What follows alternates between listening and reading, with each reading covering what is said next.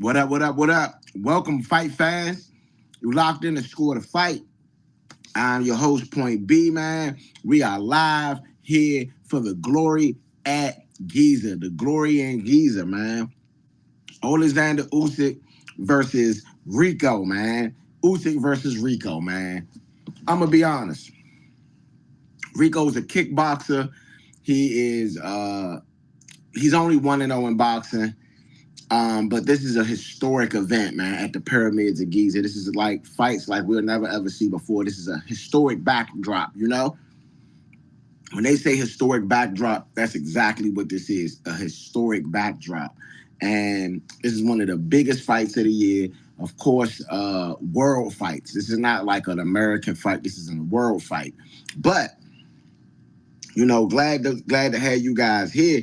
Because we are here, man. Jack Catterall versus, I want to say his name right, Sarakam Graysoil. Man, I butchered his name, man. But right now, the fan zones think that Catterall is going to take an L today. And I don't know about that, man. I'm kind of leaning towards Catterall right now. I think Catterall is, I mean, he's the bigger name. He's a guy that, of course, a lot of people don't got a lot of faith in and stuff like that, but he continues to come in and do well, you know? So, pretty impressive thing here. Okay. And, you know, I'm glad you guys are here. I'm glad you guys have been tuned in with us, man. Glad you guys have been rocking with us from time to time. You know, but we back. You know, we back on Score the Fight, man. So I appreciate you guys for just locking in with us, man. We're going to get all the backdrop stuff right. We just wanted to bring you guys we wanted to get you guys live into the action, you know? And, I mean, as the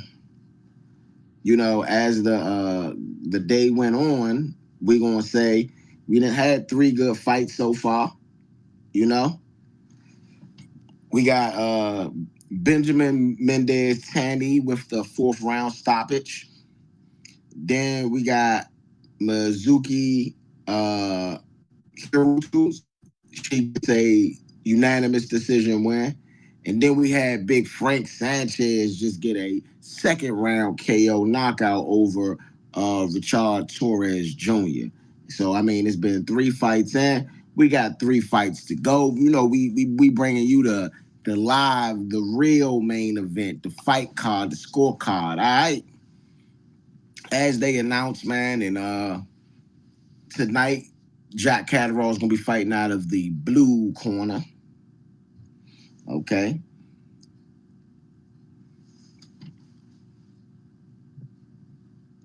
Jack Catterall, 32-2, 14 KOs, hometown Charlie, UK. Okay. So, I mean, Jack Catterall is a guy that's just been continuing to fight, continuing to get there, you know. Shout out to everybody tuned in to Score the Fight, man. I appreciate you guys locked in for the glory in Giza, you know.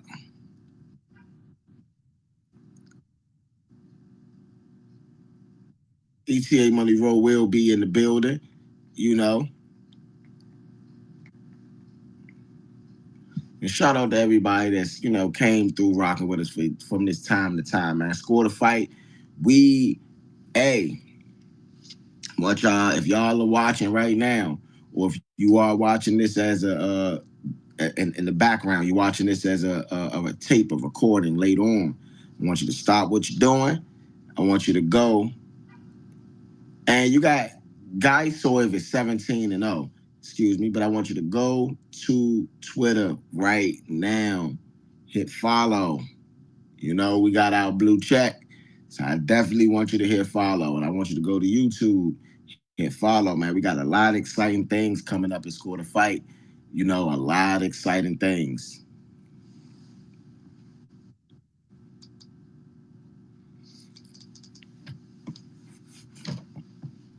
mean, Eddie Hearn got to be proud of himself, man. This is a mega event. I mean, this is a beautiful backdrop. I mean, they went crazy right here, just basically building a venue out in the desert. Like, amazing. Shout out to Eddie Hearn, man.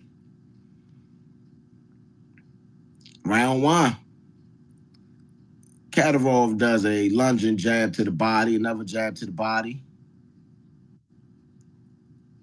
Kadyrov looks a little more fluid. Adam Smith, Darren Barker, and Barry Jones are the commentators for the fight on the Zone. Shout out to the Zone, man.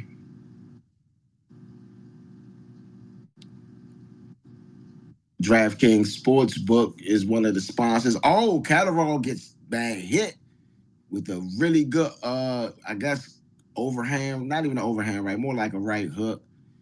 It was clean. It was flush, though. Kadyrov is, again, I mean, wide defense.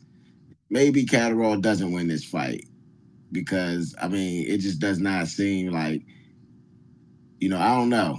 That lunging, that does not look fundamentally sound, I would say. Guy Soy, if I'm saying his name right, man.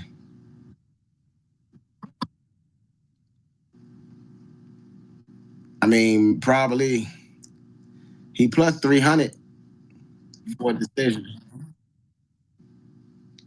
I mean, I don't know though, because Catterall, he's scrappy, man. And it's the thing. I don't know if his punching power of Guyasov is going to do it. Giyasov, excuse me. Oh, Giyasov down. Nah, Catterall, yeah, and that's a knockdown for Catterall early in the fight, first round. 1:15 left on the clock. Catterall, okay, now it gets scrappy. Remember, I told you Catterall is very scrappy, very scrappy. I mean, everything is set up amazing out there. The ring, everything looks amazing. I'm not gonna lie.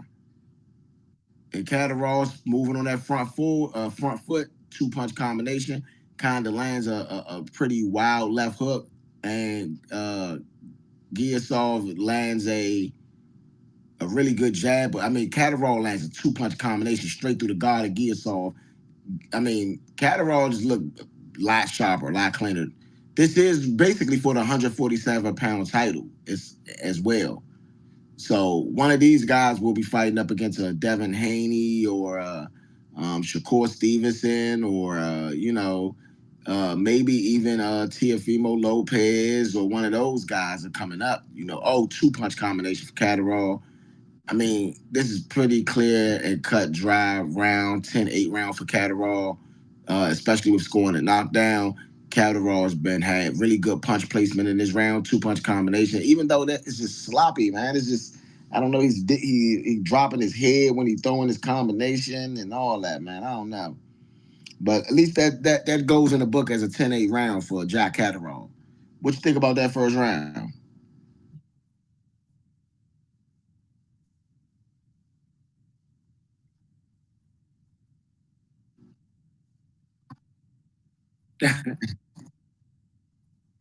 Now, I mean, just boxer wise though, like, does it look like Catterall is sharp? Does the other guy look scared to you? What does it look like? It look like he's a little nervous to me.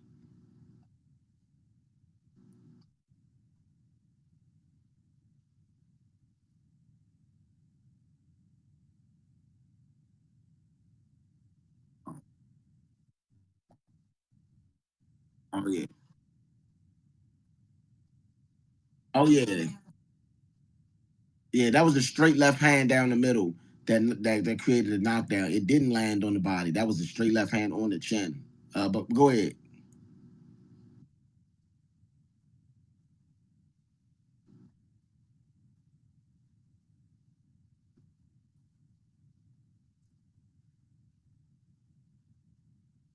Okay. Excuse me. A little bit of scrappiness going on. They exchange jabs. I think Jack Catterall gets the best of that exchange. I mean, to be honest, when I'm looking at it, I'm looking at Catterall wide guard, wide stance, And Giasov is kind of has a better stance and all that, but he looks like he's scared. And I think that knockdown really hurt him. Oh, two punch combination for Catterall. That straight left hand is just coming straight down the middle, and it seems like Giasov can't do anything about it. Now maybe he looks like he's trying to time it on a counter, but he misses himself on the counter. Two punch combination from Jack Catterall straight down the middle. I mean, it's that straight left hand is killing him. Giasov goes for a shot to the body, does not land. I want y'all to go hit subscribe on at Studio Runners on YouTube.com. You know what I mean? I want y'all to go do that. Go holler at us, man. Go hit subscribe, man. We are closing into our mark, man. So I want you guys, we greatly appreciate you guys if you hit subscribe. And Giasov now seems like he may be able to catch that timing a little bit. He does hit him with like a check left hook as Catterall's kind of lunging in for the two punch combination. But Catterall now again lands the two punch combination straight left down the body, and now he goes a good uppercut to the body from long distance. Catterall's using that left hand beautifully against Giasov. Oh, that's a good body shot from Giasov. Giasov now goes for a kind of a lunging right hook, doesn't land. Catterall goes for that same lunging left hook, doesn't land. Catterall goes for a two punch combination, and they go into the clinch. Ref breaks them up. It's 55 seconds left in the second round. Glory. Oh man, they're both kind of lunging. Neither guy's trying to give up the distance to really get hurt with a hit with a shot. But Catterall does throw a two punch combination. One of them at least splits the guard and of Giasov and lands, and that's a really good check hook from Catterall as Giasov comes in. Another body shot from Catterall. Catterall throws a straight jab to the body, then left hook to the body. Right now, it seems like Catterall is in control. Oh, that's a good left hook for Catterall, but that is at the same time landed a shot for Giasov. Giasov now lands a really good right hook on Catterall. Now Giasov lands I guess you could say that landed. I mean, really good tangled up right there. That was a really good round right there. Giasov starting to feel a little bit better, but I'm still gonna give that round to Catterall, in my opinion. I don't know about how you guys feel. Ro, what you think?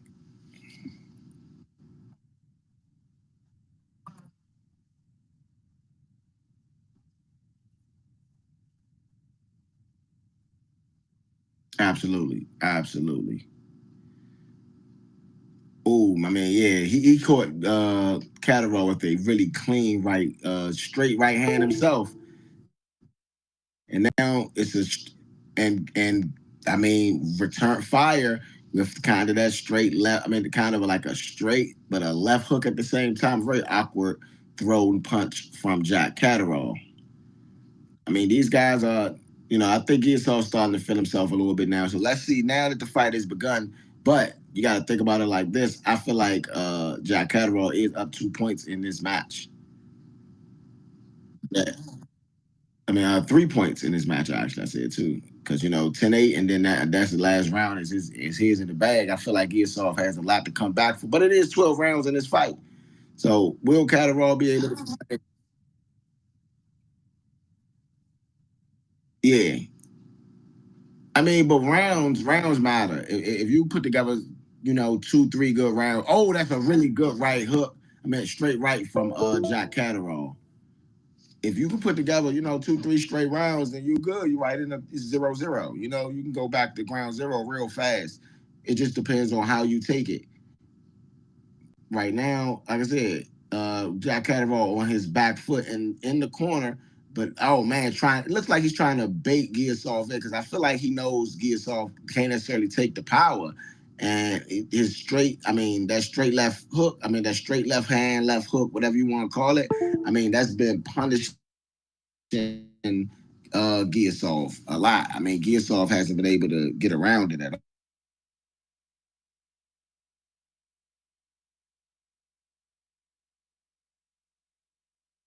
all around the situation, I think.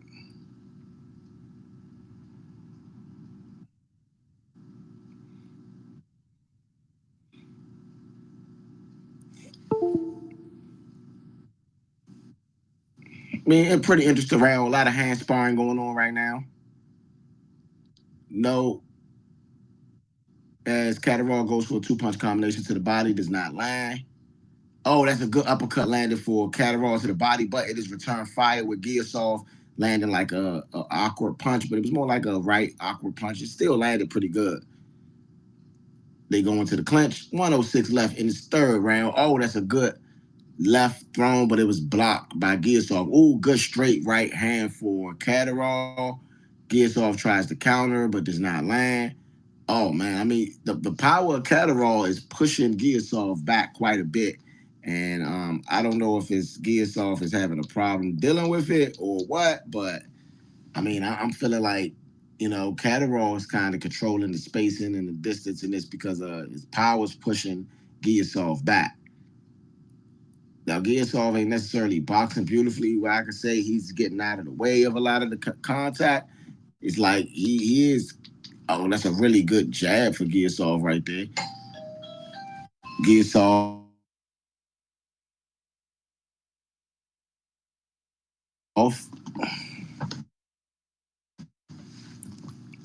Okay.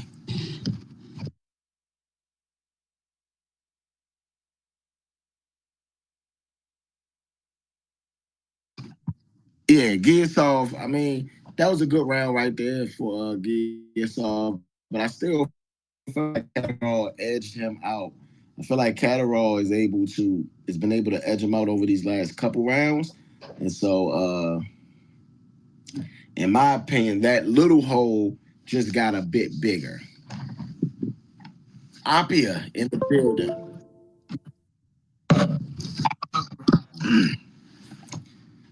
Devin Haney in the building.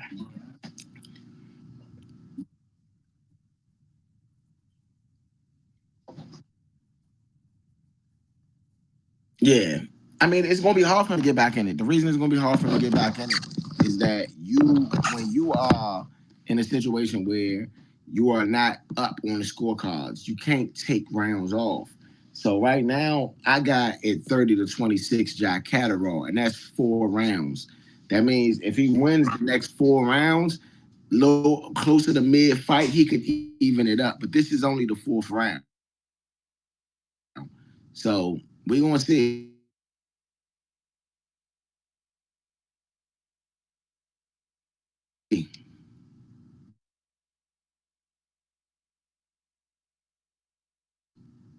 This and any one shot jab right there for Giasov. Giasov starting to catch the time of the Catterall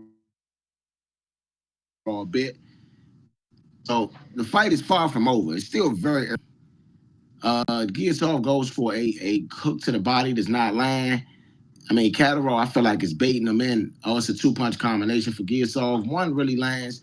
I mean, the other one kind of shielded from Catterall. Catterall now jabs down to the body. It's 2:10 left in this fourth round.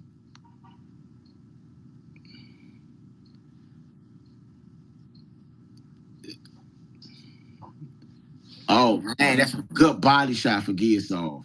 The Wonder Boy. Okay. I mean, a couple punches thrown, neither one of those land or do anything significant. A couple hand sparring, a lot of hand sparring going on in this round. This is a round that Giasov could easily steal. Oh, that's a good straight right, left hand, excuse me, from Jack Catterall. This is definitely a round where Giasov could steal. Nobody's done anything definitive. The Giasov now lands a shot to the body and another shot to the shoulder. Oh, two-punch combination for Catterall. Looks like both of them do land. Giasov does land a soft jab of his own. Now Catterall lands a jab. I mean, it's not really picking up. A lot of soft, a lot of hand sparring. Oh, two-punch combination from Catterall. I mean, Catterall is able to slip that second punch through the guard very easily this whole fight. I don't know how Giasov is. Oh, two punches for Giasov, neither one on land. Catterall just kind of showing like it's an awkward. Oh, that was kind of low, but I think it was on the belt. That was a really good left hook from Jack Catterall. Oh man, Giasov tries to once they go into the clinch, Giasov tries to tap a little bit to see if he can get some extra points. Oh, that's a really good jab for Jack Catterall. Really good jab. Yeah. I mean, just hand sparring right now.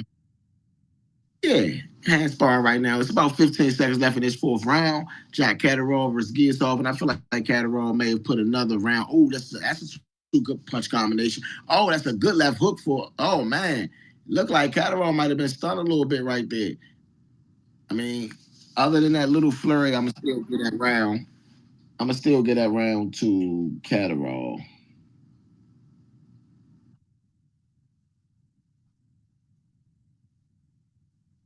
I mean, he only landed that one good punch. The rest of the punches, I don't feel like.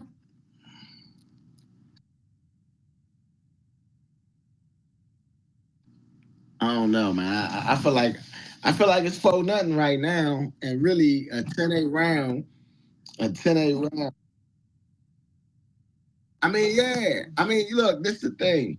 And I love that the fact that you're trying to reach, because I mean, pretty soon we're gonna be launching our own very own school with us.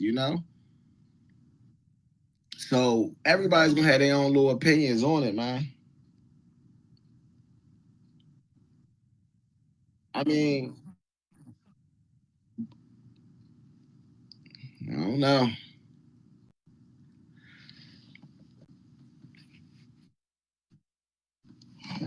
Oh, two punch combination for Catterall. Catterall then gets another two punch combination. I mean, straight. I mean, he's using a jab and a straight left hand just in concession. Jab, straight left hand. Jab, straight left hand. He's not even really not like using a lot of punch, a lot of different punching, angles or anything. Oh, that was an awkward one right there.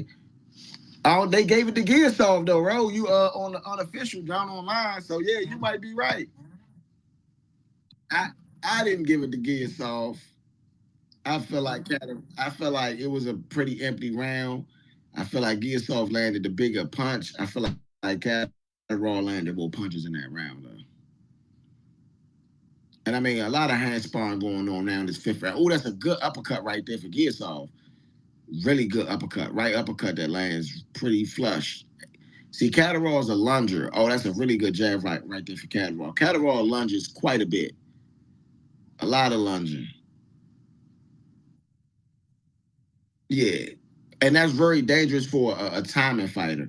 It doesn't seem like it doesn't seem like Giasov has the timing to time Catterall. But I mean, he's starting to gain a little bit. That's a good jab. Two punch combination for Catterall. I was about to say it's a good jab. Then it's a two punch combination came right behind it. I'm gonna be honest. I don't know, man. Giasov is uh he this is not the game plan to have. He's trying to pity pat. And I mean, don't get me wrong, Catterall is like showing a superior hand speed over Giasov right now. I mean, just straight up, just faster, quicker, good jab right there for Catterall. Giasov was trying to go for, oh, that's a really good right hand for Giasov, though. Right good, man. I mean, straight right down the middle. Really good one. And Catterall tries to return the Giasov blocks both of them. Then Catterall tries to throw the jab. Giasov blocks that too. And they both land on the chest plate of each other. Not really punches where they was trying to hit, but both of them still did land. It's going to be the fifth round, 39 seconds left. Oh, good jab for Catterall as he spins out. Little hand sparring going on. Catterall's been, man, like I said, just been a little bit quicker. Landing that quick jab, not necessarily hurting them, but scoring. And Catterall's just been baiting them in close to the corner. Oh, yeah, oh yeah. Body shot. Oh, good uppercut right there for Giasov. Straight right hand. Giasov lands it straight. Okay. He doesn't really land at the end of that, but once maybe.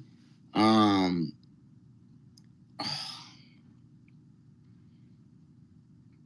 to me, that was a closer round than what people gonna give it a lot of credit for. I would almost give it a 10-10 round, but I don't really feel like Giasov took advantage of a lot of what he had in the last round. So I'm like still kind of leaning towards 5-0 right now, Catterall. I'm gonna think, yeah,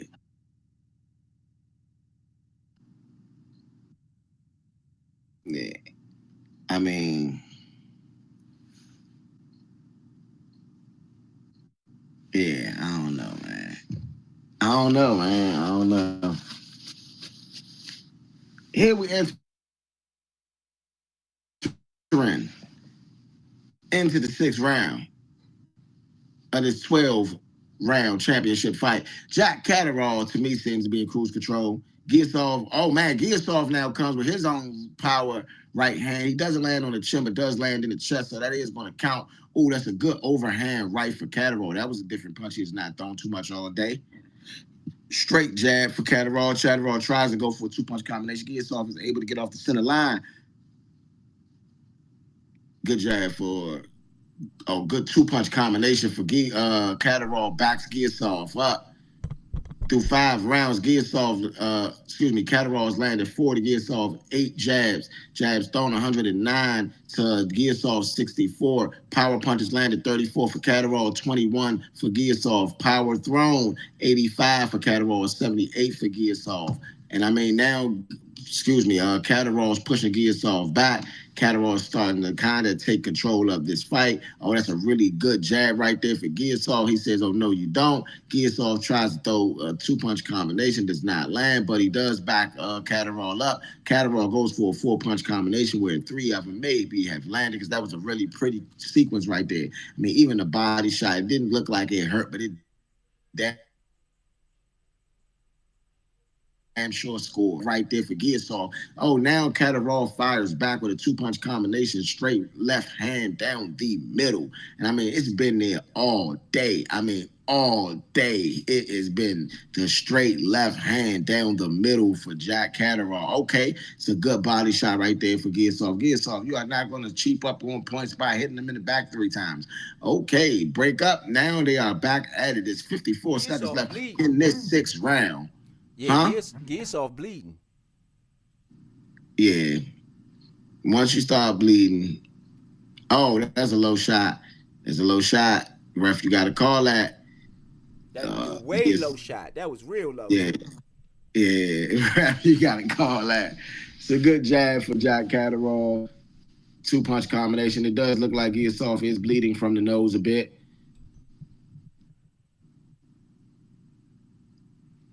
I mean, hand sparring right now. 21 seconds left in this 6th round. Jack Catterall been trying to do the same thing the whole fight. Use that two-punch combination. Back up. Oh, that's a really good uppercut for Catterall to the body. I mean, really good one on the ropes. That's another good one to the body for Catterall. Uppercut. I mean, he's using that punch now and effective. Okay, now he's starting to do it a 3rd time to the body. I mean, I would say definitely this is another round for Catterall in the bag. Catterall is showing that he can box, you know? Catterall showing he can really box, man.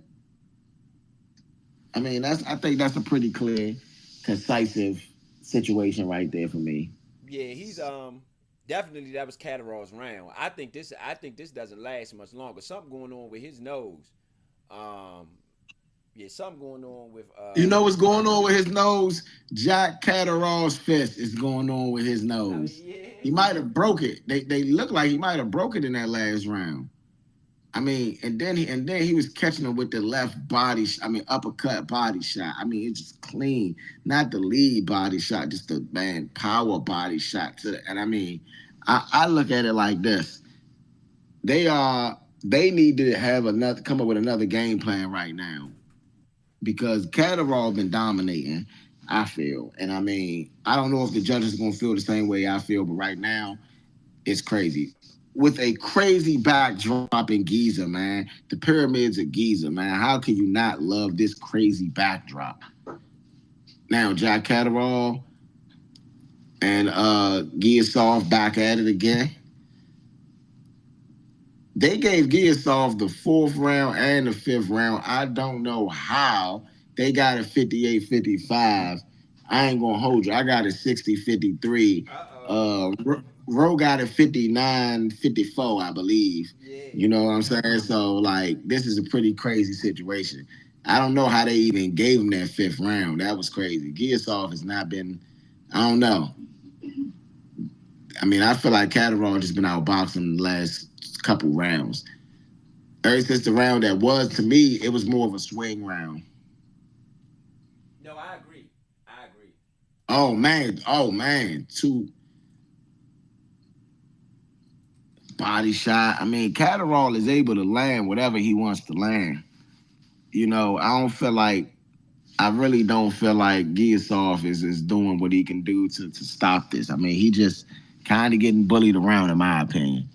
And maybe they see something I don't see, but I definitely don't see it. I definitely don't see it. Two punch body combination right there for Jack Catterall. One really does land. The first one I don't think lands. Oh, that's a pretty wild hook that does not land for Giasov. I mean, maybe they gotta give him some rounds because they in Egypt, but I don't see too many of the rounds that he's won. Maybe Yeah, I one don't see round, that either. maybe. Yeah, I'm not there with it either. Yeah, Catterall's kind of just bullying him. Yeah. Now I will say this: from looking at this round, body shot from Catterall. From looking at this round, Giasov just seems to be scared, but Catterall seems to be more tired. And I mean, I don't know if Giasov is going to be able to take advantage of this because Giasov definitely looks fresher. Right, but even if he looks fresher, is this enough for him to do something with it? I mean, you do got 5 rounds left. You got a lot of time left. You got a lot of time left. And if you got people right now that's saying that that you won 2 rounds, you could potentially sneak out one of these if you can get a knockdown in one of these rounds, get it to a draw, get it to a even 1 point victory, maybe. Yeah, I mean, if you could take advantage, I do agree with that. But you got to be Yeah. able to take advantage of it, and Yeah, that's the question. you gotta put your foot on the gas while he's taking his off. Oh, that's a good 2 punch combination. And I mean, I think the feinting of Catterall is kind of I mean, that's a really good shot for Giasov at the end. Catterall tried to get it back in blood, and I mean Giasov does block it. And so shout out to Giasov for that. I mean, I don't know, bruh. This is I personally feel like Giasov got to turn it on, man. If you want to win, if you really want to win, if you really in a situation where you're trying to win, you got to turn it on. I You agree. cannot be lax in this situation. Being lax in Agreed. this situation isn't going to do anything but put you in a bad situation in the future. It's going to put you in a situation where you are getting, you are trying to fight time. And that's the last thing you want to do in a boxing match. You can fight a lot of things in a boxing match. You don't want to be fighting time. Because if you're fighting time, that means that, you're running out of time, basically. Yeah, I And, agree. and in boxing, they say one rule: Father Time is undefeated, man. I agree Father with that. Time is undefeated. Can you get this round for me if possible? Yeah, yeah, yeah, yeah. So we on the 8th round. You got Catterall on the back foot, middle of the round, both guys. You got a jab, jab. They just kind of hand fighting right now in the middle of the ring. Um, again, Ilya Ilyasov, he ain't doing too good, man. He's down a bunch of rounds, but he does seem to be the fresher boxer right now. And Catterall, either he's on cruise control or he's trying to gather his wind a little bit because he isn't really active with the hands. Both guys kind of just standing there, hand fighting. Been hand fighting the whole round. It hasn't been a lot of activity in this round. Got a body shot from Ilyasov. Catterall returns shots. I mean, Ilyasov probably can get this round if he's just a little bit more active. You just got to be active. Both guys over on the right side of the ring. Jab, jab. They jab back, right side of the ring. Catterall with a 1-2 combination. Ilyasov, he returns fire. I would give this one to Ilyasov, but it's not like he's doing anything to really win the round. He's more winning it by default, to be honest. Well, no, I mean, I feel like he's throwing punches. I don't feel like neither one of the guys are landing significant, but at least he's landing something. You know Yeah, what I mean? yeah, that's why I said by default. He's not doing the greatest job, but he's actually winning the round. He's not Yeah, killing them by any stretch, but he is winning the round. So you got to give him that. I can agree with that. I can agree with that. Yeah, you got to. 2 punch combination for Gatterall. I mean, I feel like this whole eighth round,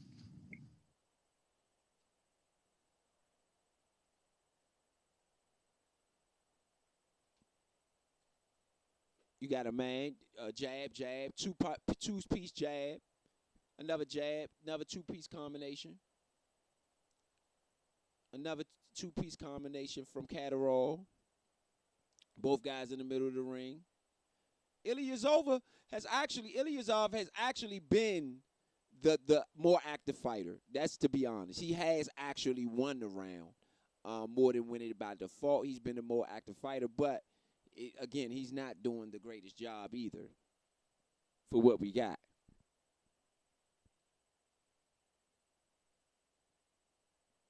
This is going into the 8th round.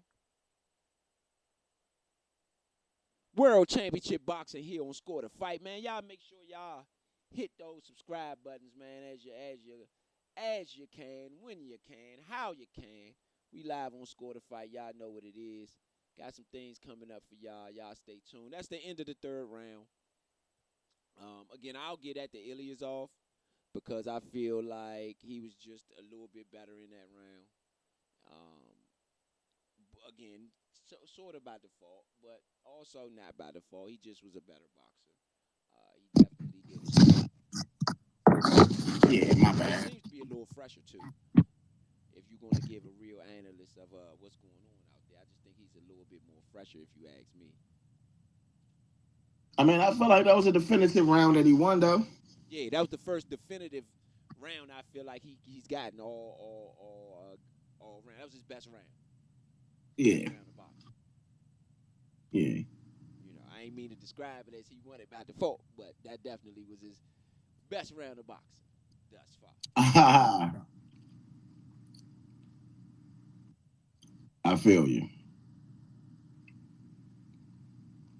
All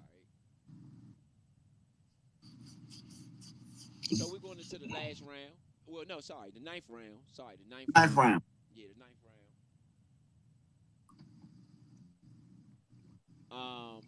Right now they got Catterall up by 5 rounds. Yeah. It is off with 2 rounds. That's what the scorecard is on the zone, I believe. I'm glad that Ring is shout out to Ring. We coming for y'all little thing, but I'm glad that y'all are at least involved with the boxing side of it as far as sponsoring the event. This is the first time I seen Ring magazine up there in a long time. Ring been doing it. Ring been with Turkey Auto Chic now for a couple years now, like 2 years. I know. I'm just saying it's the first time I've seen their logo on the screen. Okay. Yeah, I feel like we've done some Ring jumps. You just probably didn't notice it. Right. They starting to push Ring out a little bit more now. And I like but that. I think even with them giving the top boxers the top, I feel like they got that from us a little bit. But even with Ring been doing that for years. I know, but I'm saying even with them putting it on the screen, they haven't been doing it lately though, because we've even talked about what the top boxers was when they weren't discussing it. So I would say that. Huh? Go ahead. No, I'm just saying I'm glad they put that up. We got 122 in this round. Ilyasov, I believe he got this round too. To be honest, he's been calculated. Catterall isn't really active enough to win the round. Yeah, I feel like Catterall definitely took some foot off the gas over, especially last 2 rounds. 3-punch combination for Giasov. I mean, I don't feel like Catterall is really landing anything significant. Just kind of the same 3 punches, 4 punches, maybe. That's a good jab to the body from Catterall.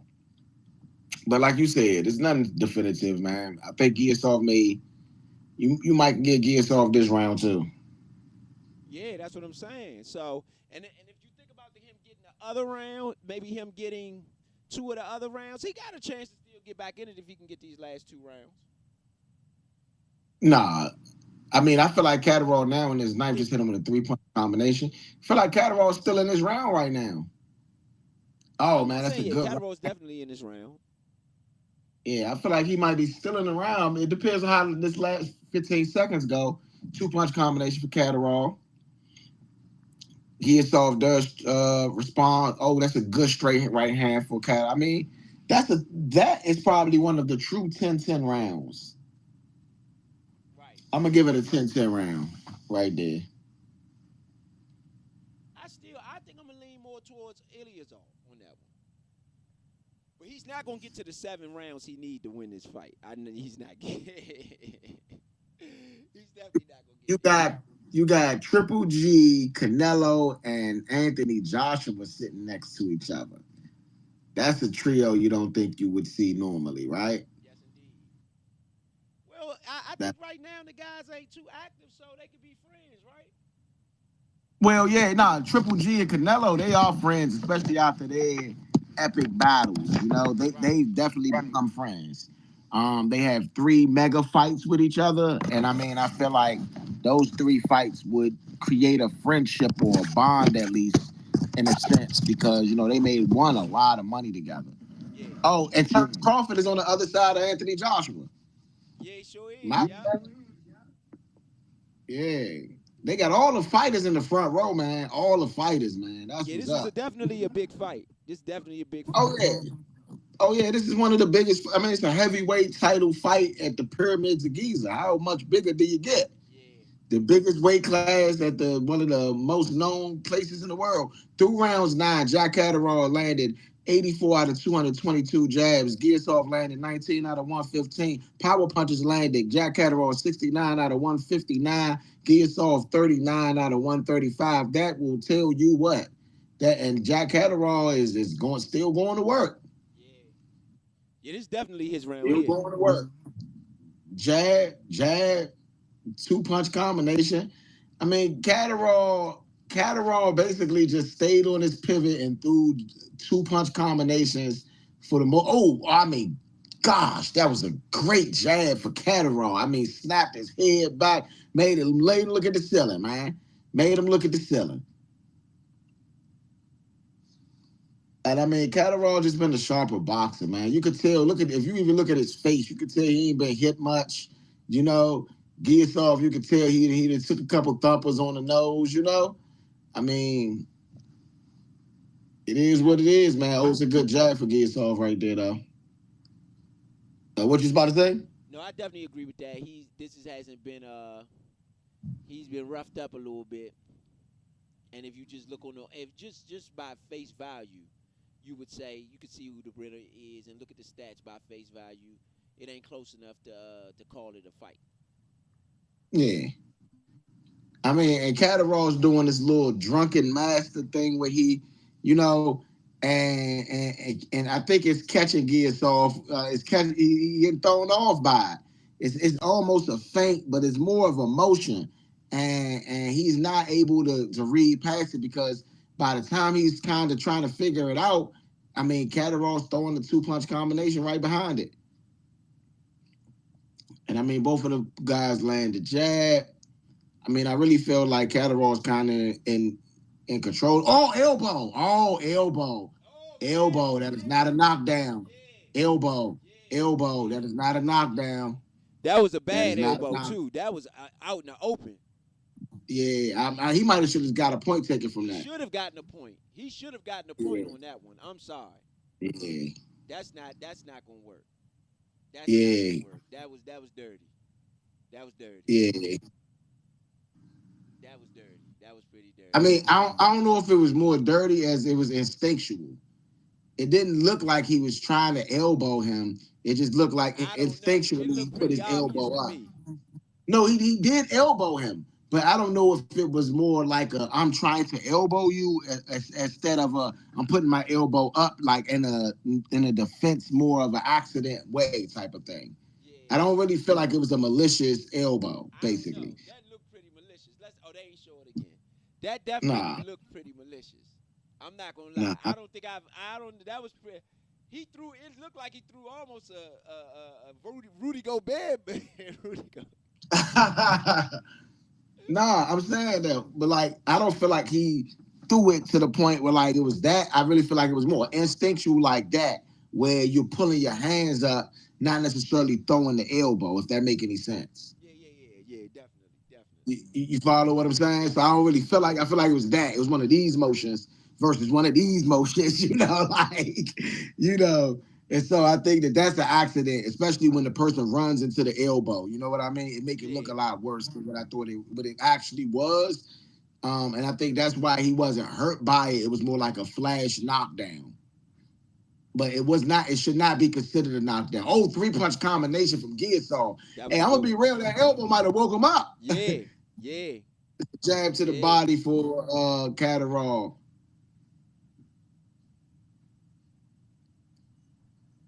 Oh man, now it's getting look. Now Gearsaw starting to get mad. Tripped up. Okay, good jab right there for Jack Catterall. Good jab to the body for Catterall. I mean, I don't know, man. I don't know. It's a jab right there for Catterall. Catches Gearsaw coming in. Yeah, this is actually a good look though. I mean, um, dang. I mean, nah, this not a good look for he is off. They only got him with 2 rounds this whole fight. They only got him with 2 rounds, winning 2 rounds this whole fight. I mean, I got him at 3, so I ain't got him much better.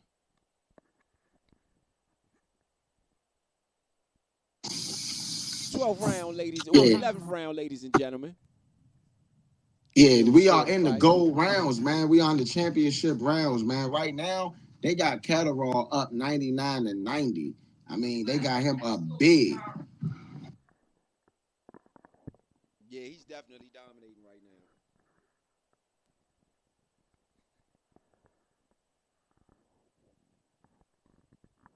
Yeah, they definitely got him on dominant time right now. He's definitely dominating right now. Yeah. Okay, two-punch combination. And I mean, Gearsoft is on that front foot. Gearsoft is on that front foot.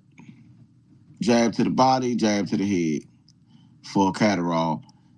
Gearsoft lands a two-punch combination as Catterall tries to pivot out. Uh, Catterall showing his boxing, all defense and everything. I mean, just really weaving those three punches, making it look easy.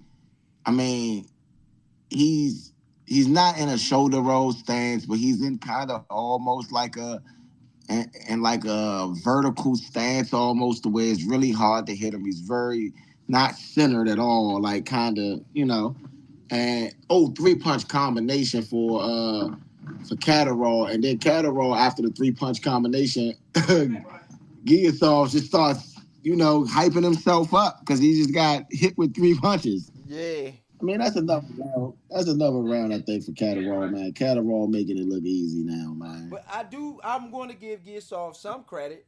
Uh, I'm gonna give Gearsoft some credit because he is hanging in there at least. Oh no, he's a dog. He is a dog. He is a dog, and I'm not taking nothing from him. But I mean, I just got Catterall. You know what I'm saying? I got Catterall really dominant in this thing right here. I got Catterall really dominant. I feel like Giasov did. I feel like Giasov that last round, he did come back to form a little bit, and he didn't let the I guess couple punches or whatever mess with him. But right now, I got it. I got a Jack Catterall 108, 101. Especially with the way that it started out. When you think about the way that this fight started out with Catterall getting knocked down in the first round, I think it's very important to to note that. I mean, he got beat up pretty bad in that first round. I agree with that.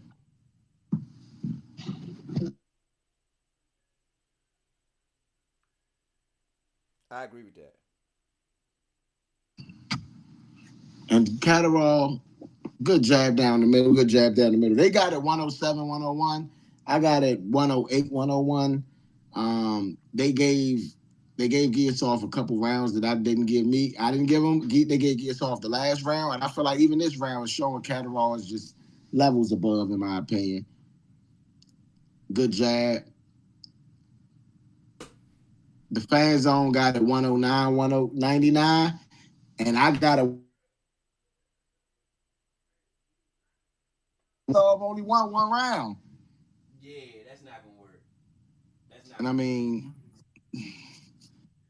yeah. I mean, that ain't it. I mean, Catterall outboxed him, outclassed him. I mean, it's a clear outclassing right here.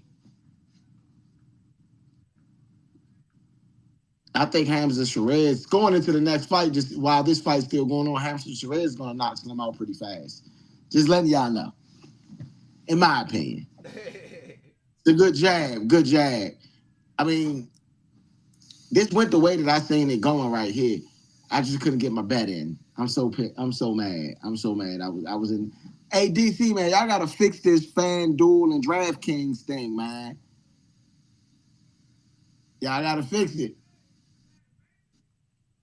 Cause if I was in VA, I would have definitely came up today. Cause this definitely was everything I called right here, as far as the Catterall drink. I mean, and Giasov arms is that three punch combination. Don't put your arms down and get punched in the face. That's just not. It don't look good. Catterall jab. I mean, Catterall is going to get this welterweight title. He's going to be at 147. What do you think Catterall is going to look like against a Devin Haney? I think he's power. His power. He has a little bit more power than Haney, but I don't know if he's skillful enough to deal with Haney. Um, Yeah. I don't know. His defense is definitely not good enough to deal with Haney. To be real, Haney at least will outpoint him if nothing else. But he does have more power than Haney, so Haney has it's a chance of a Ryan Garcia happening too. Okay. Okay. What do you think about somebody like him versus a Ryan Garcia? Speaking of Ryan Garcia, I and think that Ryan, last round, it'll be a brawl. I look at that as a brawl fight, to be honest, between him and the Garcia. yeah, I and I think it'll be gave a that brawl last fight. round to Catterall as And I well. think, and that's honestly, I think that's his better bet than Haney, though. I think I would go after So you Garcia so so you first. think stylistically it's a better fight for Catterall if he fights Ryan Garcia? Yeah, yeah. I think Haney Okay. is a little bit too skillful. I don't know if he can outpoint Haney because he has Okay. no. I think in order to beat Haney, he would have to knock him down. Okay. What about a Teofimo Lopez? He has no shot. He He has has no no shot. shot of beating Teofimo? No, I don't see it. Okay. Uh it's a couple guys at 147 now. What you think about Keyshawn Davis? He going up to 147. I think Keyshawn Davis would beat him. It would be a great. Now, don't get it twisted. It'll be a great fight, but I do think Keyshawn Davis would beat him. Okay. Speaking of that, what do you think about a Keyshawn Davis versus a Devin Haney? Because that's what's been speculated on going on. Keyshawn Davis versus Devin Haney. Right. What you think? You said I think what? Keyshawn Davis versus Devin Haney. Oh, I think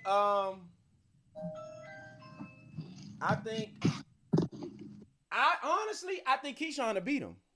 I know that'd be an upset, but I think Keyshawn is a better fighter than Devin Haney because of the power. I agree. I mean, I don't know. I ain't gonna say better than Devin Haney, man. I don't know. I think that that's stylistically a really good fight for both fighters. I think that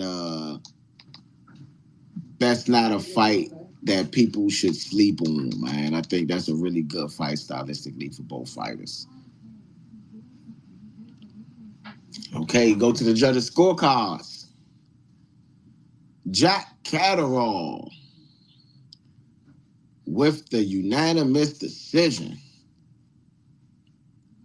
I mean, as he deserved. Like, as he deserved. He deserved that. He deserved a strap. Strap season for Jack Catterall, 147. I mean, that's a pretty impressive situation right there. I think Jack Catterall did a really good job right there. Like I said, I think this next fight, Hamza Sherez, I mean, I don't know. I don't know. I don't know how long this is gonna last. I think Hamza Sherez probably get a good knockout real quick. Um, Let me just look up.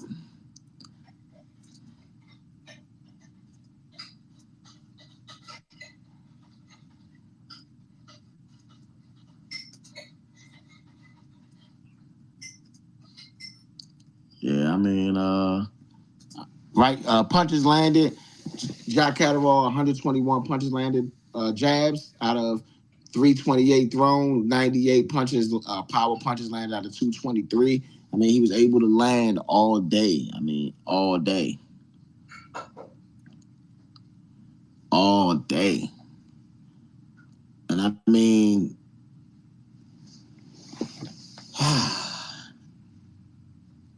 I mean, when I look at it, right, and we look at the 147-pound weight division, right? You got you got Rolly Romero. That's the person I didn't throw in their hat. So Rolly Romero versus Devin Haney. How do you see that going? Um, I think Romero gives Haney a lot of problems because of his style. Okay. So I think he'll give Haney a lot of problems. Now I don't think he would beat Haney, but I do think he'll give him some problems. Okay. So then you got Connor Ben. Connor Ben. Um, Against who? That now these are the champions at 147. Jack Catterall, Rolly Romero, Ryan Garcia, Devin Haney. Who does Connor Ben beat and who does he lose to? Um, you said Connor Ben between Yeah, them. Connor. Yeah. I think he loses to Haney, but I do think he can beat Garcia. And who else you say? Lopez, No, Rolly Romero Romero. I think he and loses to Jack Romero. Catterall. I think he loses to Romero. I think he beats. He I think he beats. I think he loses to Haney too. I just think he beats Ryan Garcia though. And what about Catterall, who just won his I strap think he at beats Catterall 147? too. I think Catterall, Okay. as out of all of the champions at 147, I think Catterall might be the lowest one to me. He's the weakest link. Yeah, Okay. Okay. Because I believe that's the IBF strap that he's just got right now, if I'm not mistaken. right. Um, I think that a unification fight is kind of in the works. I think that Ryan Garcia Connor Ben is very interesting because Connor Ben, um, I think that's a really good fight. I think I like that. Um, they talked about maybe Jack Catterall, Devin Haney. I feel like Devin Haney beats Jack Catterall in that sense, you know? Right. Now, I'm just saying, just hear me out here.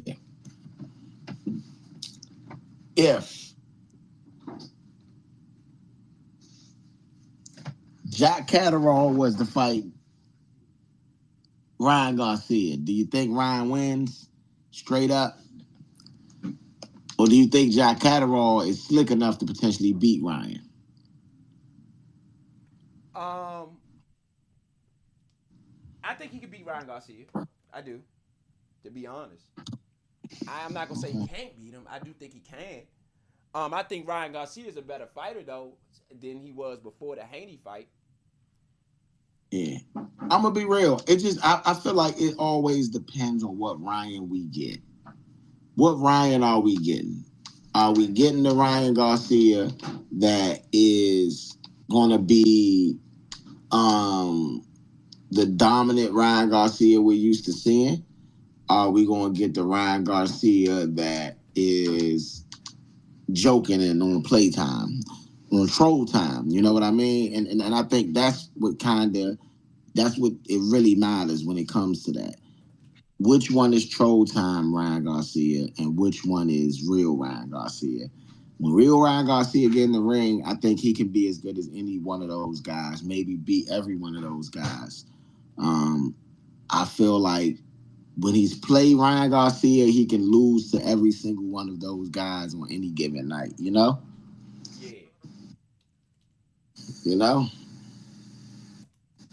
No, I Shout agree. out Shout out to the fans listening in, man. I appreciate you guys listening in like you guys do every week that we are tuned in. We are going to be bringing you a lot more on Score to Fight, man. And I'm telling y'all got to stay tuned in. You know, we're about to drop the website pretty soon. Y'all going to have to tune in and lock into that. There's going to be a lot of exciting things on the website. We are about to, really launch and let you guys see the full Score to Fight experience. So, just keep on tuning in with us. I want you guys to like, share, and subscribe. I want you to go to YouTube right now. Go to @Studio Runners with an S. That is Studio Runners with an S. I want y'all to go hit that follow button. Go hit that subscribe button right now on YouTube. I want you to also go to Score to Fight. All one word. Just go to Score to Fight. Go ahead, hit that like and that subscribe button there as well. Then I want you to go right over to YouTube, go right over to Twitter, which is X, or X, formerly known as Twitter, however you want to say it. And I want you to go to Score to Fight NN, and I want you to go hit follow. And I definitely want you to go to Studio Runners on there as well and hit follow. You know, each follow, each thing does help us grow, help us build. We want to hear your comments on our content, so we can definitely continue to give you guys the best content that we can give you. As a total wrap up for this, Jack Catterall dominated to me almost all 12 rounds, start to finish. First round knockdown, last round domination. I feel like Jack Catterall deserved to win that fight. It was pretty cut and dry, and he was pretty dominant in that sense. So, shout out to you guys for listening in like you always do. This is Point B, and this is Score the Fight. You know. Shout out to all the sponsors as well, all the people that's been locked in with us, man. And we're gonna try to continue to bring you this top notch, top level content, man. Yes, indeed. Um, Go ahead. No. I was going to say yes, indeed. I think that all the fans just make sure that y'all are locked in, that y'all stay locked in, and make sure y'all hit that subscribe button. Because we got a lot of things going on that y'all gonna want to be a part of, not just here on Score to Fight, but all around the board. So y'all make sure that y'all definitely hit that subscribe button because we got some surprises for you. You're gonna get more than what you're bargaining for sure. Oh yeah, for Okay, they sure. got the welterweights. The welterweight list up. Did you see it? Yeah, What you think? yeah. They got Devin Haney as number one, Ryan Garcia. I mean, Brian Norman is number two, Stanionis is number three, Ryan Garcia number four, Rolly number five, Palico number. No, I don't agree with this at all. I really don't. Brian Norman should not be number two, first and foremost. Stanionis should not be number three. Rolly Romero should actually be number two. I totally disagree with the list. Yeah, I do I'm too. going to turn my back on real quick. Rolly Romero, right now, is the number 2 welterweight in the world, and he should be number 1. I'm putting him as number 1, to be honest. I'm putting him over Devin Haney, to be honest. Yeah, I think You want to know why I'm putting him over Devin Haney? yeah, I don't think Haney could beat up Rolly Romero. Yeah, you want to know why I'm putting Rolly Romero over Devin Haney? Why? Simply and solely because of the common opponent. Yep. The common opponent is Ryan Garcia. Yep. And Ryan Garcia totally destroyed Devin Haney. Destroyed Devin. You could say he popped dirty. You could say he did this. You could say he did that. Ryan Garcia totally destroyed Devin Haney on 420. Trust me, I know that was our first show. Yep. You know, Yep. that fight, even though it has the bad stigma on it, it will always be a special fight to me because that was our very first broadcast to score the fight. And our very first broadcast to score the fight, we got something as exciting as a super upset. Even me at the time, I said myself that I thought Devin Haney was going to win. Okay, so there's no shame in my game. I don't dislike Devin. You follow what I'm saying? I don't. I think Devin is a really good fighter, but after what I seen with Devin Haney versus Ryan Garcia, and then what I seen with Ryan Garcia versus Rolly Romero may be one of the top fighters out right now. And I'm gonna be real. The reason why they don't want to say that, the reason why they don't want to put Rolly up there, because Rolly was knocked out by Tank. Yep. Yep. I agree. But I think they're Rolly was, using that though. I think they are using that in a way that they shouldn't use it either. Because yeah. Tank is not the man and still ain't the man. You know, he just got his one opponent who ain't scared of him, which is the one DC guy who's from his area who been boxing him since he was a kid. So I don't even take that Well, as everybody. no, no. I'm gonna say this. The problem with Tank is that while everybody was chasing belts, Tank was just doing his own thing. I ain't even saying he was chasing money because I don't really feel like he was just chasing money. He just was doing his own thing. People got mad at the choice of fighters he would choose because everybody want to fight him because that's a money fight.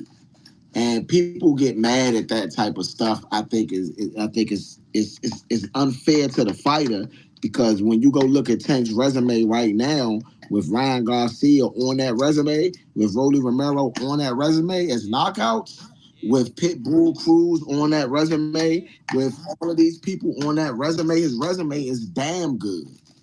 Not just good, it is damn good. You know, and so we get And honestly, he dominated there. You those go. fights.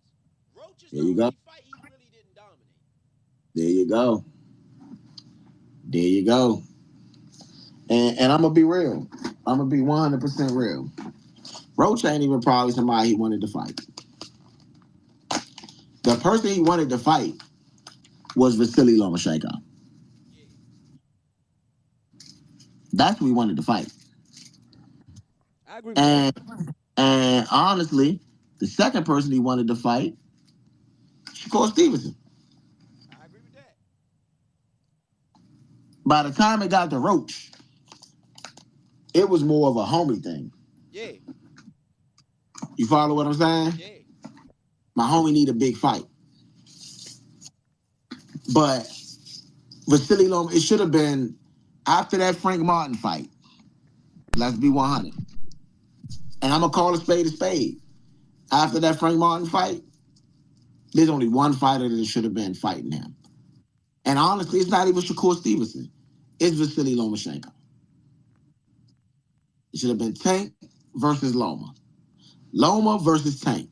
However way you want to put it. That was the fight to make at that time. And Vasily Lomachenko decided his back was So hurting. who ducked He Rick retired. then? So who ducked the wreck then? Well, there's a couple speculation things, right? One, that Loma was ducking the rack. Two, that Bob Arum was ducking the rack for Loma. Not that Loma didn't want to fight. They saying Loma won. Some people say Loma wanted to fight, but Bob Arum wouldn't basically promote it and put it through. So that's why Loma retired and waited till he was off a top rank, and then he came out of retirement. He's out of retirement now. So do Tank make that fight now then? Well, Tank just been ordered to fight Kid Austin, Floyd Schofield, by the IBF, I think.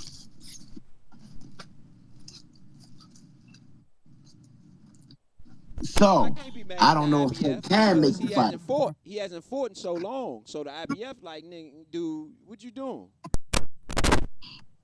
I agree. I agree. I agree. I agree. The IBF. I agree. The IBF. Tank is one of the biggest boxers in the world, and the IBF are looking at it like we need some money. Like this is a boxing product, and you know what type of product Tank brings. So IBF looking at it like, yeah, we're gonna need a couple dollars. Canelo announces his return versus Christian Mabili. That's gonna be a good one. September 12th. September 12th. What you think about that?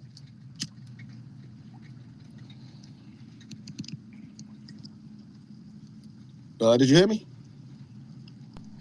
Yeah, I got a couple things to say about Canelo. Um, the thing with The Canelo thing with is I don't know how much more Canelo got in the tank because I don't know where his motivation is.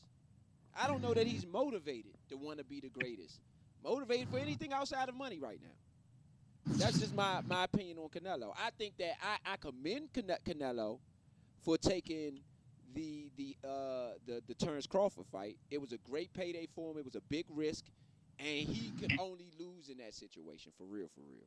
To be honest, if he would have beat Crawford, everybody would have said he wasn't in your weight class. So I commend him. no. I'm gonna say this. That's what Canelo said. But in my opinion, putting a Hall of Fame on your resume is still putting a Hall of Fame on your resume. No, I agree with that part. Either way, though, there would have been the critics would have said Yeah, he wasn't in his weight class. It wouldn't have done. It didn't do as much for Canelo as it did for Crawford. If Crawford yeah, did, and yeah. that's all I'm saying. When I meant by it wasn't the greatest situation for Canelo, but he still took the fight. So Canelo will always have respect for me for that. I mean, Yeah. I got tremendous respect for just taking that fight, right? Because honestly, we missed out on that with Holyfield, Tyson back in the day, and all these all these different people who just didn't take fights and who didn't fight each other and didn't come together. So Canelo would always, to me, be one of the greatest champions just for taking the Crawford fight. For me, just for I taking mean, the Crawford fight. I think honestly, we need to give it to Ryan Garcia too, because he took that Tank fight, wasn't fighting each other. I agree with that. I agree with that too. Shout out to Tank too, because Tank took that fight where people wasn't fighting each other. That fight, that fight, I believe, made Earl Spence and Terrence Crawford fight happen. Agree with that. I agree with that. I agree with that too. I agree So with when that. you got that, when you got the impact of that fight is hugely impactful. But I think it's time for Tank to come back, man. Like, I'm gonna be real, and I try to keep it on boxing here, but I'm gonna give Drake some credit here. The game had been missing a certain style of music for a while, and Drake brought that style of music back. Now, everybody don't love it. Everybody don't think it's the best album and all that. But the critics have said that it's a good album. A lot of critics have said, okay, this is a good album. It's all right. You know? And the impact of that is the thing where, like Tank. we've been missing the Tank style of fights, the mega big events. When Tank Davis fight, everybody know about it. You know, when Tank Davis fight, it's not. It's a spectacle. It's a uh,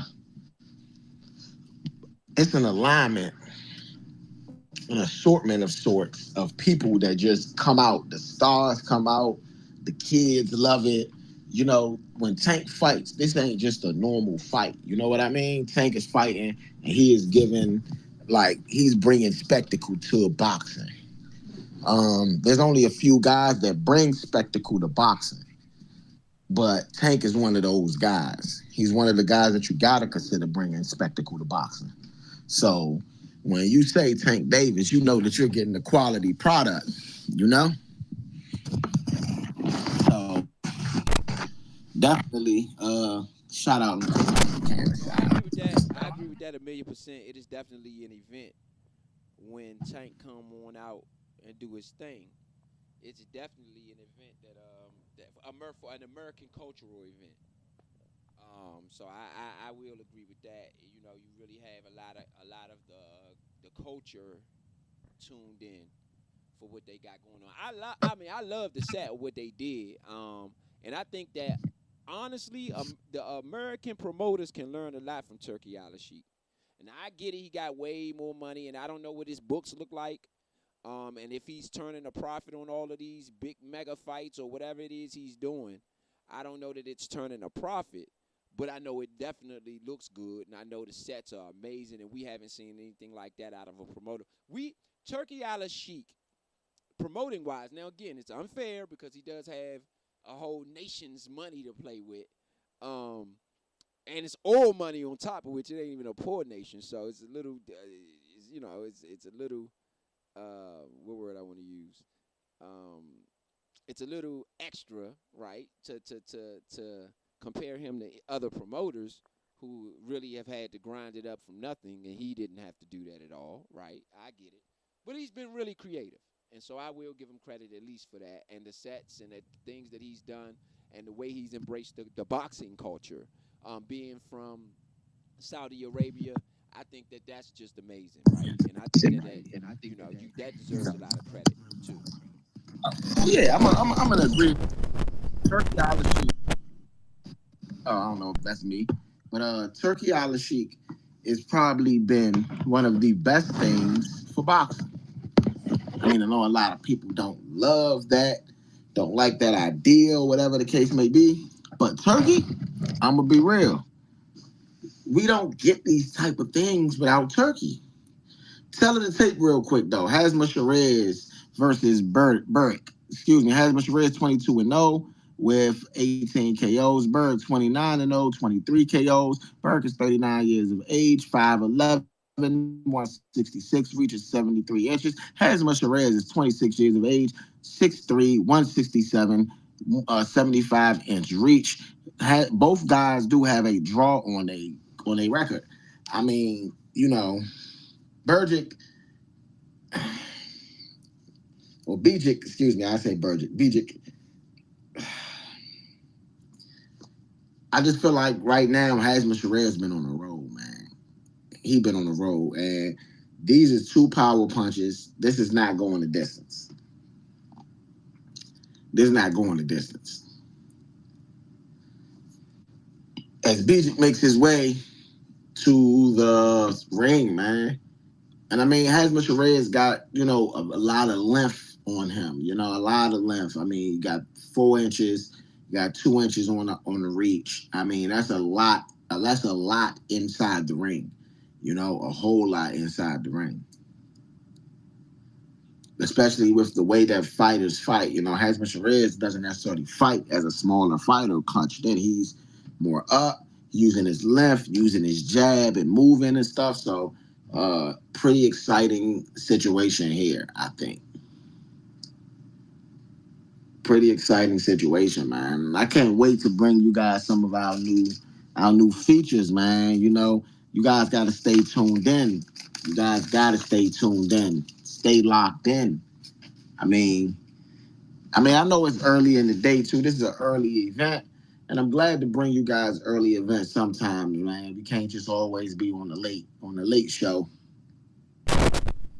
Yeah, this is a good look. You know what I mean? And shout out to everybody that's out there in Giza right now. I know the wars and all of the other stuff kicking off. So, all the people that went out there to just celebrate and do their thing, man. Shout out to everybody who's out there and doing their thing. Like I said, it's a great, beautiful set. Um, Backdrop of the pyramids. You can't get no better than that. Um, and honestly, this fight right here is maybe the next two fighters that's potentially going to fight. Okay, these next two fights, probably these fighters. If Hasmus Perez wins, I see him fighting Canelo Alvarez next. Now, I'm saying this, Ro, right before the fight, so you know what you're looking for. Is if this is Canelo's next opponent, he goes out there and looks impressive. I think he's going out there and look impressive tonight. I mean, this guy's never Bergic never lost. I mean, Bejic never lost, but I look for Hamza Perez to go out there and look impressive because for him, a Canelo Alvarez fight is next. That's why I think that's why Canelo at the fight. Yeah, that makes sense then. That makes perfect sense. And he probably You should know? be at the fight if that's the case. Yeah, but I mean, I think of course, it's a fight at Giza, so of course he trying to beat it. But beyond that, I mean, knocked out Edgar Berlanga. He had a split decision against Carlos Adames in those last two fights, Hans Mascherez. But I mean, knocking out Berlanga easily, showing that Berlanga wasn't even on the same level, and Berlanga already had a Canelo fight.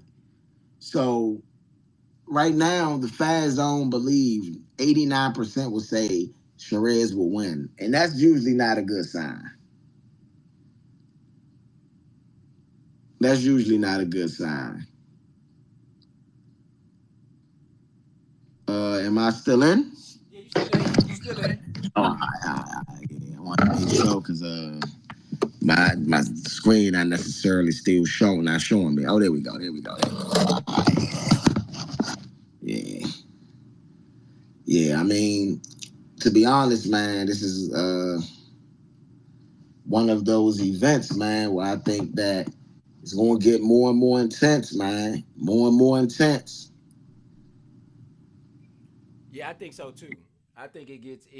I think that the closer it gets to the main event, the more that you're gonna have, intense fights and just guys who really coming out to play and really coming out to do their thing. You know what I mean? So I think Absolutely. the stakes get higher the closer we get to the main event. So I think you're gonna get more intense fighting.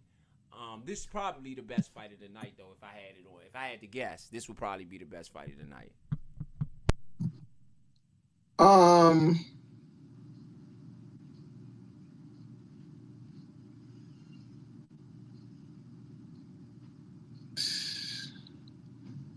I'm gonna say we might have already seen the best fight of the night. And we didn't broadcast it. The best fight of our broadcast, this has the potential to be that. Uh, but honestly, I think that more than likely the main event will be the best fight of the night. I know people not Rico is not a boxer, so I know a lot of people not giving it a lot of credit. But I'm gonna give you Aline Bergic, 29-0-1 with 23 knockouts. His hometown is Munich, Germany. Okay. I mean, this is a guy that he's not a slouch. This is still an undefeated fighter at the age of 39 years of age. And he got 23 knockouts. So this is not somebody that you can take lightly. On the other corner, on the red corner, we got Hamza Perez. Now, I will say this. This could be the upset. I don't see Usyk getting upset, especially against a kickboxer. Yeah, because the I guy's feel only like fought one boxing. fight. He's 1-0. So I can't see a Yeah, champion losing to somebody that's 1-0. That's why I say yeah. this will be the Hamza, greatest fight.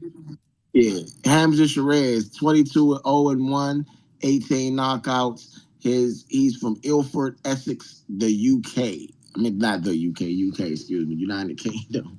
But yeah, I agree with you. I don't see Usyk losing to him, but I do think that they're going to steal some money because I don't think Usyk's going to knock him out in the first 5 rounds.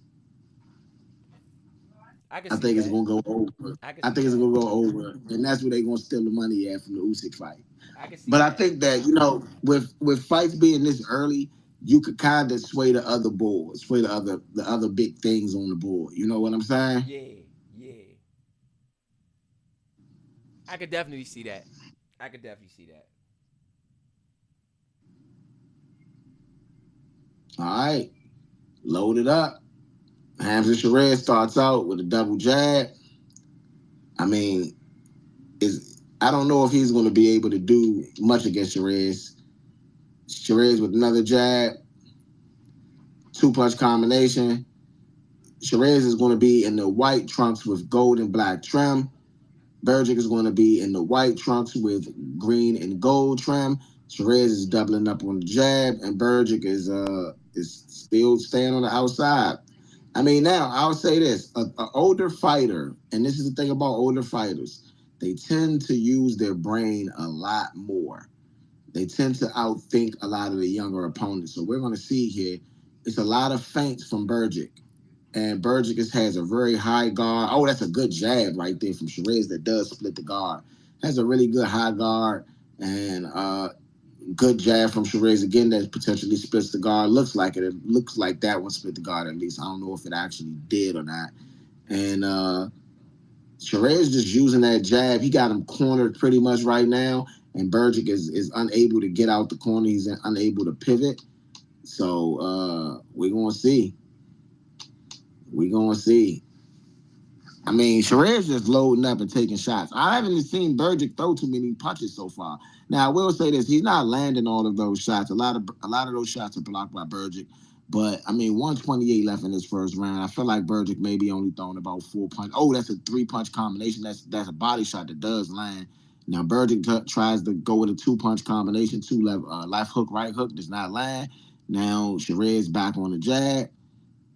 I mean, I feel like just not even size or anything like that.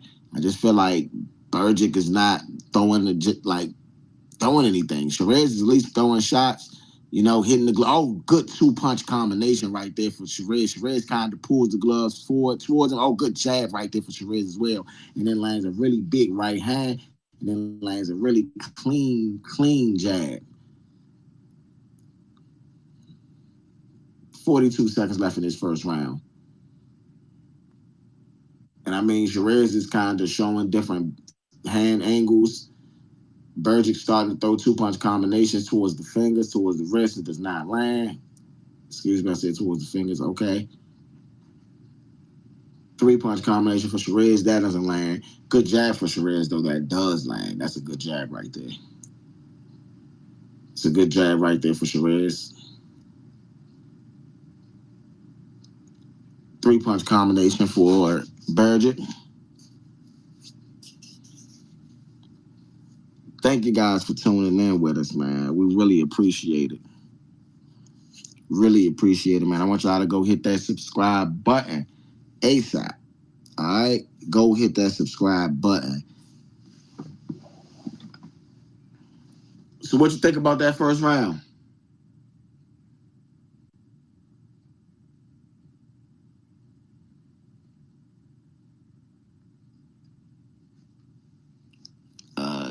No comment on the first round? All right.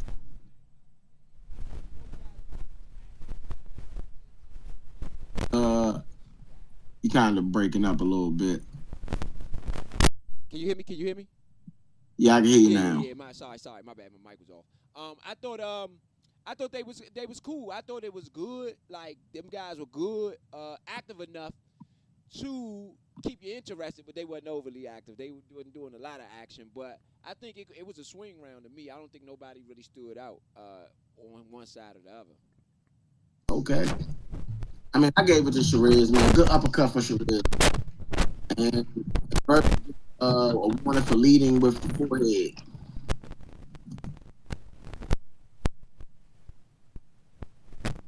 Okay, now Burdick's starting to throw. Throwing around the guard of Shiraz. Three-punch combination for Burdick. Tried to get there. I mean, that was a really good move by Shiraz. Really, really good offensive move. Oh man, that's a good uppercut. It looks like it's hurt. Burdick's hurt. Burdick is hurt. Burdick is hurt, and Shiraz is coming through. Three-punch combination for he was hurt by the uppercut, but the three-punch left hook has kind of been punishing him. Oh man, Shiraz is just, oh man, Burdick does not look like he can take it. Burdick might not get out the second round, man. It's 2 minutes left, and Shiraz is stalking. It's a good left hook landed by Shiraz. Burdick pushes Shiraz. Okay, three-punch combination. Oh, good left hook right there for Shiraz. And then he lands a really good body right hook. And I mean, Burdick is on his bike now, man. Burdick is uncomfortable. You can tell he's uncomfortable. And Shiraz is just very comfortable coming in just to throw a lot of shots. Oh, good body shot for Shiraz. It's a good jab for Shiraz.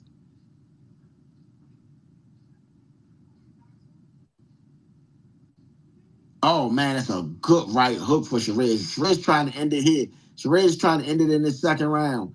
And Burdick is covered up. Burdick is hurt. Burdick is hurt. Burdick is hurt. Is he going to get it? He's going to stop him. Uppercut for Shiraz. He gets out of that. 1 minute left in this second round. Shiraz looked like he's going for the stoppage. Burdick gets on his bike, moves around. Burdick, oh man, left hook lands for Shiraz. And the ref looked like he wanted to stop it already.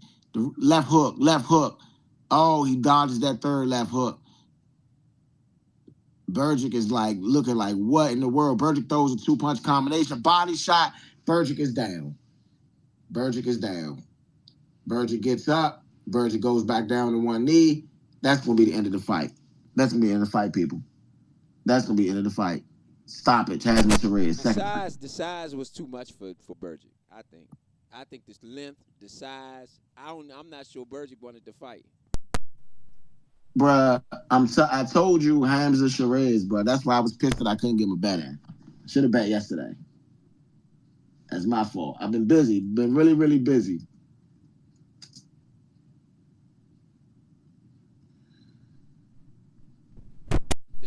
The length is the length, the power, the combination of length and power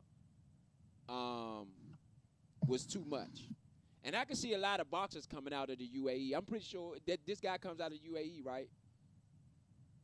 Yeah. Yeah. So no, UK. UK. Oh, the UK actually. Oh, okay. Yeah. Okay. I thought he was a Muslim. I mean, he might be a Muslim. I mean, I know you have Muslims. Yeah, he is. He is. Okay. Yeah. So that's why I associated him with Turkey Al-Sheikh. I thought that was their boxer. And I'm surprised Turkey Al-Sheikh don't have his own boxers by now. He do. He got not his own, but meaning but from he's more. from where he's from. He do. Okay. He do. Right. Okay. Yeah, it's a couple guys. Okay. Nobody big yet though. Okay. Yeah. So that's what I mean. So he's probably developing some guys in the Saudi to Yeah. do their thing. This is one of the guys though. Some gyms. This is actually, I believe, one of Turkey's guys, if I'm not mistaken. Though. Okay. Oh, all right. I can see that. Yeah. That guy. I mean, like I said, it's just the size. It's the size and the power. I think was a little too much for Burgess. Yeah. Yeah, now we got to this main event, man. We at the main event, man. Hey, man, say, man. Like they say in Memphis, man. So, look. So, I had this on my card, too, man. I had Jack Catterall by decision,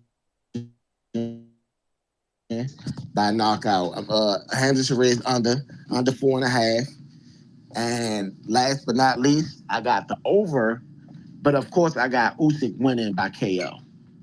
Usyk winning by KO was minus 650 though, man. It wasn't even no point in betting on that, in my opinion. You know?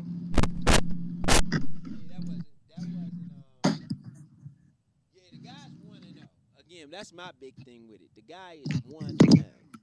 I'm not sure what he does against a champion. Well, see, this is the thing. He's 1-0, but he is one of the greatest kickboxers of all time.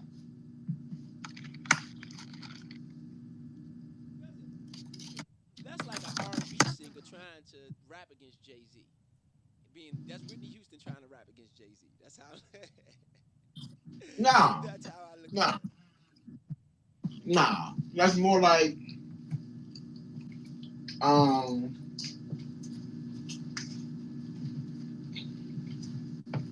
more like Chris Brown trying to rap against Jay-Z.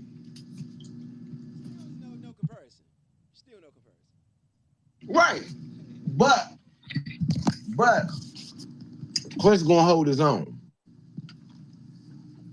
I don't know that this guy holds his own. That's what I'm saying. I gotta see him hold his own after only one professional. Only one professional fight. I don't. I get it. You're a kickboxer, but this ain't kickboxing. So I need to see what you can do.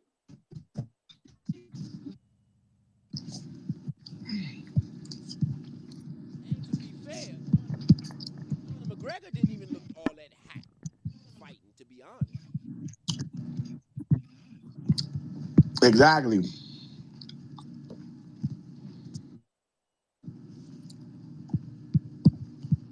I mean, I'm happy though he's a kickboxer because we do contact sports here on Score the Fight. Man, I say this. He is. I'm getting a lot of feedback on your side. So,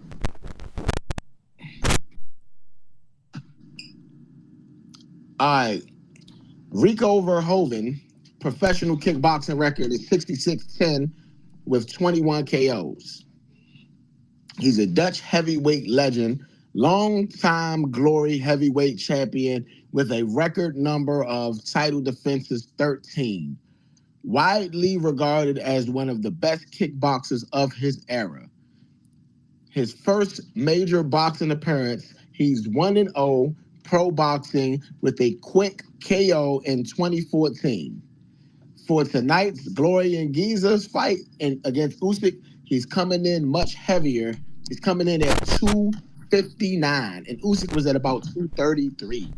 But Okay? I'm just saying, hold up. Then his fight was in 2014. He ain't even fought recently. Man, Well, I don't know. he hasn't I don't fought know, boxing man. recently.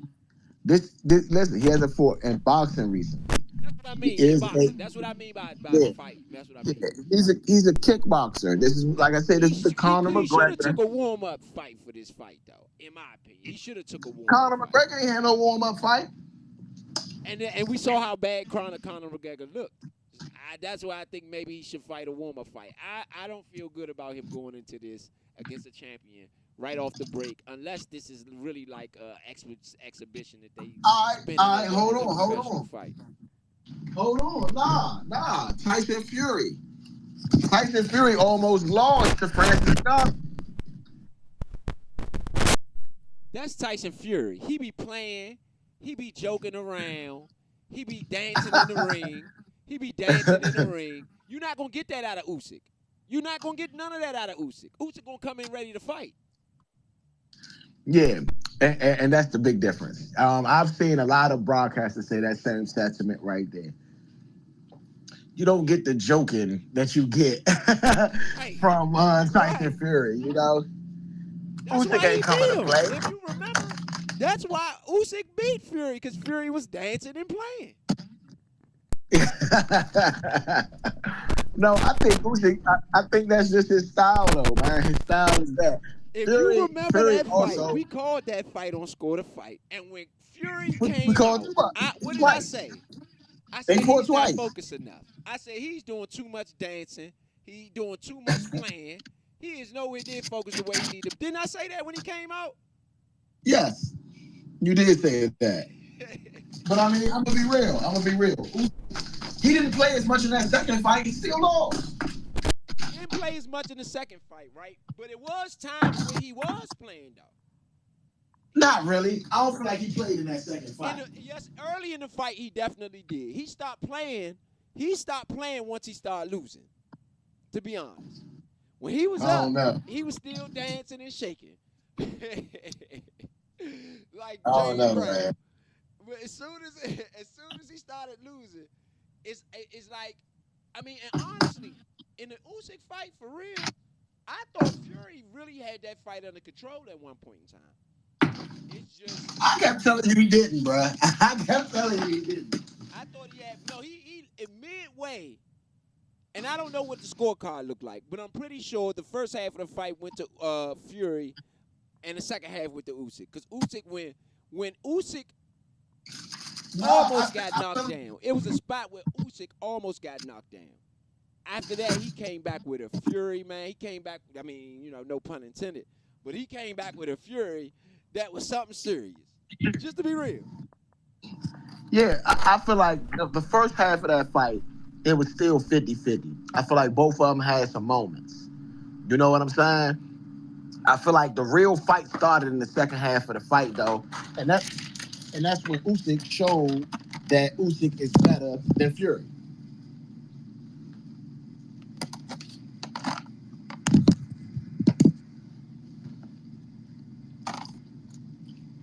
He showed he's better than Fury. Way better. He didn't just beat Fury once, he beat him twice. I agree. He did beat him twice. Definitively. I do agree he did beat him twice. However, I still feel like it wasn't like Tyson Fury didn't have a chance. Tyson Fury was leading in one-on-one fight, maybe both, in the first half of the fight. I think Usyk just showed he has a little bit more stamina than Fury. I think if anything you take from the fight is that he had more stamina and he could go 12 rounds a little bit better than Tyson Fury. That's what I got out of it. Because Fury been in 12-round wars Against with Wilder. Against Wilder, but Wilder's not a skillful boxer the way Usyk is. I agree with that. I agree with that. I mean, I feel like Wilder's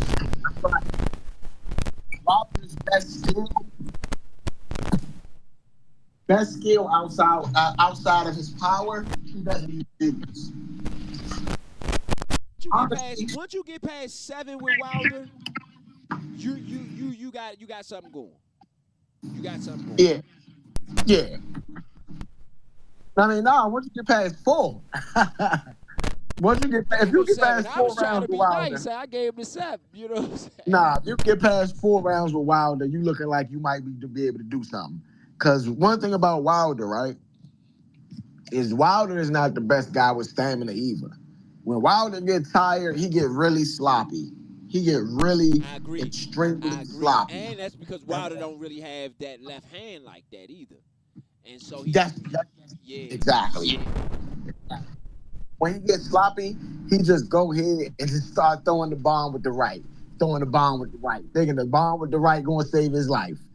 And against somebody like Usyk, because Usyk wanted to fight Wilder.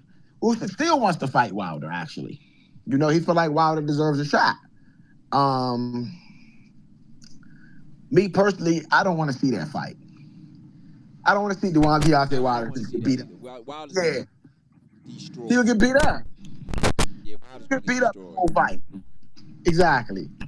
He's going to get beat up the whole fight. The whole fight he's going to get beat up. And the reason he's going to get beat up the whole fight is because Usyk, when it comes to just skillful boxing, there is no boxer better than Oleksandr Usyk in the heavyweight division. Nobody even close.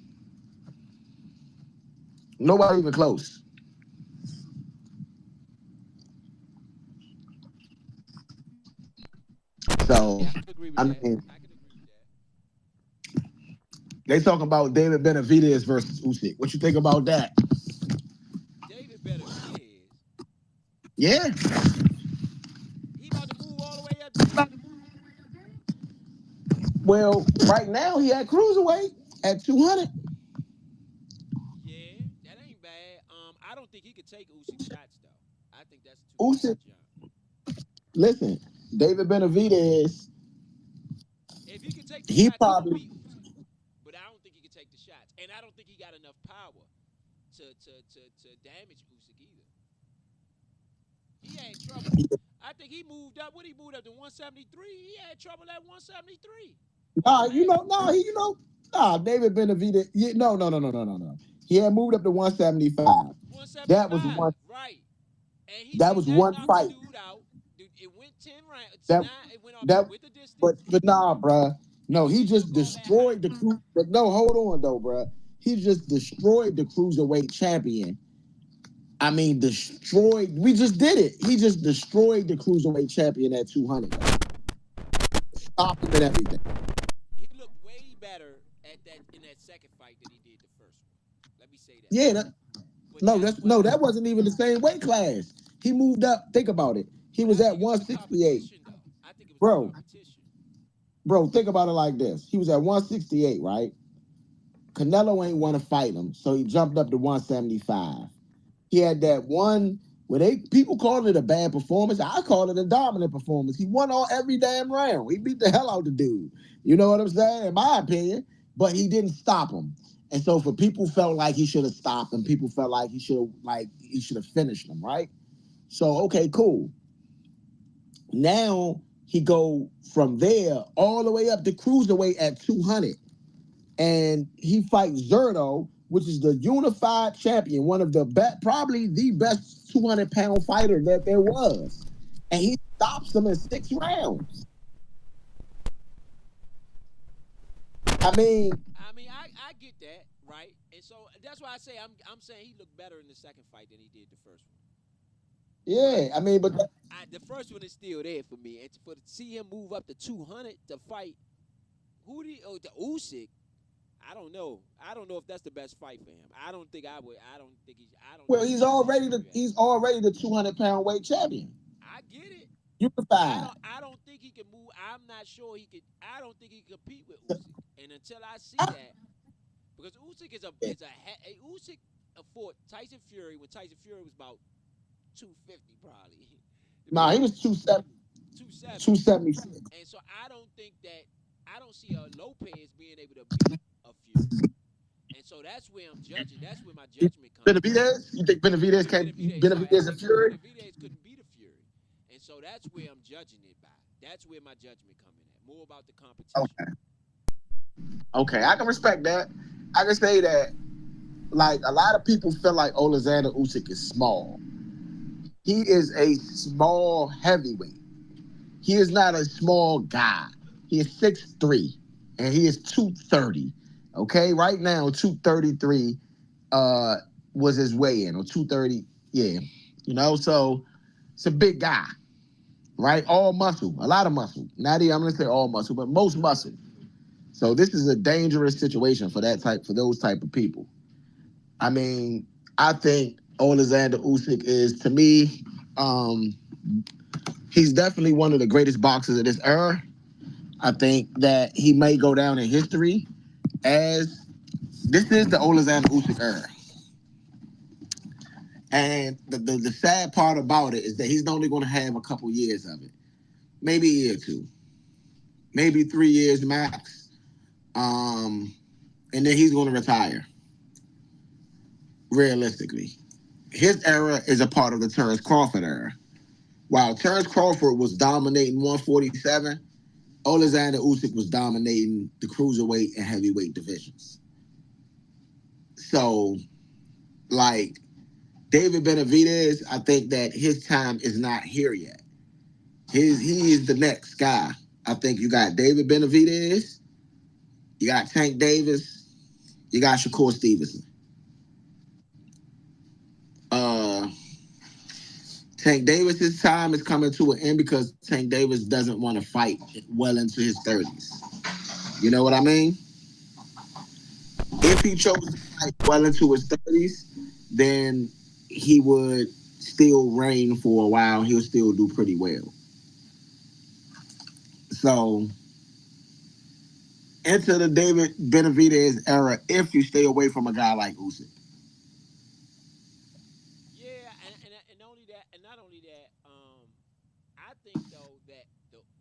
like a bridge champion to bring us whoever the next. Heavyweight boxing at some point is going to really step back into the forefront. I just don't think that we have right now. I think it is. I know you say no, but I personally think it is. I think that, and I'm gonna keep it real with you. What I think. I think the economy is going to drive a lot of people who weren't boxing, who probably could box, to box. That's just my personal opinion.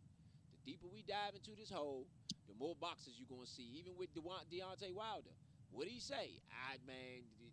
Things was tight, so that's what I picked up. And I think you're going to have a lot of situations like that. Even in the 70s, during the 70s, we had one of the worst economies. In the 60s and the 70s, we had some of the worst economies, and you had some of the greatest boxing was in the 60s. 80s, same thing. Really bad economy. You had some of the greatest boxers during that time. And so I could see us, just people who otherwise wouldn't box will probably be, we'll have somebody boxing for sure. Well, the reason why I say that I don't see the heavyweight division like coming back to what it was, because now you got so much personality, right?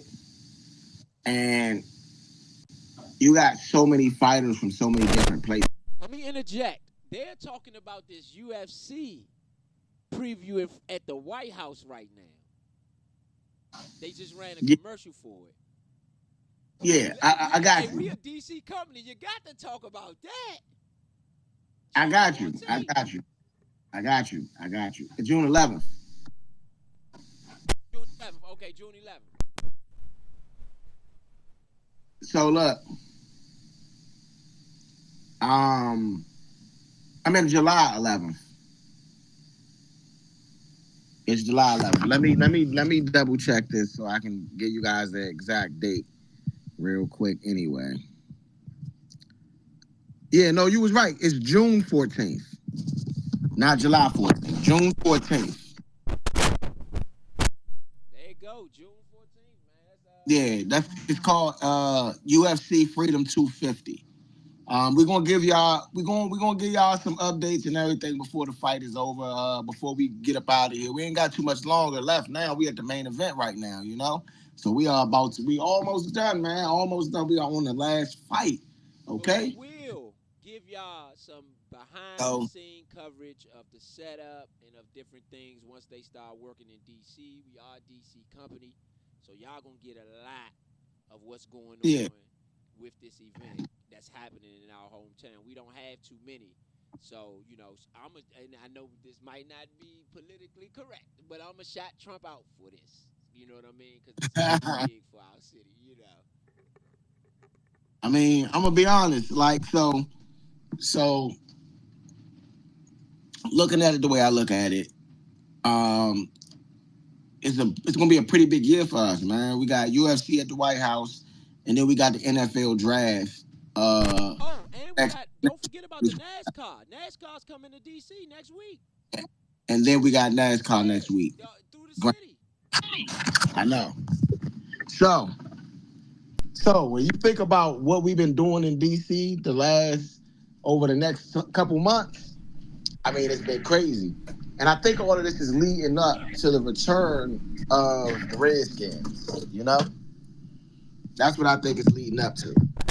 I can agree with that. They bringing all the people here, all of the sponsors, all of the, you know, while you here, you might as well come through, see the city, see what we got going on, look at the stadium being built. Y'all can actually see it firsthand. You can put your hands on it, you can touch it, you can smell it. So I agree with that. I think this was the way to get the people in the building that needs to be in the building, in the city that needs to be in the city, quote unquote, so that moves can be made in regards to the new stadium that's being built. We haven't had a new stadium in the NFL. Of course, we had SoFi, and we had the stadiums on the West Coast, but we haven't had a new one on the East Coast in a long time. So this definitely is big news. Absolutely.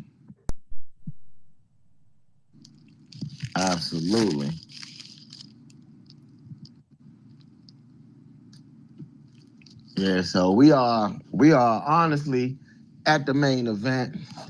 I'm sorry, you guys. I did not bring you guys Twix this week. This week, man. This week in combat sports. I promise you, I will be bringing you guys this week in combat sports this week. Had a busy week, man. My son had an art show, so I'm gonna go ahead and display some stuff. My son had an art show, and he's a senior this year, going off to college. So shout out to him. But I was unable to do it this week. But a, I will be doing a Twix this week coming up this week in combat sports. I want you guys to tune in. It is basically what happened over the weekend. And so what I'm going to do is I'm gonna have this week is going to be a special week where I kind of just talk a little bit more about last week because I didn't get last week. But I promise you, we will come weekly with the shows of this week in combat sports. And let's say if you are a boxing fan, we will have this week in boxing. If you are a UFC fan, MMA fan, we will have a This Week in MMA. We will have them split up as well as together, so you can watch the whole show if you want to watch everything about combat sports, or you could just watch your thing. If you're more into MMA, you don't have to watch the boxing stuff. If you're more into boxing, you don't have to watch the MMA stuff. So thank you guys. But I want you guys to tune in. I want you guys to go like, share, subscribe. I want you to go follow all of our social media pages because we definitely need your support to continue doing what we do because we are about to bring you guys a title wave. I'm trying to tell you, we're about to give you guys a title wave. We are in the beta testing stages of a lot of stuff going on around the company. And you guys are not, I guarantee you guys are not going to want to miss out on some of this stuff that we got for you guys. I mean, uh, we coming back with a bang, man. So I definitely suggest you guys to come lock in with us. Come lock in at Studio Runners. Come lock in at Score to Fight. You know, uh, and more announcements and everything. Make it. Um, Websites and all of that, you guys are going to see the real evolution and get on the train now. Say you've been riding on the train from the beginning. Don't say you jumped on the train when the train was already fully moving in motion. You know, I want you guys to say, I've been with them guys since the beginning. And people that can prove it, man, we love our fans, man. We love our supporters. We love the people that aren't fans and those supporters. Those are the people that's like family to us, the people that continue to come and watch the shows and rock with us. Please get up there, comment so we know. We know you've been here 15 years. We know you've been here 10 years. We've been doing this a long time. So if you've been here 10 years, let us know, man. I've been here 10 years rocking with you guys. I've been here from the beginning, man. I remember when y'all had people doing push-ups for the draft. You know what I'm saying? I remember, man, back in the day, man, where y'all had, interview shows before anybody else had them. Let us know that you've been rocking with us for a very long time. I was here for the music, man. Y'all been doing sports for a while now, so I've been on the sports. Let us know. You know, right now we got the Glory in Giza. You know, Usyk versus Rico. Now, a lot of people saying that Rico, this is the money chance, right? You get your chance to make some money because Rico could just mess around and hit him and knock him out. I don't think that's gonna happen. Straight up. Straight up. You know what I'm saying? I don't think that's gonna happen. No. No. I don't. I don't. Shout out to Slim. I don't know his name, man, but them joints be funny. I don't think that Usyk. I don't think Usyk has anything to be scared of right now because when you going toe to toe with giants, with like people like like Tyson Fury, with when you're beating up Anthony Joshua's, You know what I'm saying? When you're knocking out Dubois, you know what I'm saying? Right. Like, I don't think you got nothing to worry about. That's just my sentiment, though. That's just how I look at it. But if I was Usyk, I wouldn't be the least bit worried. I wouldn't be. Why would I be the least bit worried? I mean, it is a boxing match. At the end of the day. But I'm saying, like, if I'm Usyk, right? They talking about he's a giant and all this, right? The last giant I faced was a 6'9", 275-pound giant, and I whooped him twice. Am I scared? Shout out to everybody out there listening, though. You know what I'm saying? Y'all make sure y'all hit that subscribe. Y'all know what we doing.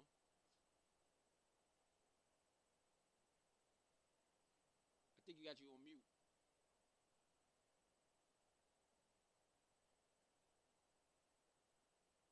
I, yeah, I think you muted. Um, My but bad, my bad. Yeah. Uh, what I'm saying is, you know, we got a way to totally dominate. Cause you want to show you want to lead under there? Yeah. Yeah. Nah, the main event on. I seen him doing a little pre-fight now. Yeah. Yes, sir. Action movie talking and shit. Okay, Wheezy in the building, man. what's up What's with it? good? What's up with it? I had to slide down today. Got Wheezy down. Come All right, on come down. on down. Yeah, you can go ahead. Come on down. Yeah. I'll move it to the side. Yes, sir. So I mean, Oleksandr Usyk, man, about to dominate this fight. So I don't think it's anywhere. I don't think he got nothing to worry about, man, at all. Next key for the fight stop. Yeah. Yes, indeed. And y'all know what it is, man. Shout out to everybody who came to rock with us today, because we didn't have it all together today. But y'all, I mean, y'all still came through, man. And I didn't even know as many people came through as it could, as did come through, man. We got some decent viewership today.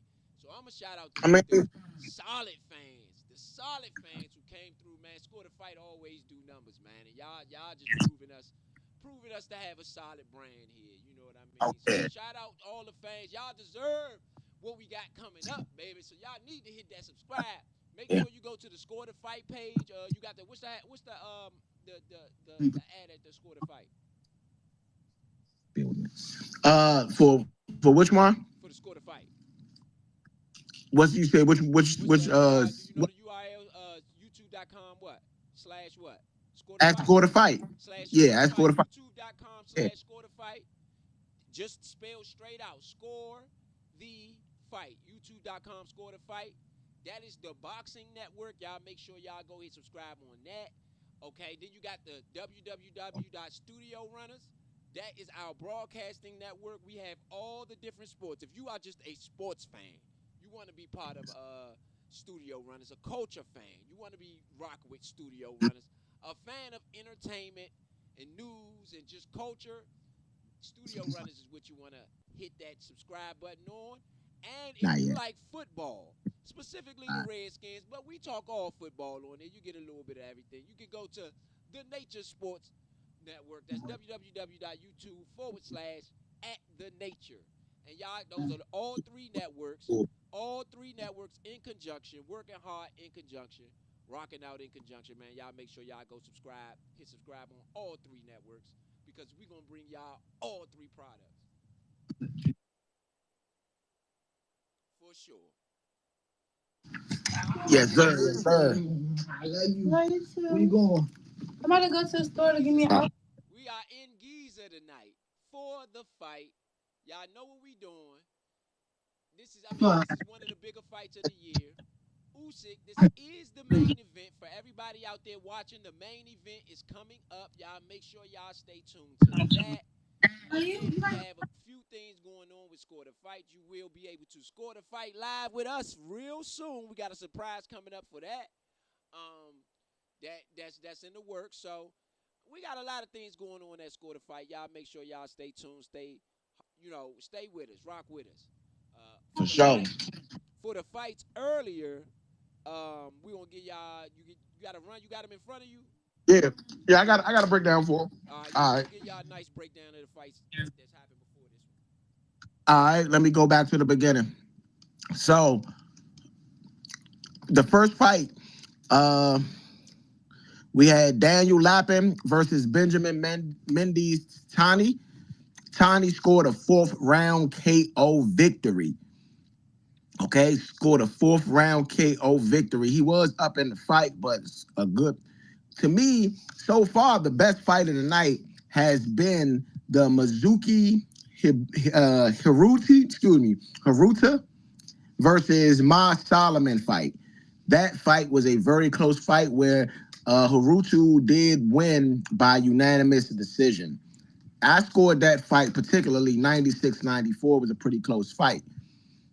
Then we had Frank Sanchez KO victory over Richard Torres Jr. Frank Sanchez knocked him out in the second round. Torres had won the first round, but the second round got knocked out by an uppercut, cleaned up, clocked out, you know? Then we had Jack Catterall win a unanimous decision, dominant decision over over Giasov. I keep messing his name up, but it's one of those more difficult names.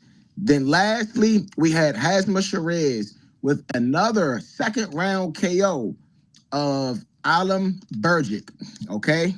That leads us to the main event. That leads us to the main event. Oleksandr Usyk versus Rico Verhoeven. Okay. So, I mean, it's been a couple knockouts, couple decisions, couple good fights. I mean, that's the rundown. Ro, what you think the best fight of the night been so far? I like the knockout, the second round knockout, whichever one that was. I ain't gonna lie, that But dude the could move, man. you talking about the first one? Like, yeah, he was really knocked out. That's the first time we'd have seen a knockout like that in a minute. He was Yeah, legitimately knocked out. He couldn't get up. yeah, He couldn't yeah. get It up. wasn't too, we ain't had too many knockouts on Score to Fight lately. It's been a lot of good competitions, and I mean it's been stoppages, but that was like that one punch knockouts, go to sleep type of jump. Yeah, yeah. Definitely one of those. Yeah, and then it was in the second round. Like, I mean, we definitely ain't getting one of them in a long time. Yeah, Not even with Tank, with nobody. We haven't got a second round KO in a long yeah, time. absolutely. So for me, that one took the cake for me. Some lights. Yeah, that one took the cake for me. Yeah, I mean to be real, I'm looking at it like this: the most dangerous fighters, right? The most dangerous fighters, in my opinion, those are the guys that can knock you out in that second round, that first round. But when you got a guy that knocked you out in the second round with 5 seconds into the second round, that means that's a dangerous fighter. Absolutely, That's a dangerous fighter. absolutely. I because maybe the first round he could have knocked you out, but that first round he downloaded. And if you got a power punches that downloads, that's like a Tank Davis. That's what Tank Davis does. He download, bait you in and catch you with the big shot. Yeah, You know what I'm saying? yeah, So when you got one of those fighters, that's something special. That's something different right there. yeah. That's definitely one of the more exciting bouts that we've had. Exciting endings that we've had to the fight in a while. You know what I mean? It's been a long time since we got some KOs. And again, this is why I said with boxing, I'm hoping that much of what Turkey Al-Sheikh is doing and much of what the rest of the community is doing, the boxing community is doing, will be able to drive some form of new boxing farm system to come in place because we need it. Boxing, of course, is too important economically, and as well to the whole sporting community, the whole community of sports. And again, like I always say, people can get mad at me, but this is why we need boxing culture. You know why? Because where I'm from, DC, we got a boxing culture here in DC. And guess what? If you got a problem with the next man, you know what you do. You grab the gloves and you go get up in the ring. You know why? I am a proponent of it because nobody goes to jail. and nobody gets killed. So to me, boxing culture is needed. It's needed. And so I'm always going to be a proponent of boxing culture, um, and just the promotion of it, because like I said, I think it promotes healthy problem solving. If it comes to the point to where two men have an issue, this is how you do it the right way, you know. I agree. I agree with that 1,000,000% because without boxing culture, I mean, without people being able to get up in the ring and settle it that way, you know what I'm saying? You do find another. People use other outlets of violence, you know, and so I think that like being able to, Shields. Yeah, hey, hey, nah, they can't. They need to just let them. I know they can. I think they can if they want to. Hey, Weezy's talking about. You know what? We're gonna talk about it here. Forget it. It could maybe be unsanctioned. I don't know, but Weezy, they just need to fight. Weezy talking about Alicia Baumgardner and Clarissa Shields. Oh, They yeah. both want to fight. Yeah. Okay. Oh, so give us a rundown on what happened. I know a little bit, All right. but All right. This what happened, man. This what happened. This what happened, man. So Alicia Baumgardner was just at an event for her. She was just had a fight, an MVP event for Jake Paul. He does MVP promotions. After her fight, now there was a situation that happened between her and Clarissa Shields.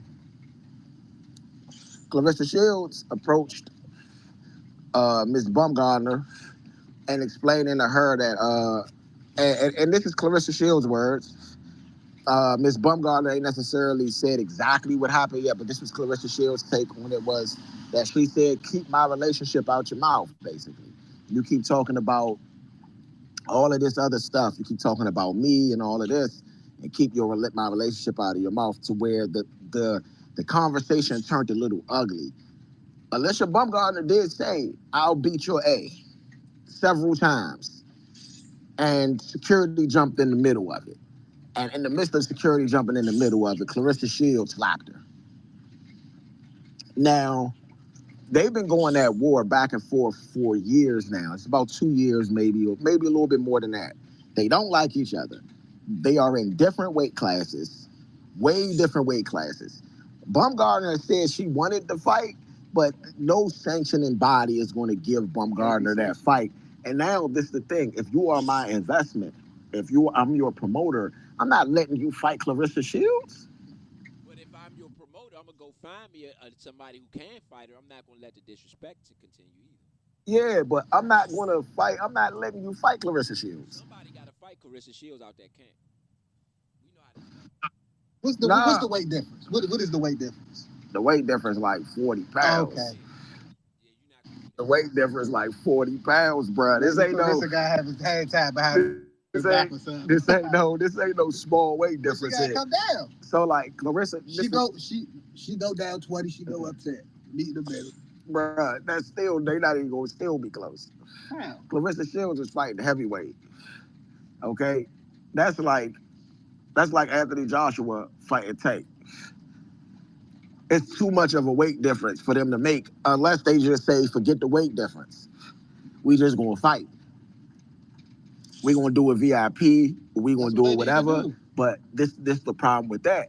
Their promotional company is gonna allow them to do that. And if I'm Alicia Baumgardner, because you want to but you can't fight. So I can't fight who you gotta pick all my. It's my contract. You want the contract with me. So you gotta pick all my fights. Not that. It's more of a thing where you can't just go make your fight either though. It's a business arrangement. Okay, we partners. How am I going? That's not a good investment for us. You follow what I'm saying? That's the same. But I'm saying they can do a 1-round fight. Come on now, they can make it. That's your record label. You got to ask the record label. Yeah, the only way without death row approval. The only way that they can actually get in the ring and fight, and it mean and the promotional companies ain't got nothing to do with it, is if they spar. That's it. That's the only way they can fight. Actually fight is if they get in the ring and spar with each other. That's the only way. That's the only way. Other than that, yeah, that's what I say. Other than that, they can't really get. It's nothing they can really do. That's the only way. I say the promotional companies and at the end of the day, I personally and that's think on that's both sides. Clarissa Shields, you need to find somebody to fight that girl. And or same thing with Bumgarner. You need to find somebody. I mean, because at the end of the day, this is camp versus camp. Now we know how this works. This camp versus camp. Well, so, Bumgarner, they don't really. But see, this is the thing. They are independents, both of them. Well, they don't need to be. This clearly is why they don't need to be independent. This shows why they don't need to be independent. Bumgarner, she trained with she been training with what's the name trainer? Earl Spence trainer. I can't think of his name right now. Bald head dude. She trained with Earl Spence, old trainer. She been training with a lot of different people. Bumgarner. Clarissa Shields trained with her people, so it's not like they got like a stable. They not like under a money team type of thing. That's why this needs to happen. Is all I'm saying. Because guess what? If I'm Clarissa Shields, I'm gonna find somebody to fight the girl if I can't fight her. Somebody. Look. I'm not gonna keep fighting you every time I see you. We going at it. We talking trash. That ain't about to happen. Some action got to happen. Too much talk now. Like I said, the only way I see it happening is if they spar. If they both agree to meet at a neutral spot, get them a little referee and spar. Like I said, I wouldn't want the spar. But if I'm Bumgarner, right? I want the splash on your record. That's what I want. I don't want the spar. I want to hit that. Right. I want to hit the overall record. Right. But Clarissa, she'll take that fight all day. But she's not coming down in weight. You follow what I'm saying? But that's why I say if I'm Shields, I go find my fighter. I don't care. And I train that fighter. And I say, oh, no, you can't stop because I can't fight you. I'm going to find somebody for you to fight now. Let's go get this girl up. I'm going to get the girl up, get her ready to go, and you still getting in the ring. You got all this rap. Did you see Rocky? You didn't see Rocky? We didn't see Rocky? Hey. Wait. Nah, I'm just saying. Like, I get it. If it makes sense that way, but you gotta really realize that if I'm Clarissa Shields, it doesn't make any. Bumgarner is a big name, but it don't make no. It's like me fighting somebody way smaller. It don't really do nothing. That's why she kind of approached her on the mindset. I think she approached her on some like. Bumgarner ended up beating her. She could end up beating her. I don't think it'll happen. But if Bumgarner end up beating her, then Bumgarner becomes like the top woman in boxing. You know what I'm saying? So Bumgarner got nothing to lose technically. Clarissa Shields got everything to lose. But you got the most to lose. That's true. But this the thing. If I'm fighting to shut you up, how much does that mean to me? If I'm fighting to shut you up, I'm not even fighting for, you know what I'm saying? I'm fighting to shut you up. Mm-hmm. I don't care that I don't gain anything about this. I don't care that you know what I'm saying? I'm just fighting so you shut up, so I ain't got to hear your mouth no more. And if that happens. That's why I say, because that's the deal to me, that's an easier deal than you having to fight yourself. Me having to find a fighter and train them to whoop you. Oh, this is sweet. I get it, sir. I get it. But you saying find a trainer and all that, right? But you got to understand. But you got to understand that even if you find the trainer, even if you find the right trainer or whatever the case may be, you know what I'm saying? Even if you find the right trainer, right? You might not, you can't put yourself in that person's body like Weezy was saying. You can't really fight for her. You follow what I'm saying? So and I can actually train them to be better than me. But, no, you can't train them to be better than you. Yes, you can. You got to understand that. You can't. All right. Look. I'm gonna give you the Mike Tyson thing, right? Mike Tyson, they asked Mike Tyson, why don't he want his kids fighting, right? He was like, I don't want them fighting people like me. You get what I'm saying? I'm hungry. I come from nothing. I was starving. I did this to live, basically. They ain't gone through that. They ain't have to do that. You know what I'm saying? So if you give Mike Tyson's kids the same better training than Mike Tyson, okay, better training than Mike Tyson, right? That still ain't gonna make them better because that animal that's in Mike Tyson is not in them. Hold up now. You right, but like Clarissa Shields can find somebody who don't got nothing, who wants to fight, who wants it just as much as she is, and she could give that. I don't know. I'm not letting Alicia Bumgardner off the hook. If it's to the point where I'm Man, fighting you in public, I'm not letting man. you off the hook. Something gonna have to come But about then, this now. but then, You drop the weight and fight her then. You can but drop then, 25. but then it's the realization of it too. Baumgartner is like that too. She's like that fighting. Okay, She ain't no slouch. and if I This ain't whoop no her, this ain't no regular big old woman. You know what I'm saying? and you She are a champion Clarissa for a reason. Shields, whoever you train has the best partner in the world, has the best sparring partner in the world. What's up, young That's boy? nice. That's What's nice. up? Whoever How you? you train, I'm Clarissa Shields. Whoever that I go get is gonna have the Uh, best sparring partner in no, the world, and I can get her ready. I agree. I agree. That's what I'm saying. If it's that Get personal, her ready. if it's that You get personal. her. Now I don't know how personal it is. It's personal enough for you to approach somebody. And now this is where I think Clarissa Shields was wrong. Let's be clear about this. You don't approach nobody after a fight talking about nothing. You wait till another I time. agree. You I She was agree. out of pocket. whatever. I agree. Yeah, You she don't got approach them banned. after they fight because Got that's I want to fight time. That she got banned from all the MVP future events. So she can't go to none of the little Jake Paul events and none of that. She She got said she's banned. cool. I don't think Um, they should have banned her either. I'm gonna say that. well, Yeah. That's well, like no, no, Will no, no. Smith. Hold on, That's why hold on, Will hold Smith on. bad for doing the Hold on, same nah, shit. nah, not just that, not just that. You gotta think about it like this too. That was our fighter. That's our security that you reached around and slapped our fighter from. If we don't do that, then that lady could say that we didn't protect her and she could sue us. So I don't disagree with I what would Jake have Paul go talk did. to Bumgardner and say, listen, I'm gonna be on. We didn't protect you there, whatever the case may be. You right. She shouldn't have been even close to you enough to touch you after your fight. I agree with that. But let me tell you now, we're gonna let her back in the building, and you're gonna be happy with it. That's a slap in the face to that lady. Nah, she ain't We gonna listen, pay nah, her bro, some extra nah, little bro, under the table money, nah, bro. to hush you up, and we going on to the next fight. Right? We Hell Clarissa no. Shields up in Nah, here, man. nah, bro. Nah, bro. You know it ain't gonna work that way. Yes, You know it man. ain't going. No, but see, they don't listen. What I'm telling you with Bumgarner, her whole stance is I don't need Clarissa Shields. Fuck, basically her stance is I'm the queen bee. That's Y'all why keep we talking want to about see her Clarissa in there. Shields. That's why we want to, I'm the because person her that's attitude is in the like work. that. That's why we need both of y'all in the building. Nah, but see that. But if she keep coming in, that's you keep taking shine away from me.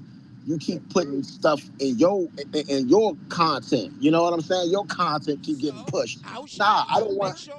Make sure Mm. you do your shining in the ring, and she She ain't nothing she can did. do. Oh, she did. She trying to come and steal her She shot. did. She did. She did. She absolutely, positively did what she was supposed to do in the ring. You get what I'm saying? So like, she's on a high. I went out there. I whooped ass. I did what I'm supposed to do. Clarissa Shields come approach me. I ain't backing down from nobody at my event. Yeah. This is my event. Y'all here for me. You follow what I'm saying? Yeah. So that's why I said I'm not mad.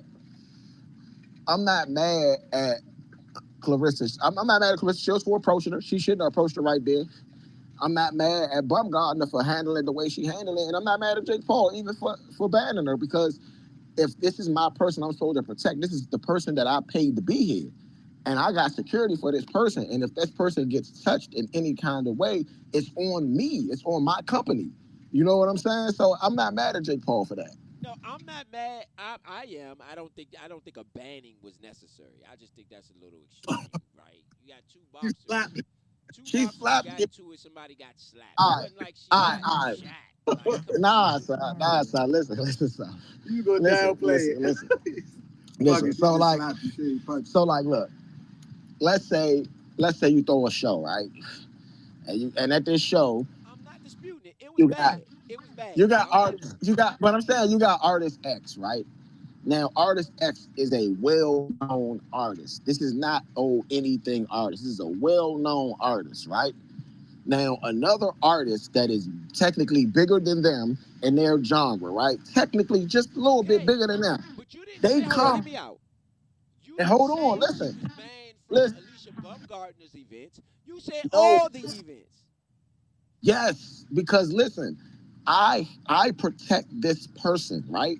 I'm not doing any business with you. You are at my event as a patron. You come to my event as a patron. If I go to a Wizards game as a patron and slap Trey Young, then I'm not gonna be able to come back to the If you Wizards hold up, game. if you Draymond Green and you play for the Wizards currently, I mean the Warriors No, currently, they not banning you. They not banning you. no, They gonna suspend you no. maybe, but not ban you. Not ban you. No. That's because they still play in the same league. But this is what I'm telling you. Because they're not on the same promotional company, they're technically not even in the same league. It's like one play for the If Tom WWF Brady and one slapped play for somebody at a UFC. Wizards game, UFC. It's a if Tom different Brady slapped Trey league. Young, if Tom Brady slapped Trey Young, then Tom Brady is not getting banned. No offense, Tom Brady. Tom Brady slapped Trey Young. Not only would I laugh like hell, because like, why the hell is Tom Brady slapping Trey Young? But let's say he did, right? They're not banning Tom Brady. Okay, certain people could get away with slapping people, and they not gonna get banned. Tom Brady, one of those people. No, if they win the championship, he just come up there and slap Trey Young. He gonna get mad. He can't do that shit like that. That's true too. Not That's banned. true Maybe too. Or the suspended. championship night. He can't come to no Have a events for a regular year. game. They're not But then, banning Tom Brady. I don't see that happening. hold on though. Hold on though. That does matter too. And Tom Brady That do matter. That do matter. Hey, we just bringing up a really good point. The moment matters. The moment does matter as well. The moment matters. After the championship, after the championship with the trophy in his hand, Brady just slapped him. Boom. He's going to get suspended, right? Let's say Brady was the presenter. And Brady just playing, you know what I'm saying? Say, man, you know, I remember you said that stuff on social media. You thought it was funny. Hit it with the joint, right? Security come, same thing, right? Yeah.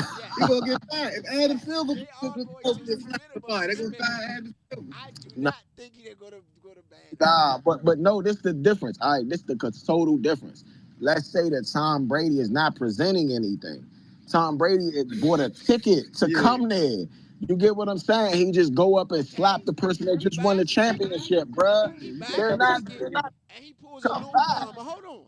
He buys a ticket. You remember Lil Mama when she jumped on the stage with Jay-Z? He pulls one of them joints, right? The Lil Mama on the stage, right? And slaps somebody. They had to drag him out the joint. Drag him out the Capital One. I still don't see them saying, Brady, you're never coming back again. Yes, they will. Hey, bro, I can see them saying that to me. I can see them saying that to me.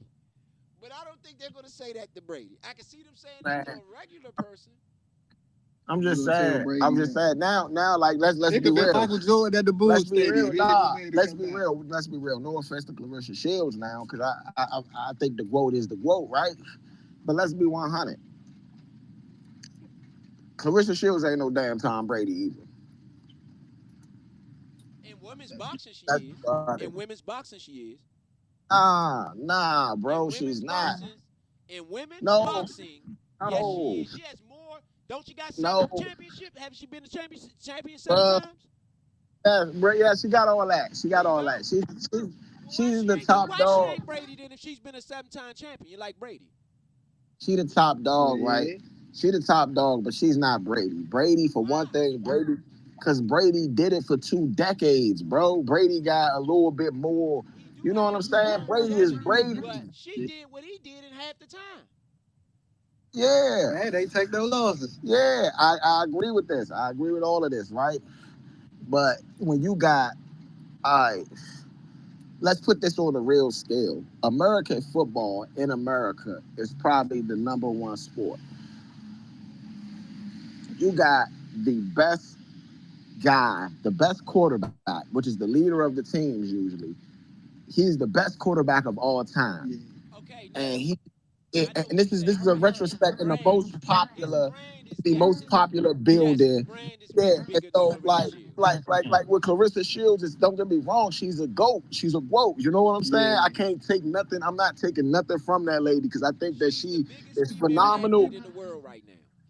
Yes, yes. So that's why She's not. She's still not as big as Serena Williams. Yes, but that's what I'm saying. It's a certain status that those people are on, bruh.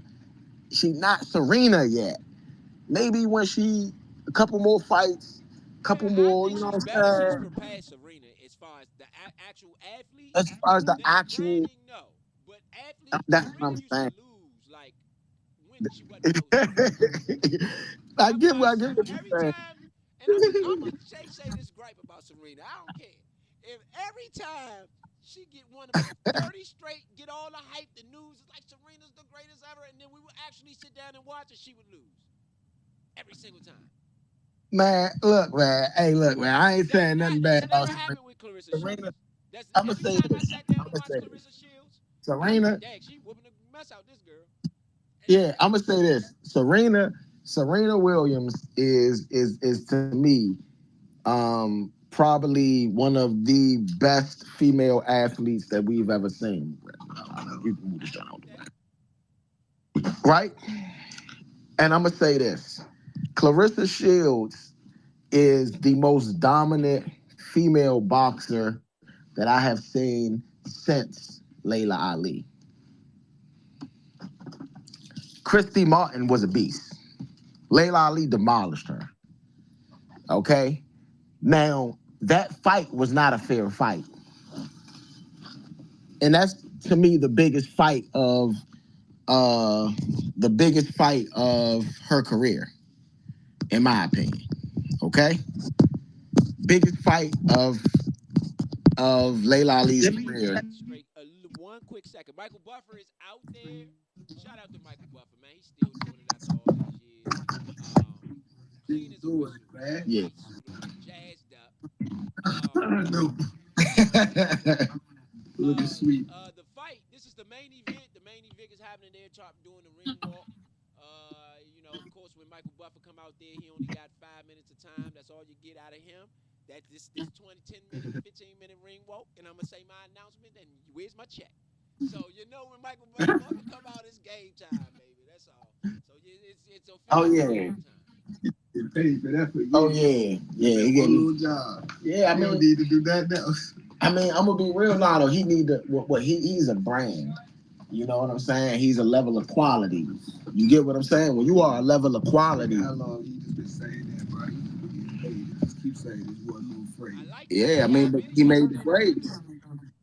Oh yeah, he's on serious. Yeah, I like it. I like it. I like it. I mean, you know, they did they. I'm gonna be real. They did a really good job at promoting this jump, man. They really did an excellent job. You know, I'm even me look at even me. I got my jump in the background. You know what I'm saying? The pyramid. You know what I'm saying? The fighters. You know, like I had to do my thing too. You know what I'm saying? Because this is a serious situation right here. Ring walk is crazy. The odds is crazy too. He is plus 1100. Rico Verhoeven because he's a kickboxer, man. He's they said one of the greatest kickboxers. I mean, he's a Polish superstar. You know what I mean? He's the guy over in Poland, I believe, if I'm not mistaken. So it's a lot of people out here that give him a big chance. He's a huge guy, no Diddy. You know what I'm saying? And minus 2,500 for the other guy who is the GOAT right now of this modern era in the heavyweight division. I mean, he's beat the who's in the heavyweight division. The only person he ain't beat, honestly, is Wilder, in my opinion. And he don't even need to beat Wilder. You can see how much that is, because I might just put $25 on him. Minus 2,500. Bruh. I mean, if you want to put something, on it, I'll put late round stoppage. I mean, if you want to do it, if you would have Actually, go to this guy, distance. yeah, labor. I think this guy survives No, five rounds. I the mean, fight won't go the distance. I think this guy survived 5 rounds because this guy Yeah, he has some size on. Now, mind you, yeah. Usyk doesn't mind fighting somebody who's bigger than him, though.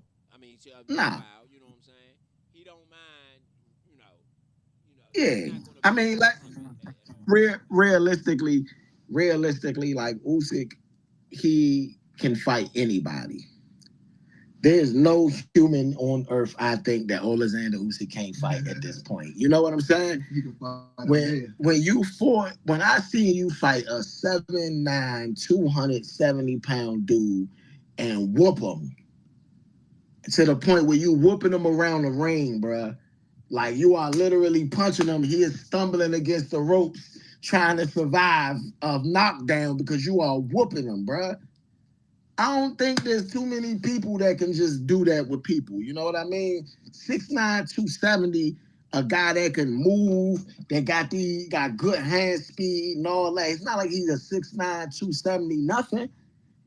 He is Okay, he about to get 6'9", knocked out. 270 beast. He about to get knocked out. You know? Like, I don't think he's just gonna They get got the I think pyramids. that They got the he a pyramids kickboxer. lighting up in synchronization with the boxer. Why is he boxing? He could kick him. Yeah, He could kick him in the fight. he can't. Oh, He can't kick him, man. Nah, his but reflexes like this like the Conor McGregor. Uh, I keep comparing it because this is exactly what it is. It's like the Conor McGregor versus Floyd Mayweather fight, yeah, and they doing it at the Pyramid of Giza. So this is a huge mega yeah. event. I mean, Like they this got ain't the one of screens those. inside the ring. I mean, they not playing. I like it. Yeah, I like to see it. yeah. This don't like that, man. This don't like that. Yeah, That's why I said, man, y'all be tuned in, man. Score the fight about to turn up. And when that jump do turn up, I'm trying to tell y'all, man, I'm gonna be holding me some crazy events too. Cause you know all this I be am straight very impressed by inspiration, this, man. man. They got the big rig out there. I'm very impressed. I am very impressed by this setup. I am very impressed by the setup, for sure, for sure. And I even like the AI videos. I think that it represents where we are today, what time we in today. I think when you see these videos, you gonna know it was 2026 or around this era. I think it just like as if you see a video that look a certain way, a '90s looking video, you know what it looks like with the little Yeah. cloudy look. With a black and white video, you know, probably comes from the '60s or '50s or '40s. So I like what they doing. You know, here it represents Oh where yeah, we are for sure. today technologically. For sure. Usyk on his way to the ring now. Rico is in the ring. Shout out to everybody out there. Score the fight live. Make sure Oh y'all yeah, hit man. those subscribe buttons. For sure. For sure. Hit the Yo, subscribe. Man, I'm gonna be real, man. I tell people this all the time, man. Oleksandr Usyk in boxing right now, he is like having Gronk be the champion, man. He a fun guy. He be sitting there joking and playing and all of that. You know what I'm saying? But when he get in the ring, he that real deal, he doing the man. work. He that real deal, man. It's no mistaking it. It's no if as or buts about. It's Oleksandr Usyk the real deal, man. I keep telling people that like everybody kept saying in a way, in a way, in a way, and I like in a way. I think in a way the truth too. Everybody was saying Bud ain't this or Bud ain't that. They was putting Inouye at number one, Usyk at number three, and Usyk at man. Look, They got all the Usyk, pyrotechnics. I mean, yeah, I Usyk guess was they number would have paid two. for a venue if you Bud was was doing number it in one. Turkey Island And I'm Sheik. going to tell you why. You know, Because Usyk couldn't go down. If Usyk could go down and go up, then maybe Usyk would have been number one. But Bud, just because I seen what he was doing. He went from 147 to 168, winning all the titles. Think about that. He was undisputed at 147, at 168, and at 140. The only person to do he was the first person to do two undisputed weight classes, and technically he was three because technically he beat Canelo Alvarez, Yeah, who was undisputed at the time. who was undisputed at the time. I mean, the fan zone feel like 31% feel like Rico gonna win this fight. 69% say Usyk. That's I'm more. telling y'all That's this. way more than what Usyk it should be. But I think they looked at the is size. way Like he's bigger. no, He got about 30 pounds on Usyk. You know what I no, mean? And I think that's what they looking at. bro. That don't, bruh. No, I it's know it because don't mean nothing. I'm just saying what the no, people looking at. no, no. What I'm saying is, it's not that people looking at that. He is a mega star, bruh, in kickboxing. You know what I'm saying? Just like if John Jones was going to fight somebody in boxing, a lot of UFC people would think John Jones would win. You know what I'm saying? Like it's John Jones. This ain't no, you know what I'm saying? Right. Now he ain't John Jones, in my opinion. John Jones only It's lost Michael one Jordan on a fight. football field is what it is. Yeah, yeah. I mean, so somebody say Mike going to score a touchdown. I think Mike can score a touchdown, maybe, depending on the play. Yeah. Jump ball for sure. Fade We route. saw Mike go play baseball. He wasn't that bad. Yeah, fade route. Michael Jordan touchdown. 6'6", jump out the gym. Plexico Burris was catching touchdowns. You know what I mean? He's 6'6". Makes you think Mike hit a home run when he was in baseball. Yeah, He hit a home run. yeah. Mike batting average was all right. Yeah, Mike He got got better. better the more he did it. If he would have continued to do it, he probably would have been really He good. would have got yeah, he would have got a lot better. I mean, he just that wasn't They like had respect for Mike. They was giving him that shit. nah, they wasn't. They man, what you get Michael Jordan up there, I could roast him up, man. Get out my sport. You think you about to come over to my sport and dominate over here? Mm-hmm. Nah, bro. After you did a three-peat, you think you about to come over here and take over here too? Nah, bro. We about to toast you. Yeah. Yeah, We about to toast you. You better stay over there. Hey. That's a great set, though. They definitely hooked that thing on up. They definitely hooked that thing on up.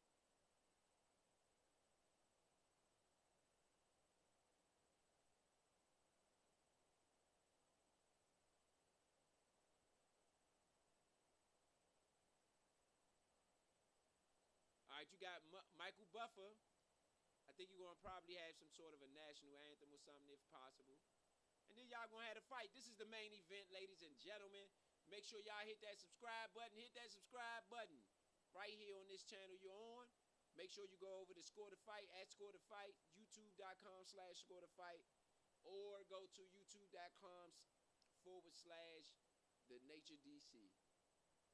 At the Nature DC. Gotta be an at sign. At the Nature DC. It has to be /at the Nature DC. The at sign has to be on it.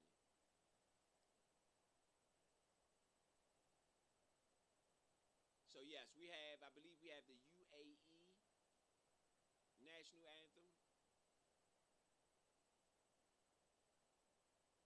I'm not sure if that's the flag or not.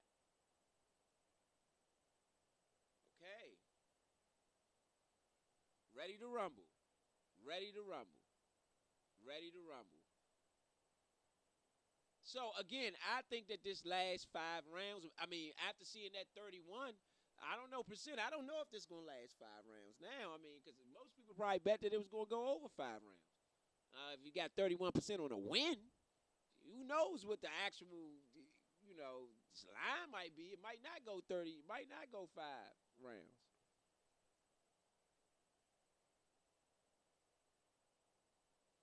It might not go 5 rounds. But that's the line nonetheless for everybody out there. We have the national anthem. I think it's the Ukrainian national anthem for Usyk, who is from Ukraine. They are still at war. Yeah. Yeah. All right. But I mean, Ukraine, Ukraine. man, I think is one of those spots. Yeah, Ukraine. They was at Ukraine doing their thing, and shout out to everybody from Ukraine. Y'all have been in war for 2 years now, and we know that Usyk is a warrior to the heart. So shout out to everybody out in Ukraine, man. I know y'all are all tuned in. even if you tuned in on YouTube, man, if you tuned in on YouTube and you're from Ukraine, hit this, go ahead, hit that subscribe button. You know, I know you want to see your man. At least you can at least hear what we got going on. You know what I'm saying? Yeah, I mean, shout out to the people that has lost their life in Ukraine. You know, I mean, we would love for the war to come to an end, and you know, people to be able to resolve their differences on both sides. So continue to press on through. You know what I mean? And shout out to those people that are, you know, still, you know, making it through that tough situation in Ukraine. And I mean, when you look at Rico Verhoeven, right? People look at a big, strong, massive guy that technically should be able to you know, dominate Usyk because he's a fighter. He's a skilled fighter. He has over, I believe, 60 fights, 60, 70 fights in kickboxing. He's not like a slouch. You know what I'm saying? He's not undefeated. He's like, but he only lost like 10 fights. He won like 6. As a matter of fact, he like 60 something. And matter of fact, let me look it back up because I have it on my phone. I didn't want to use my phone, but I'm gonna go ahead and jump back at it real quick.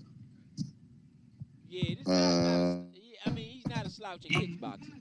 He's only fought one time in 2014 in regular boxing. Yeah, but I mean, this is. Did he win when he fought in regular boxing? Yeah, 1-0. 1-0. I mean, but 66-10 is a really good record, bro. You know what I'm saying? Like, and he got 13 straight title defenses. I mean, that sounds good. Yeah. He's still about to lose. Yeah. He's still about to lose, though. Y'all got Usyk messed up. He's still about to lose. You know, Usyk is, man.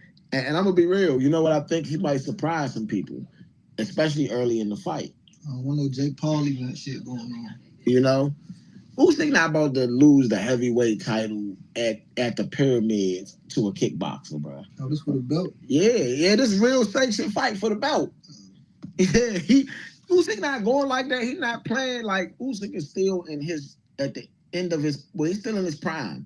So like, when you think about it, I'm not about to just play with it either, though. You know what I'm saying? It's got to actually be. This might be a sure fight. Yeah, man. It's a sure fight technically to win, but like it's like I'm still gonna put an opponent in front of me. I ain't gonna put nothing in front of me. You know what I'm saying? Cause look, Ngannou almost beat Tyson Fury.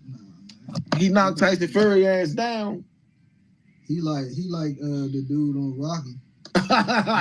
Yeah, that's what I'm saying. He's about to be like that. He Apollo.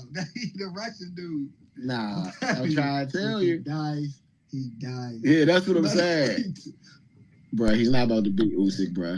No, that's what I'm saying. Usyk about to beat him. Yeah. Like the Russian dude. No, but he like the Russian dude because he big like the Russian dude. I know. Watch when they stash face to face. Oh, so the other dude bigger than Usyk? Yeah. And that's what I'm saying. It don't matter. That's why people thinking like that. Still the same concept. Usyk, 24-0, 15 KOs, 2-time gold medal Olympian from Kyiv, Ukraine. You hear me? You hear me? 2-time Olympic gold medalist. Oh, yeah, it's over. That's crazy. 2 weight class undisputed champion. You hear me? It ain't looking too good. Yeah, like Usyk is that guy when you talk about that. The reason Usyk only got like 20-something fights is because he's a 2-time Olympic gold medalist. He went to the Olympics for 8 years winning gold medals. So you think about that, you know, versus... They don't count those wins? Nah, those are not count. That's his professional record. The Olympic don't count as his professional. Did he ever lose in the Olympics? I'm not sure. That's a good question. I know he won gold in both games, like the real games. Nah, he ain't lose them giants. He won for cruiserweight, then he won for heavyweight, I believe, if I'm not mistaken. And then he went into then he became a cruiserweight, a professional cruiserweight, became undisputed at cruiserweight, then went to heavyweight and became undisputed at heavyweight. He still ain't lost. You know, so that's what I'm saying. Usyk the truth, man. Usyk the truth. You gotta think about that. He been winning since like early 2000, golds and belts. Now Rico, he kind of got a weird style, and that's not a style that Usyk is going to be used to ever facing. He got a lot of feints, a lot of head movements, really big guy. You see how much bigger he is compared to Usyk? You know what I'm saying? Now, Usyk has got a little steady, okay, Rico does land a good right hook to the body. Rico is fighting out of an orthodox stance, and of course, Usyk is fighting southpaw. Now, this is the thing. Rico is fighting small. He's bigger than even that, but he's fighting small. And he's using a lot of head feints, and he's trying to rush in, and that's not going to work. That's not going to work. He do look comfortable, yeah. Yeah, but he's a kickboxer. He can take a hit. Now, the thing about it is, could he take the punch placement of a Usyk? That's the thing. See, kickboxers, remember I told you early, they got that spunk, they got that fight for it to be a 12-round fight. If he get anywhere near the 8th or 9th round, he gonna be tired, gassed. You see our style. Oh, headbutt. It was a headbutt. Look, Usyk, now he holding on. Boom, ref breaks. And now look, that's go ahead. Foul. That guy. He looked bigger than the Tyson Fury almost, and I know he's not right, but yeah, size wise he is. Nah, he ain't bigger than Fury. Weight wise, Fury. Let me say this. Weight wise, Fury no, but he has more muscle, more mass than Fury. Is what I'm saying. Nah, that's what I'm saying. Fury mass-wise is still bigger, but he got more muscle. So this is a big dude with that type of muscle, which is a lot different than a big dude that's kind of flabby. You know what I'm saying? Like, yeah. Oh, he lands a really Rico lands a really good overhand right. Best punch of this round. Usyk took it well. I think Usyk is kind of sizing him up a little bit. Usyk is a fighter anyway. Yeah, Usyk is a boxer. So Usyk is trying to get, what he's trying to do is figure out his style, especially in his first round. Usyk's throwing a lot of feints. Say this not going to be an easy fight for Usyk. If three-punch combination for this pace and keeps his head moving and this not going to be an easy fight for Usyk. If the guy can keep this pace. Yeah. If Rico can keep this pace. Yeah, I mean, this first round was a BS round. I don't even know who to score it for. But I'm gonna give it to Usyk because he's the champion. But I don't really feel like either person really did anything, and it's not really a 10-10 round, So like, I'm gonna give Usyk the edge for that jump. It don't look like they look like a Tyson. This look like Conor McGregor, and what's the name? It don't look like nobody really so far. I mean, yeah, that's what I'm telling you. It's going to look a lot like Conor McGregor, Floyd. I'm pretty sure Rico is going to have a moment or two in this fight where you feel like he did good. Like right here, that right hand. I mean, you know what I'm saying? He landed a really good punch. Look, boom. He's trying to land that to the body. He does land it to the body.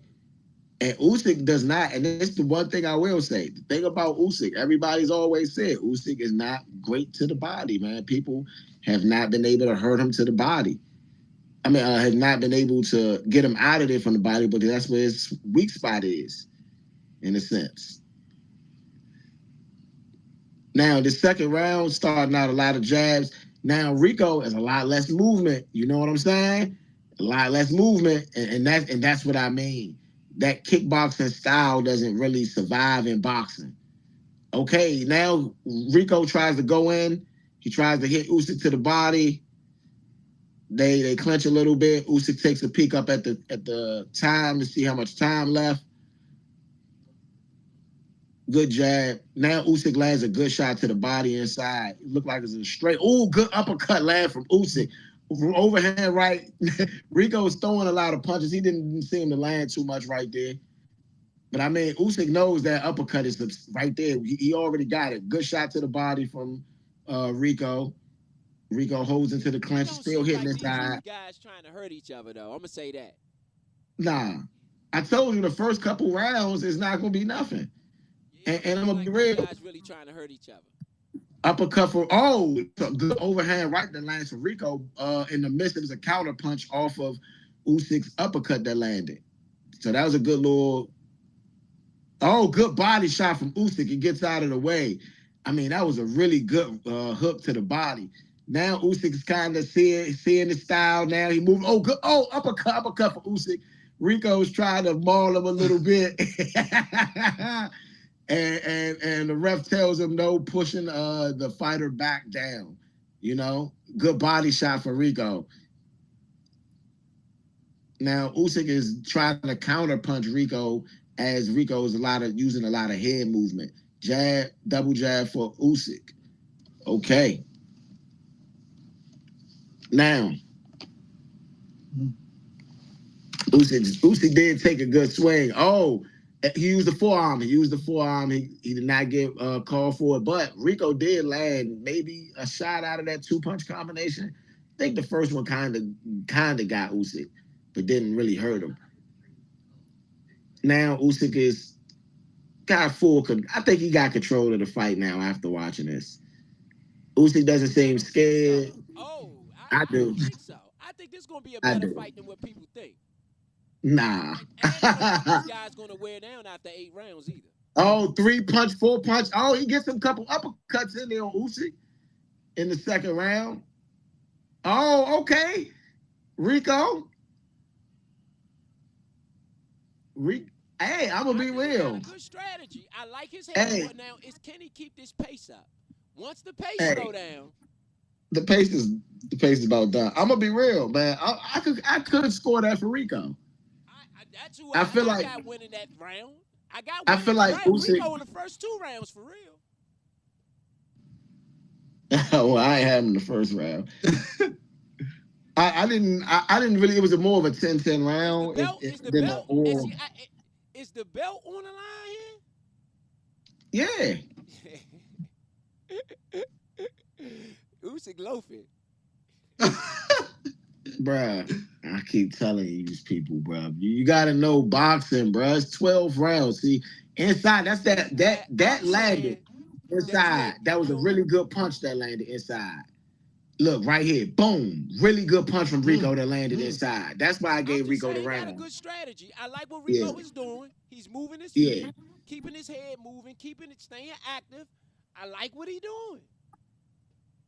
It's a 12-round fight, bro.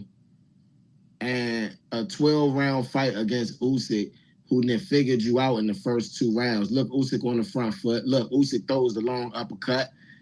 Rico's trying to get in with the jab. And I mean, Rico's doing a really good job of jabbing to the body. Oh, that's a good overhand right. It was really awkward right there. Forearm and a push warning for Rico. It was a low blow for Rico. Usyk shakes it off, said, let's go. 2:25 left in the 3rd round. They gave Rico the first 2 rounds as well, bro. You ain't the only one. You ain't the only one that feel that way. Overhand right. Oh, uppercut lands. The fans don't feel like Rico won the first 2 rounds too. I don't feel like he won the first round. I just feel like he won the first round. Huh? You do? Yeah. Yeah. All right. I mean, I can respect it. I just ain't seen no clean punches land from Rico in the first round. I seen a couple land from Usyk. I like it because Rico is not fighting dirty. Rico clapping hands. He doing everything boxing wise. His etiquette is real good too. Yeah. You know. Uppercut land for Usyk. But right hand lands for Rico. Rico got some potential. I think he got some potential in boxing if he sticks to it. Body shot lands for Rico. Uppercut lands for Usyk. Jab lands for Usyk, and Rico tried to get it back, but right hand lands for Rico. Good right hand that lands for Rico. Okay. Yeah, I think he got some potential. Jab lands for Rico. I think he got a potential. He got some potential here. Bro, he's gonna get stopped late. That's too much movement. I'm just trying to tell y'all. You might, and I'm not Jab saying you lands for wrong. I'm Usyk. not saying you wrong. I know how Right Vegas hand does it. lands. I know how Vegas does it. It's a plus 600 on here. Jab. So but I don't know. That's a big payday for somebody. And I would be mad I ain't tried. Right hand lands for Rico.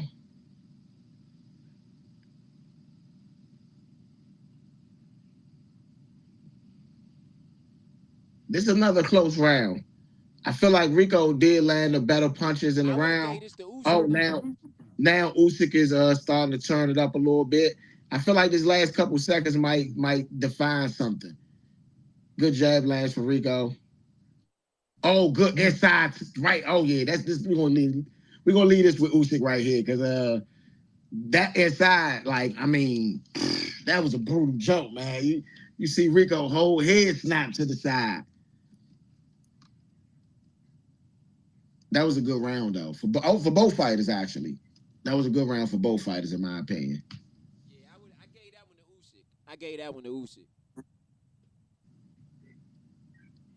Because early in the round, I think he did enough early in the round, and late in the round, Rico didn't do enough to combat what the lead that I feel that Usyk had. But Rico is fighting a really good fight. Like, to be honest, he's so far, but I know how Vegas do. Once that threshold after 5 rounds hit and they win their money, let's figure out, what happens after that. Absolutely. Everybody thinking that he gonna knock him out early and all that. Nope. It was plus 135 for it to be over 5.5. That was the best bet on the board for this fight, in my opinion. Because I don't think Rico's going to win. I think Rico been landing some good shots though.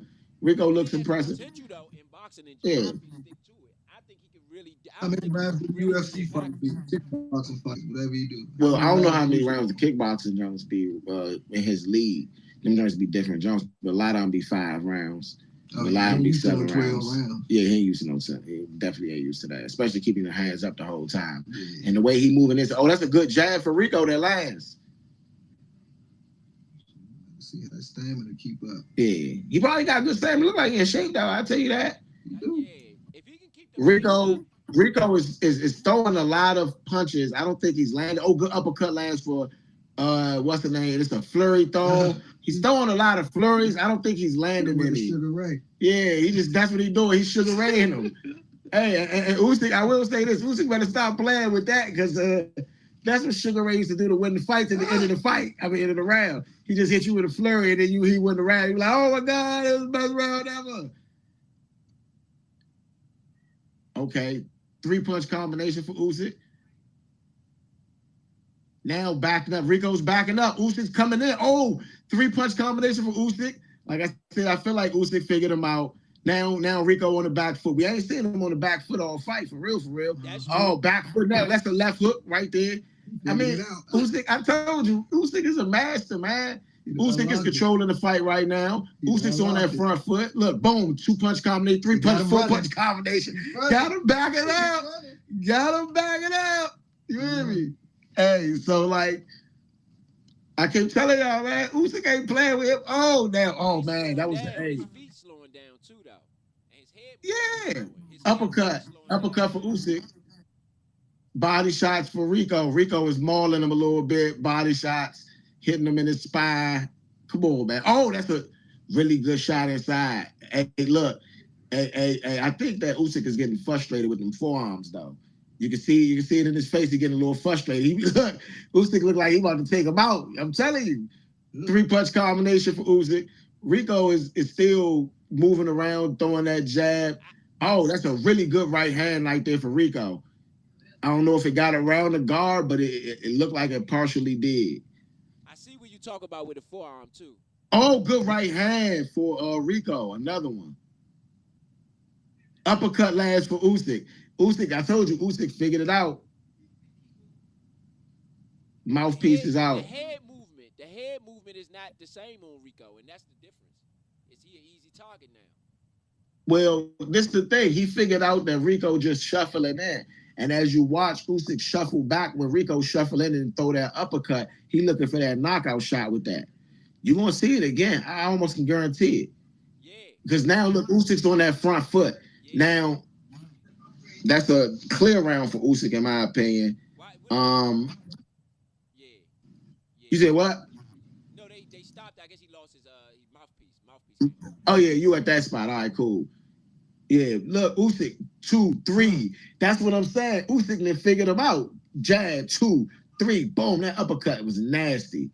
That uppercut was nasty. And then you see him right there, straight right hand, boom, landed through the I guard. gave that That's round. punch place I gave that round to Usyk. straight. I thought that in the beginning of Uppercut. the That's what I was round, talking about right there. in the You want to beginning see of the that again. round, I thought that Rico Look, had it. knock his I thought out. Rico had it with his flurries in the beginning of the round, but I think that Usyk really took it from mid to late round. It was really Usyk's round. Yeah. Usyk kind of dominated that round, and we seeing the Yeah. tide turn. I think that Rico's head movement has changed. So I think that's a big difference. That the fact that he's not moving his head as much, his body's not moving as much. He needs that movement. That's why I said from the beginning, as long as he can keep this pace up, he good. He needs I that kept movement. telling you he wasn't gonna keep the pace up because it's a different design for kickboxing and for you know what I'm saying. Now kickboxing is a lot closer to boxing. You know, the only difference is with him is that because no grappling. It's not like grappling and stuff like that. You know what I'm saying? So like because there's no grappling for real, like you really can't do but so much. And Usyk just using the jab, popping the jab out there.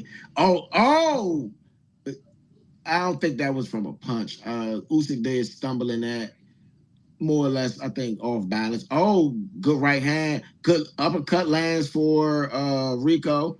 Rico's muscling him back, pushing him back. That's the first round they gave Usyk. They felt like Usyk lost the first 3 rounds. Oh, Jab. Uh, that's what the unofficial scorecard is on the zone.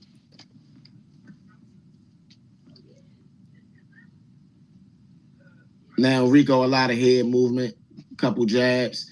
150 left in his 5th round. Couple jabs. Nothing serious. This is like they look like both of them taking a rest on this one. And I mean, I think Rico made a land in one of those jabs because it was just popping the jab out there, and that could have counted. I ain't gonna hold you. You see Usyk a lot more on his front foot in this round though. Even in the rest round, you see Usyk kind of look like Rico landed a punch.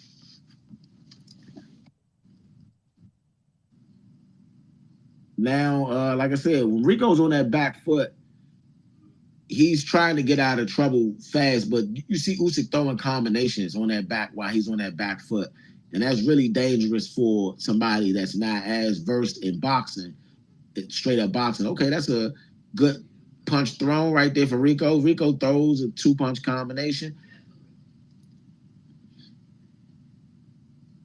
Body shot from Rico, good body shot.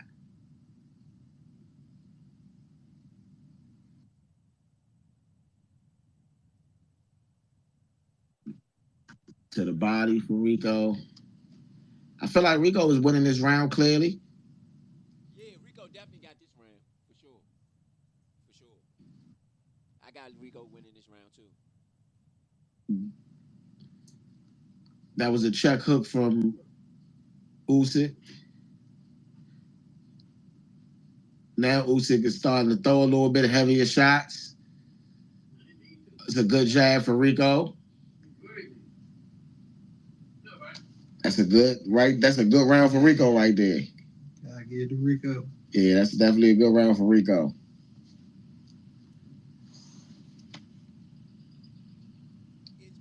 A lot Is of Usyk gonna be able to hold up? Is the question. I'm messing with you. I mean, but nah. I mean, honestly, stamina. If this guy Yeah, keeps a high pace, he's forcing Usyk to go at a higher pace.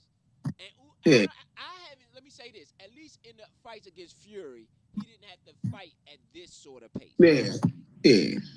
No, Usyk can go pace for pace. That's not his problem, especially footwork stuff like that. I feel like Rico's doing a really good job of moving, and I don't feel like he's gonna be able to keep it up the whole fight. I feel like once the fight slow down, like I've been saying, late stoppage the whole time. I feel like once the fight slow down, you're gonna get into a space where now you got a box. You can't just jump around or whatever the case may be. And then this is a great strategy for somebody to fight a Usyk versus, especially with if you got length and you can throw your jabs, you can throw those jabs to the body at a good space. I think this is a really good strategy, but I don't know if it's sustainable throughout 12 rounds. And another thing is, if it get late, even if you're still able to move around like that, you still ain't gonna have that same speed of moving around. And even if you can, are you still gonna be able to think as fast as you was? You know what I mean? It's a lot that go into it. So uppercut last for Usyk, and it looked like Rico was trying to throw a body shot. It was being smothered from Usyk. Rico does seem to land a jab. Usyk lands the jab. Through 5 rounds, jabs landed Usyk 5, Rico 4. Power punches landed Usyk 38, Rico 34. Like, that's what I'm saying. Like, it looked good, but it ain't. That's how I look at it. It looked good, but punch placement matters. Punch placement definitely matters.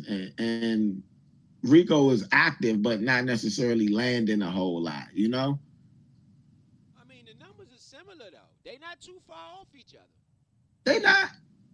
They not at all. Yeah, the numbers are similar. Yeah. And that's why you're going to have to go by rounds. And right now, I would say with Rico landing significantly, I feel like, he did win a couple of these rounds. And I feel like if you look at Usyk's, oh, that's a good jab for Rico. Hey, I'm gonna be real. Rico got a very fast jab. I mean, that jab is lightning fast. I'm not gonna hold you. If he was smart, he would have kind of stayed steady. And Rico goes for, Yeah, yeah, yeah. He got a real fast jab, man. That's impressive. yeah. I saw that shot that you talk about. That was a good shot. Yeah, yeah. Super fast. Oh, I mean, I feel like the good thing about Rico is even though he fights orthodox, he hasn't stayed in the orthodox stance. Oh, that's a good right hand for Rico. That's true. Like he's mixing all types of styles. Yeah, He do anything. yeah, He throwing it together. yeah. It's working though. It's Keep working. him guessing. Staying low, keeping that chin tucked. Yeah. Trying to get hit on that button. Yeah, This round might go to Rico too. I give it to Rico. I give it to him. I give it to him. Usyk getting in dangerous territory at this point. Bruh, I've been telling you this the whole time. Rico is good. He's doing great. He went 2 more rounds. He could just run for the rest of the fight. It's gonna be over with. Nah, because then he gonna end up in a 10-8 round like that at least once or twice if you just run the rest of the fight. You gotta still be active. Usyk gonna have to step up. Usyk gonna have to get his stuff together. This getting dangerous now. It is. Yeah, it's getting dangerous now. But again, can Rico keep the pace? Because the pace means everything. And I think the pace is throwing. That's the one thing I don't think Usyk was ready for. For him to be boxing at a faster pace. I don't think Usyk was ready for that. Yeah, I think he's doing a great job with pace. I think that when you break it down, you see how effective his movement has been. I think that that's very important. Now, are the judges going to look at that and say that's not ring generalship? But it I don't actually know. is. And that'd be wrong if they said it wasn't. Because it actually is. It's just different ring generalship. Yeah, it's different. It's a different style for sure. But I honestly, a guy, no foul, that's that size, that can move, that can fight at that pace is rare. Yeah. It's rare. Yeah, they got Rico up 4 rounds to 1, See, 5 rounds to 1. that's why I say Usyk is moving in a dangerous territory at this point. Yeah, I'm starting to be messed up. I ain't put that 650 down. yeah. I'm starting to be a little nervous now. Inside.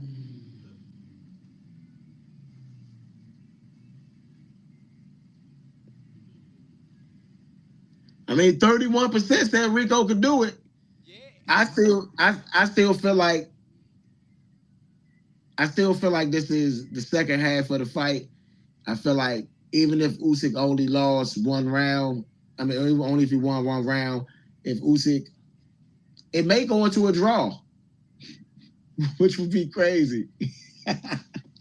But let's say if it do end up in a draw, nobody wins. Usyk is in trouble. Usyk might not survive. I don't think so. I think Usyk is winning this round definitively. Yeah, I mean, now realize he in trouble and he's fighting a little bit. I think Usyk was. Oh, that's a good right hand that lands through the guard for Rico. His belt. He got that desperation look on him now. Oh, that's a good left hand for Rico. Rico is landing real good. I mean, he's landing it officially.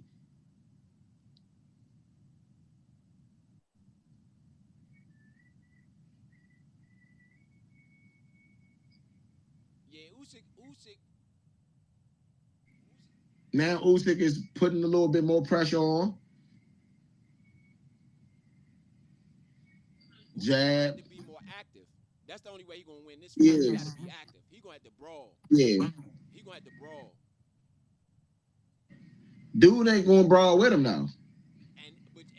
But you can make him brawl a little bit by your activity. You can get enough to make him have to fight you. You might have to take a punch. That's true. He's going to have to take a punch. He got to take one on the chin. This was a great strategy, though. This was a great strategy. Yeah. I'm not gonna lie. You can see a bit of frustration on Usyk's face. I still probably give Usyk that round. That's a close round, though. Some people probably give it to Rico. What you think? Give it to Rico, man. Nah, I'm gonna give that one to Usyk. Usyk won that round to me. Yeah, I feel like Usyk kind of dominated early in that round. Yeah, I think he won that round. Usyk need to do something with himself. Another headbutt, though. You're gonna have to start now. And I'm gonna say this: if his belt is on the line now, these forearms are headbutts. Yeah, that's true. Yeah, that's true too. Yeah. Yeah. He called none of them. Yo, no, he called one gentleman. He took a point from him. Yeah. He took a point. I said he did the one warning. Yeah, I mean, but and that's another thing. If a point, like 4 different times. If a point if my belt is on the line, you better treat him like a whole boxer. Yeah, if a point gets taken from him, though, what I'm saying is that'll be not catastrophic because he up some points. But if points start to get taken from him, then that's a whole different scenario. That's a whole different scenario. That's what they should be doing. Now Rico's on. Now Usyk's on the front foot.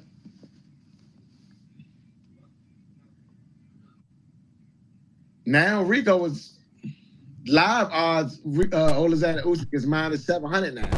D, I should have bet it. Left hook.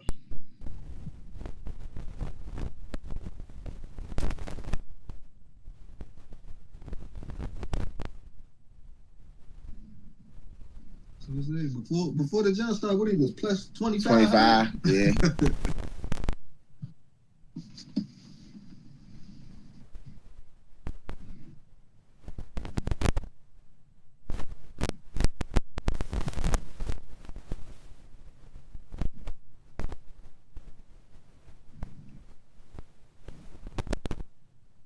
Oh, that's a really good right hand from Rico. Knock Usyk back. right, left hand. Rico's throwing him, man, landing some heavy shots.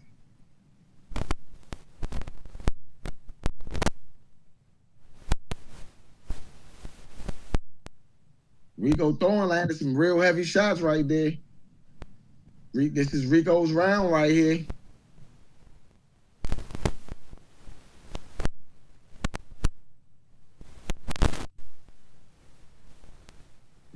They gonna call this a cherry pick gone wrong. That's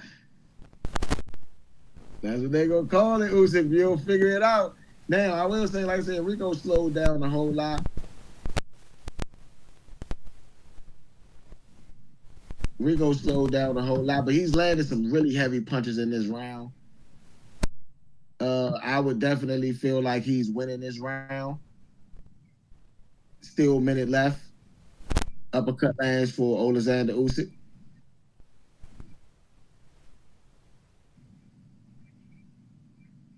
Rico's moving back.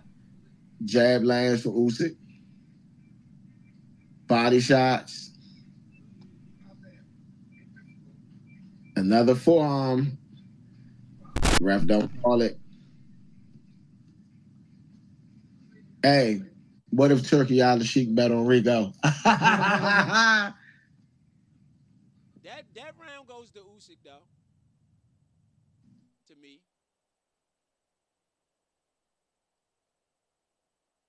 That round goes to Usyk to me.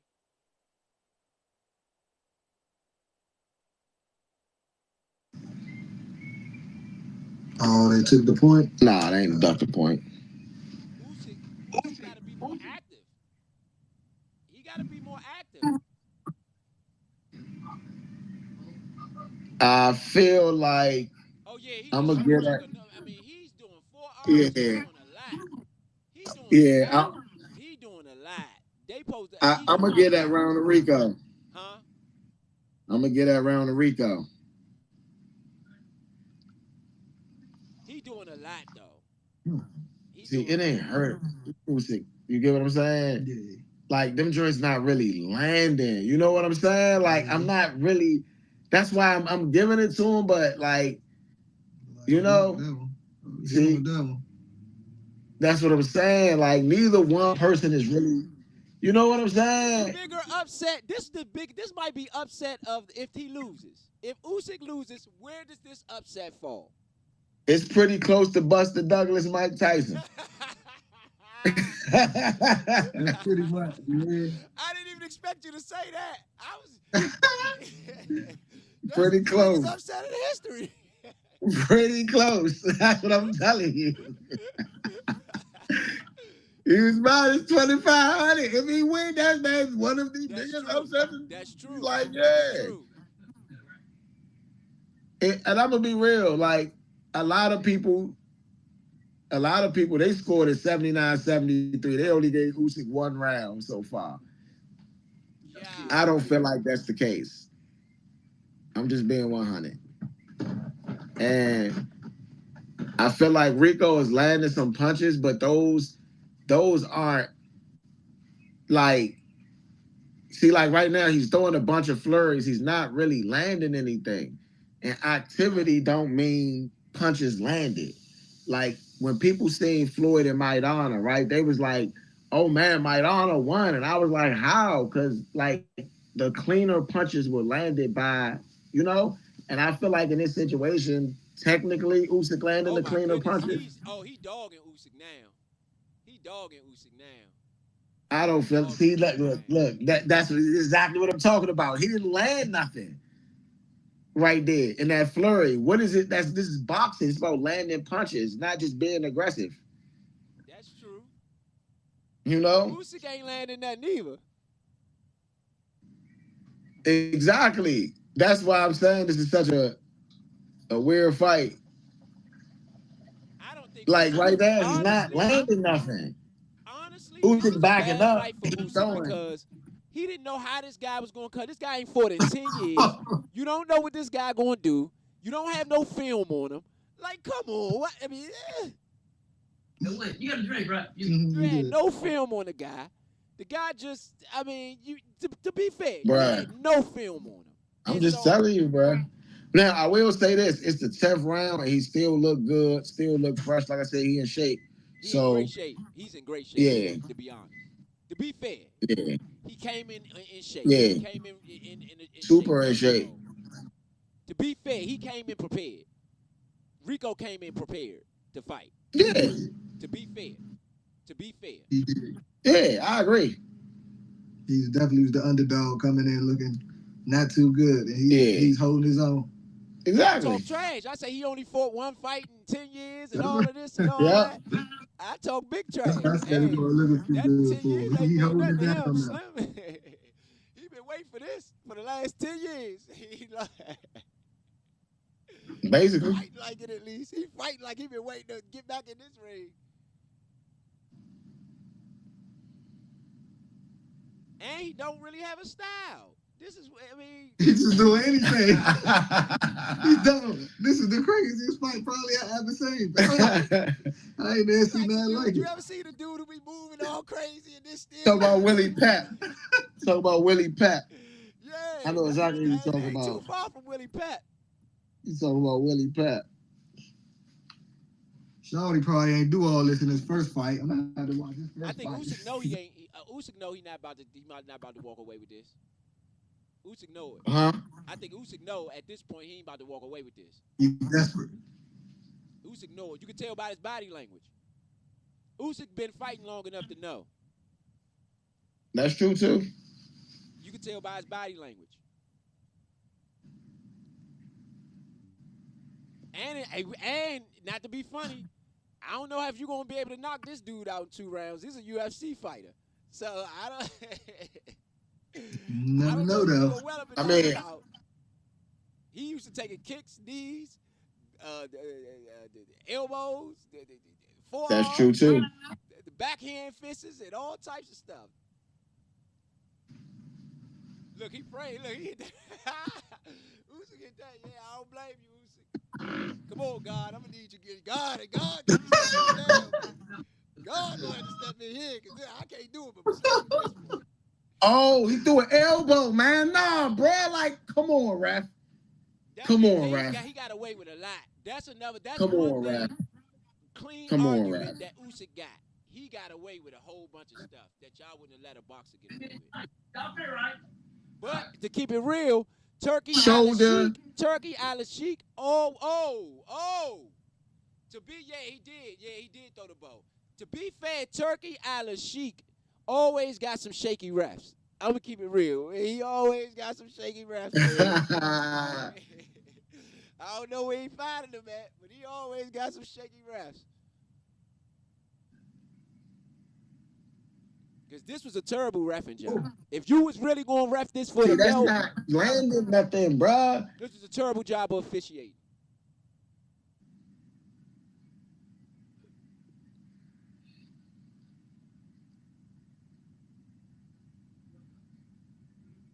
But I commend Usyk, though. I commend Usyk. He ain't been complaining or none of that. The only time he complained is when the nigga threw like the elbow, Right, obviously. Right. You know what I'm saying? He's taking the shit like a champ.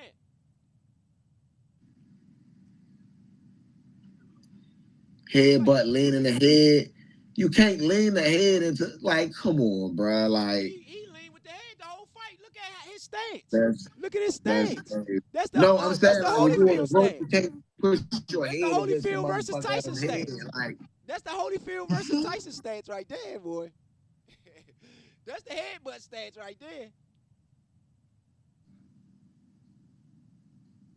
That's the headbutt stance right there. He knew what he was doing.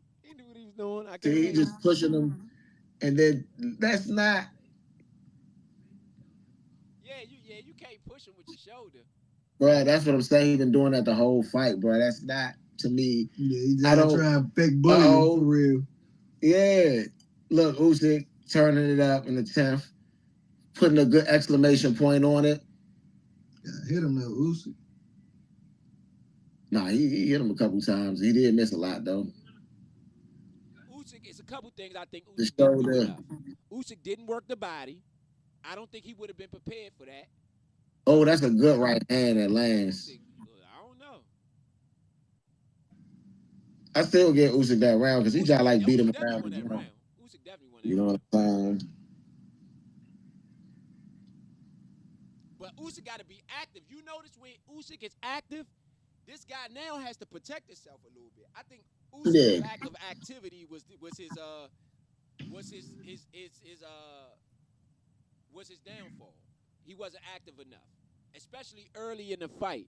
You want to be active early in the fight because you don't want to let this guy, as a non-boxer, get into his flow as to how he's going to fight you. You don't ever want him to be comfortable. You want to keep him uncomfortable the whole fight. You start early, get a good lead, knock him off his block, make him fight early, and roll with it. But you never let him get comfortable. And I think Usyk let him get comfortable early. That was a devastating mistake. I mean, I don't know. I still feel like from what I said last round, if Usyk turn it on his next 2 rounds, he probably get him out of there.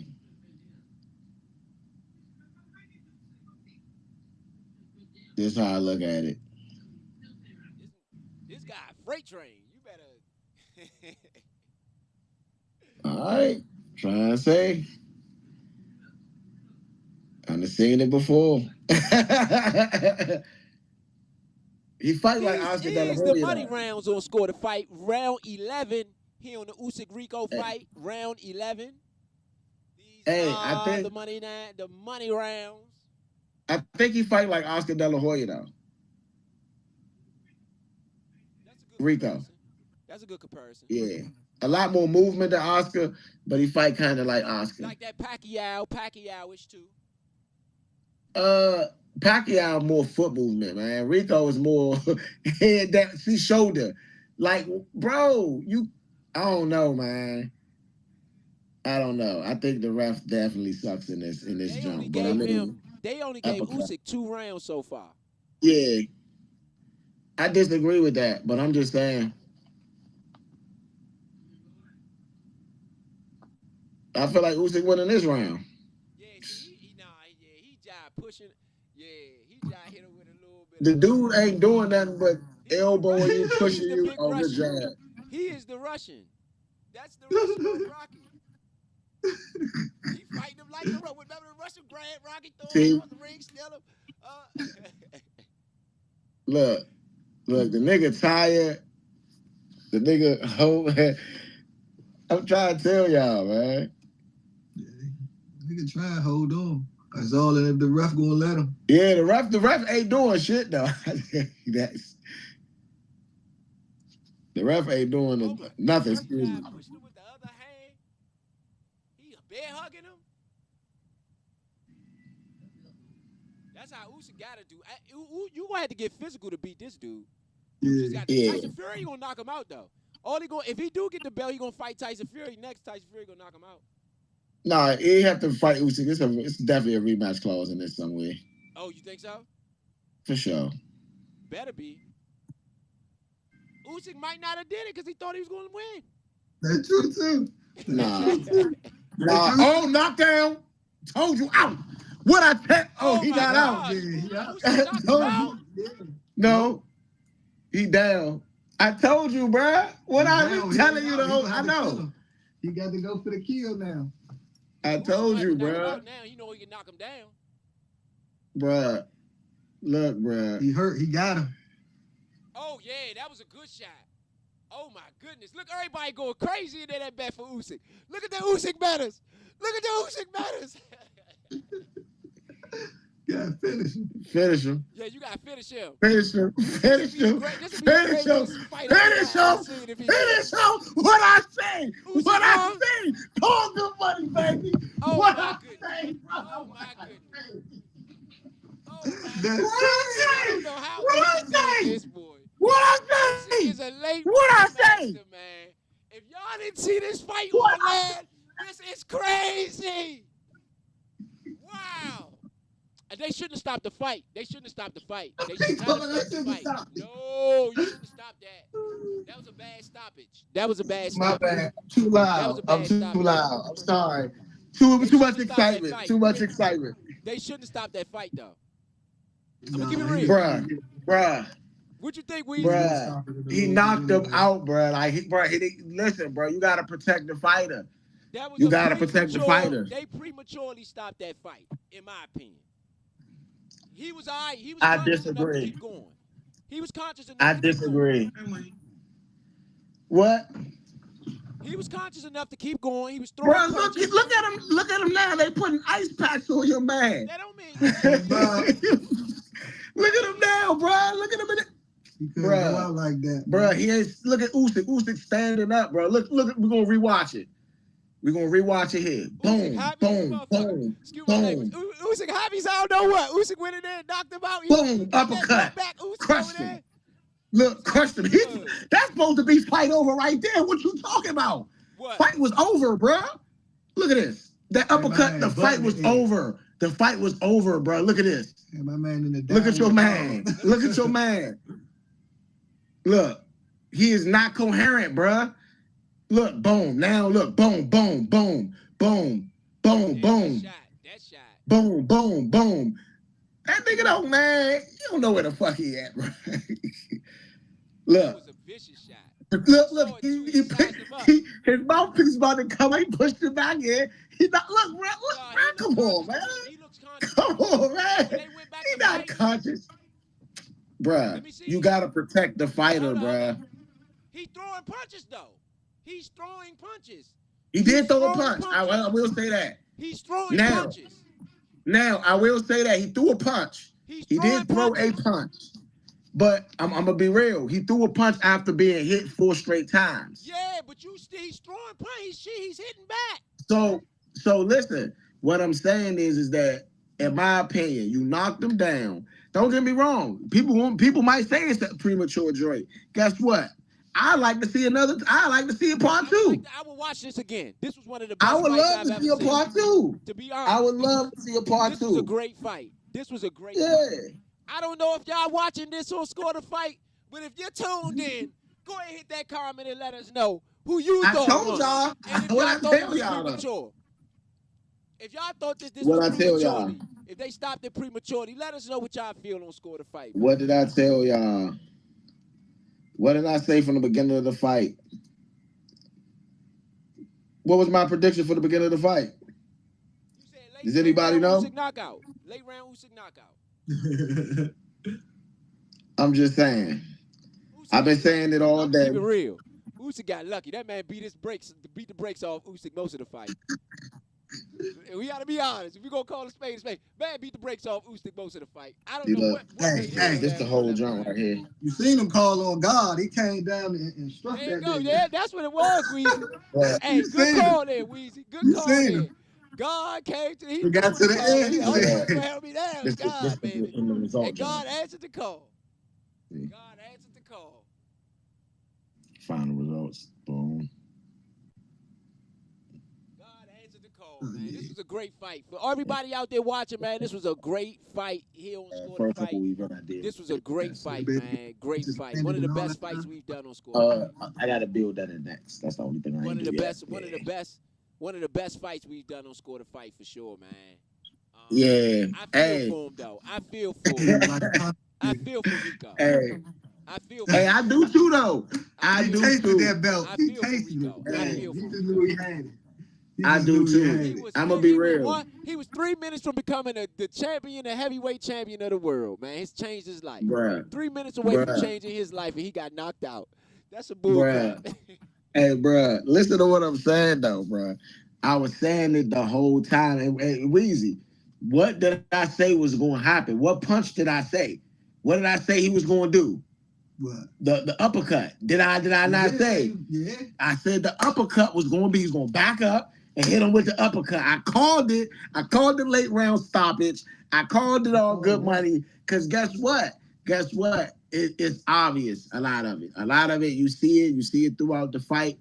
Hopefully y'all enjoyed this event with us, man, because this was a lit event. I'm not gonna hold you. 3 knockouts in one night is pretty cool. You know, I don't care what you say. Yeah. You know what I'm saying? Yeah. 2 second round knockouts. So that's a Mike Tyson level fight type knockout joint. You know what I'm saying? One joint out cold. We got another joint where it was a knockout. Then we got another joint where it was a stoppage, a TKO type of situation.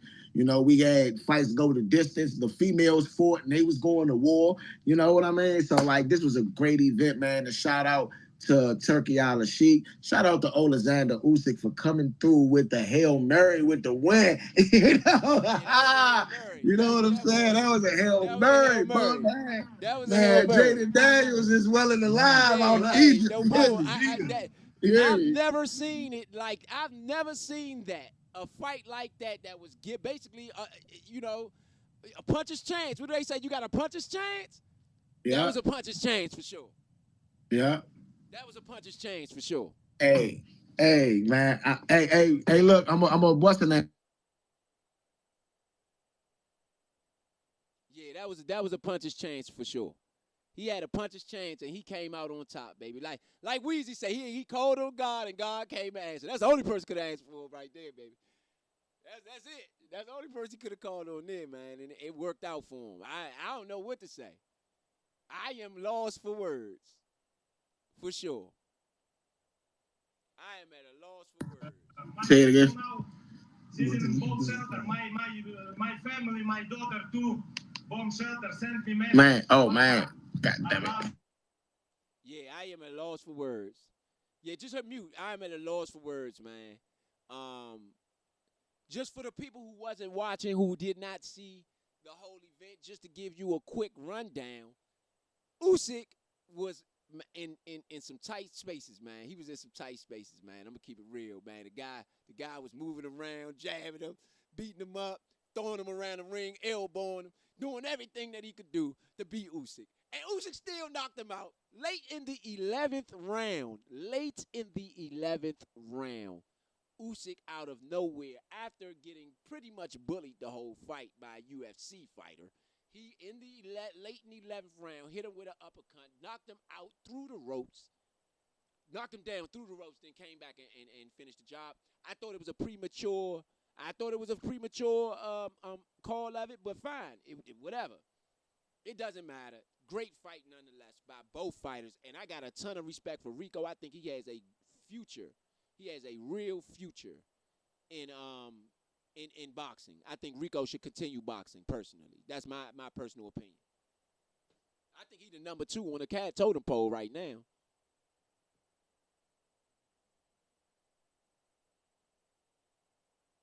Straight up. So I definitely think. Hey, so Usyk, right? When they asked him, did he he need to knock him out? Oh, hold on. There's a challenge being possessed. Hold on, give me a second. Who's the we already know that's Joshua. Anthony Joshua sitting on the sideline, won his rematch.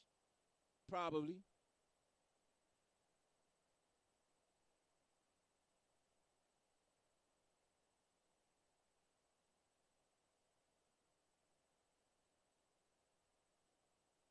Here we go. And this is why Clarissa Shields should have never said nothing to Alicia Bob God after the fight. Because this is what happens after the fight.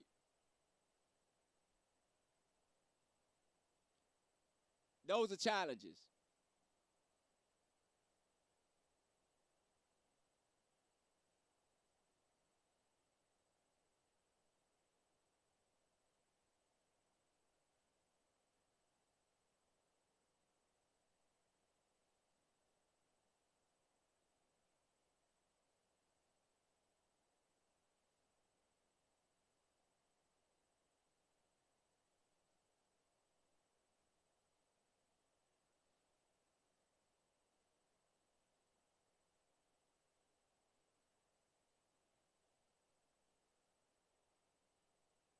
So what was the challenge? What we got on the challenge? I was already super thankful for the So right now, right? Caballero was next in line. Caballero was next in line to fight Usyk. And so Caballero, so Caballero is basically is the next challenger. But because Rico did so good, Turkey Al-Sheikh, like he need to run that one back. Yeah, he do. He do though. He do. So I love now Turkey Al-Sheikh for stepping in and saying that. I respect a lot. I so respect him a ton. He understands the sport. so now basically Usyk, you got 2 more fights. That's basically what Turkey Al-Sheikh was alluding to. It's like I said, it's not. You know, It's up to the. You got to fight him again. If you got to fight him again though. If you Usyk, you have to fight him again because a lot of people going to say that you got crushed in that fight. Yes, you won, but you got crushed. You won, but you won. He also feels. They also feel the corner said that it was a stoppage with 5 seconds left. He said he would have loved to go out on the shield, meaning make him knock me out, basically make him end me type. It was 5 seconds left in the round at that was one of the issues. So that they're still talking. Let's see if we got some more commentary.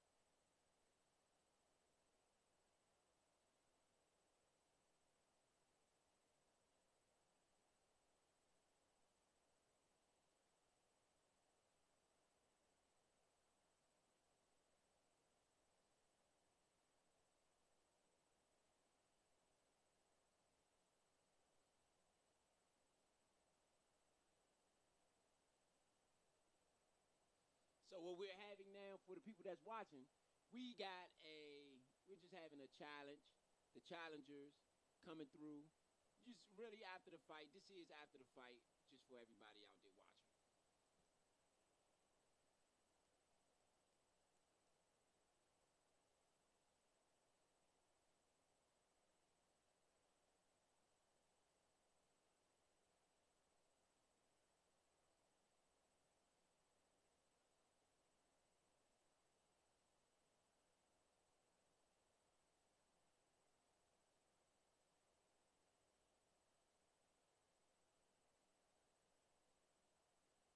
All right, we're back.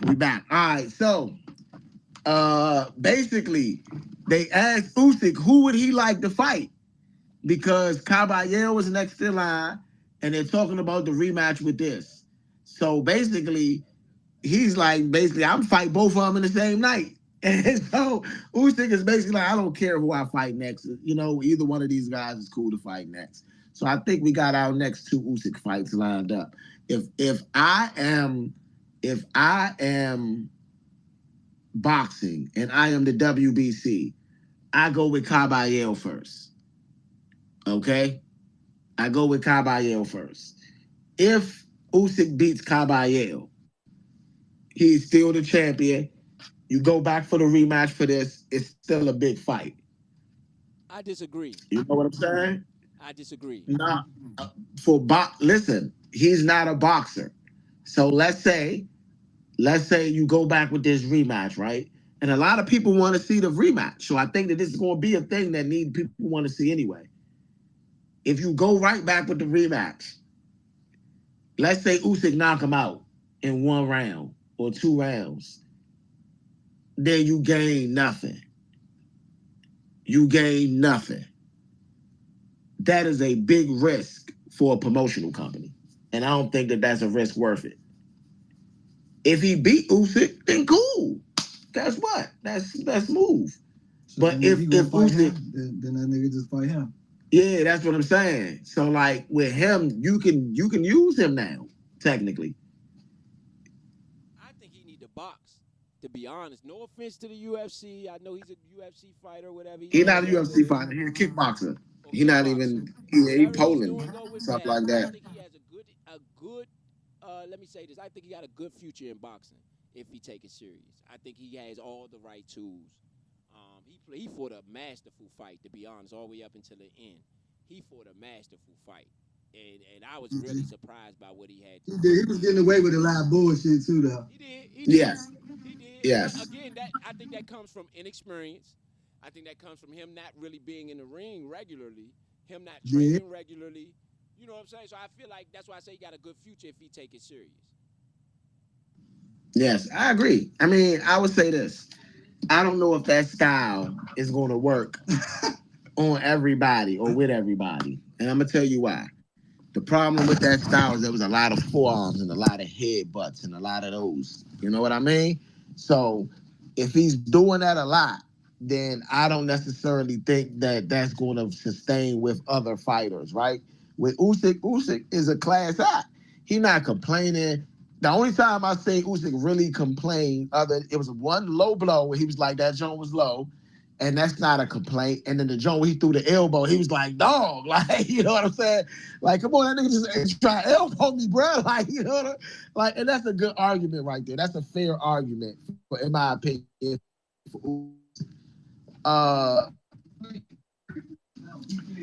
Yeah, so if he could get rid of some of those forearms, he could start kind of tackling it a little bit, and he refine that style a little bit. I think he might be able to do something with it if he refine that style. Because, like you were saying, it's like Willie Pep, but it was like to me a mixture, a little bit of Oscar De La Hoya, a little bit of Willie Pep, and it was kind of impressive to see a guy that size do that type of stuff. You know what I mean? Like, no homo. Like, if guy's 6'6", and he moving around and he using his legs and using the jab was real good. He was crushing Usyk with the jab. I'm not gonna hold you. And that was just snappy. Yeah. But this was the thing. He got a button. And no matter what he hit Usyk with, Usyk didn't go down. Usyk only stumbled a little bit, but it was never like hitting me so hard where I stumble and I think I'm going to fall. Yeah. It's like hit me so hard I get knocked off balance, which is the difference. Usyk hit him with that uppercut and he was damn near out. He was damn near out. You know what I'm saying? And it's the punch placement, I think, more than the power. He knew when to throw the punch, how to throw the punch, where to throw the punch, and how to land the punch. You know what I'm saying? It's that punch placement that Usyk had. Now, I'm going to be 100. This was a fight that a lot of people going to say they ended it too early. That's what's going to be the argument here. They ended it too early. I don't feel like they ended it too early. I do. I'm going to tell you why. That's what the ref got to do. Whatever. I'm going to tell you why. There's several factors. One, the ref has to protect the fighter if the corner is not going to.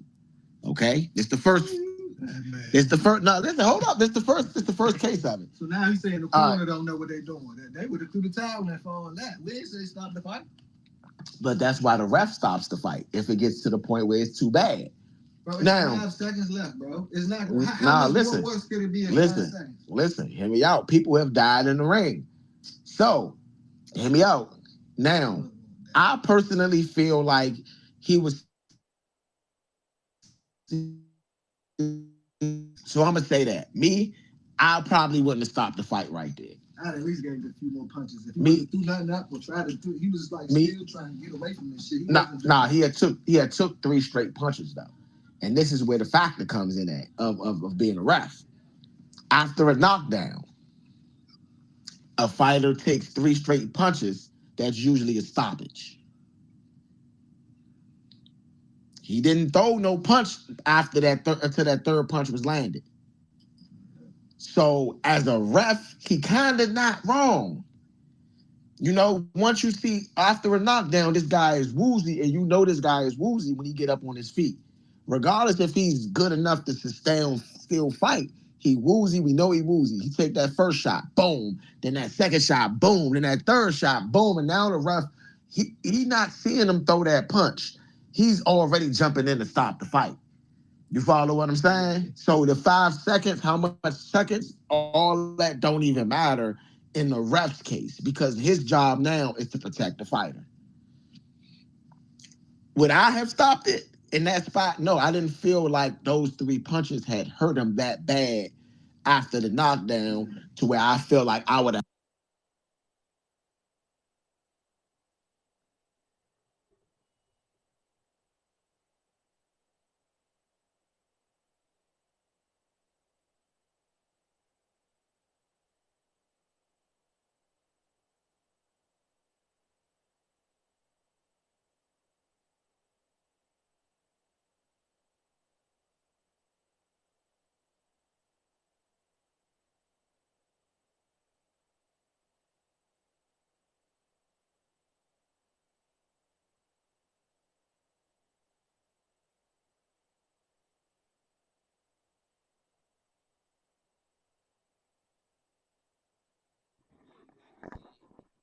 It was a lot going on today. You know, with the Usyk fight. Again, I'm just gonna give a quick review. I'm gonna try to get point up. I'm gonna try to get point back up. But again, Usyk, it was major fights today. But in the Usyk fight, Usyk really had he really had a tough way with this guy, man. Even though this guy was a UFC fighter, I know that's what a lot of people say, but he really had a tough way with this guy. But the guy, I expected a nigga coming in and fight one way. This nigga was fighting like 5, 10 different ways and definitely shit. had. Hey, I'm gonna be 100% real. I'm gonna be 100% real. If you see, remember 10th round, I was saying look. Remember, I kept saying he's going out, bro. I kept saying like the end of the job, like he getting weaker and weaker, bro, every single time. You know, he was waning, man. He was waning. He was trying to run for the last little remainder because he knew he was up, and he was a little tired. He was trying to stay away. He was trying to fight a little bit, but he wasn't. He wasn't trying to battle. Nah. He thought he was about to coast to the finish line. He said, I know he could taste it. I know he mad as shit. Oh yeah, he pissed. He could taste it. I know he was like. But bro, did you hear what I said about the ref? About you not wanting to stop it? Yeah. About you wouldn't have stopped. You ain't sure you would stop it in that moment? Yeah, no, I wouldn't. I probably wouldn't have stopped it in that moment. But the reason why he stopped it is because. So what's the reason why he didn't take a point then? Because I don't know why. I can't tell you why. That's not fair. I can't tell you why. So I'm just saying. So is that not terrible officiating? But yeah, that is. I would say I can't explain everything he does. I can only explain what I can explain from what he does. I can't, bro. I can't explain why he didn't take a point. I would have took a point with all them elbows and stuff. That's what I'm saying. Yeah. I personally would have taken a point from some of the stuff I seen him do. The elbow was something for sure I would have taken a point for. Throwing the elbow at that point in time, after I probably let you slide a couple times, I'm definitely taking a point. That forearm, I would have definitely taken a point. Headbutts. Yeah. The headbutts, one, maybe. The second one, maybe I would have, maybe not. Not saying whether I would have or wouldn't, because headbutts is really kind of, especially because his little weird ass style. You know what I'm saying? I would have tried to not penalize him. Yeah, I would have gave him a warning. Like, I'd have gave him a warning for sure. But I don't know if I would have took points for it because of that's kind of his style, and it would probably been hard for me to take points because he is doing all of this, all the Madrimov stuff. You know what I'm saying? Yeah, you probably should be doing all that shit. I mean, it's working though. Obviously, yeah, it was definitely effective. It was definitely effective. That's why I said, look, I'm gonna be real. This fight was very sloppy. He was fighting kind of weird too, though, because he just big. He just stayed up on him. He wasn't trying to take them power jumps. Trying to stay inside on him for real. Yeah. See, look, See, the ones Usyk got to stop him. Yeah, look, he's about to knock him out there. I mean, no, that is a knockout. See? He wasn't that defensive. No, but that's after a knockout. That's after a knockout. That's what I'm saying. You see how many punches he got landed after the knockout? I mean, after the knockdown. That's why I stopped. If he never knocked him down, and that happens, he probably let it go. But this is after him getting up after a knockdown. I understand. They played it in slow motion. He hit that man. Fuck. I told you, cuz that's what I'm saying. You gotta protect your fighter. Nah, real time. So did the corner call it, or did the ref call it? No, the ref. But hey, listen to Ro, listen to what Weezy said. I don't know if you can rewind that shit, but that was just crazy. No, I'm not saying that he wasn't getting. I'm not saying that he wasn't getting handed to him at that point. Well, in the damn near 10. I'm not saying he wasn't getting handed to him at that point, but I do see him throwing punches back. And so that's what I told you, bro. Weezy, I explained this to Weezy. Yeah, if you still watching, they probably showing the slow-mo joint when you on your screen. So when he getting hit, he get hit all them times. He don't throw a punch till after he get hit all them times. You can't throw a punch when you're getting hit all the time. You didn't see him throw a punch. And that's because that's after all of those hits that you did see. That's what I'm saying, son. So like, think about it. He got hit all the damn times you threw a punch. That's why the ref jumped in the way. But I'm just saying, for him to even after that to be able to throw a punch, it definitely is. It leaves a question as to whether. Let me say that. He already got to him and threw the punch. He was already in motion to stop the shit. Yeah. I can't jump in the shit and be like, right, oh, but you didn't give him a chance. That's my argument is you didn't give a chance to really see the condition of the fighter after the flurry. He did, because he hit the nigga like that. I told you, y'all, he was hitting him in that corner, crushing him. Pull it up on YouTube. I know it's probably on YouTube. You can pull it up on YouTube. Just slow it down. Nah, you can probably, I'm going to tell you, Mike can pull it up on Twitter. And you can just watch it in slow motion. Yeah. He got that nigga a lot of time. Yeah, he crushed him. I ain't going to hold you. He crushed him at that line. Hey, man, look. He was down there 10 times hitting that nigga. He wasn't. Yeah. He probably could have took a few more. I mean, he did, but like at that time, like. But that's what I'm saying, and this is what I'm saying. After a knockdown, that's the importance of it. If he took that right, you gotta think you right there live watching the shit. Yeah. You're like, damn, bro. Fuck, I gotta get off. Damn.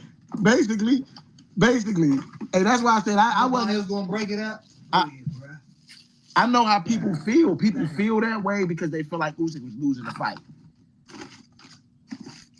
People feel like Usyk. A lot of times, bro. It ain't look like he hit him that many times. That's a legitimate reason to feel that way. No, what I'm saying is people feel like they shouldn't have stopped the fight because Usyk was winning the fight. I mean, because the other dude was winning the fight, Rico. So they feel like you're not supposed to stop it. But what I'm saying is, at that moment, right? This is the moment that's happening. It's late in the 11th round. I just got a guy that's knocked down and damn near knocked out. He get up. The other guy now jump on him and throw several punches that connect and land.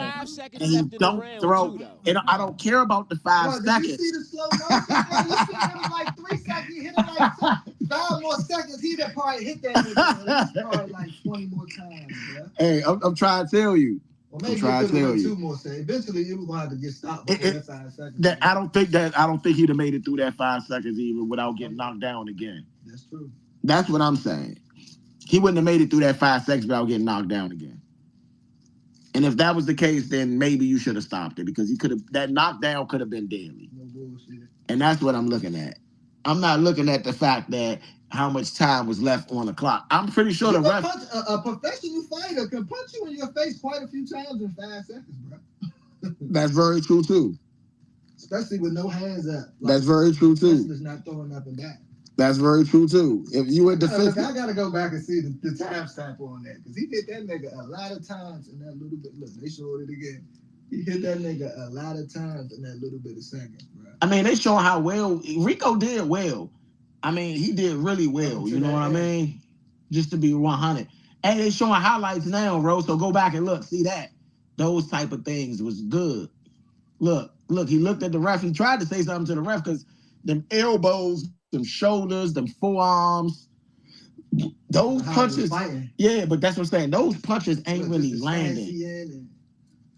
Yeah, they giving him points because he's touching them with it though. So they, But that's what I'm saying. That's a good punch right there. What Usyk did in boxing, uppercut, land, clean. Yeah. So them little, that's a good punch right there. Rico landed right, but those wasn't when they slowed it down. Those wasn't flush on his chin. Yeah. Those was like right here-ish. You know what I'm saying? So this joint, it should it don't count for more, but that's what they looking for. Yeah. That's the clean punch. This is a good punch, but it ain't really. You know what I'm saying? It ain't really locked in. I mean, Rico did excellent to me. I ain't gonna hold you. I'm really impressed. It is graph. It was right there. But I called it. I called it. I called it from the beginning. I called it when the show first came on, and I called it during the fight when people was thinking it was going. He was gonna skate off with it. Yeah. I kept saying late round stoppage. I was like, man, he looked like he about to go. And that's why I kept saying he looked like he about to go. And I knew that Usyk was going to find that one little spot. You know what I'm saying? Because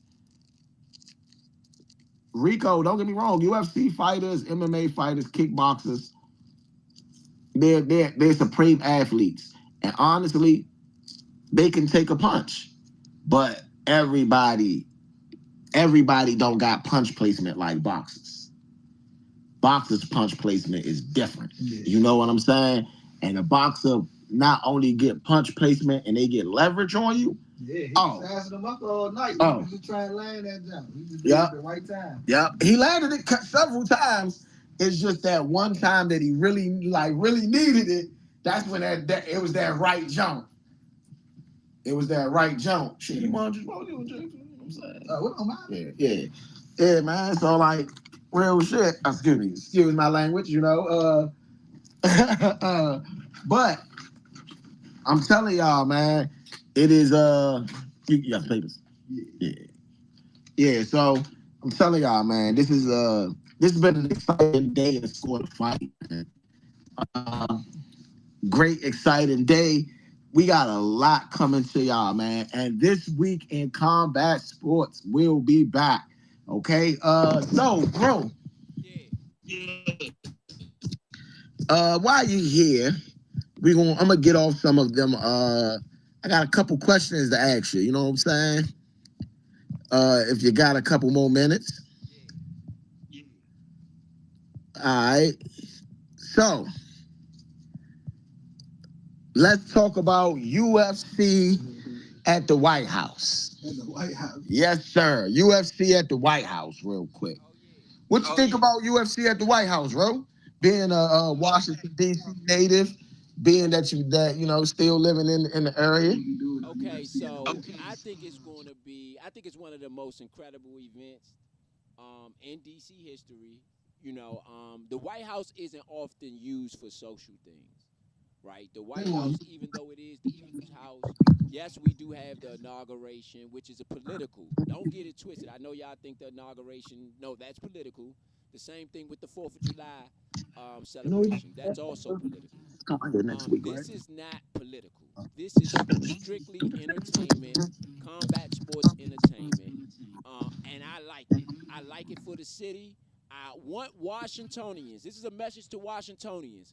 Some of this stuff happening in our city, y'all need to go down there and participate in some of it. We paying for it. DC taxpayers are paying for it one way or the other. So you need to go down there and enjoy some of the stuff that they got going on down there. And really dive into some of the stuff they got going on down there. We all need to be honest, as Washingtonians, because a lot of times we don't participate in a lot of the things that are happening in the city. So I'm super excited about it. I don't even know who's on the card. I just know that it will be. Hold on, I'm about to give you the card right now. Since we talking a little bit. So well, you know what? Let me.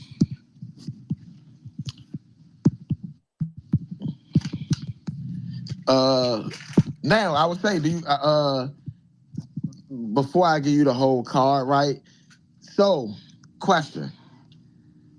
Is there John Jones ain't on the card? All right, we're gonna say that first. Is there any other fighter that you would like to be on the card before I say who's actually on the card? No.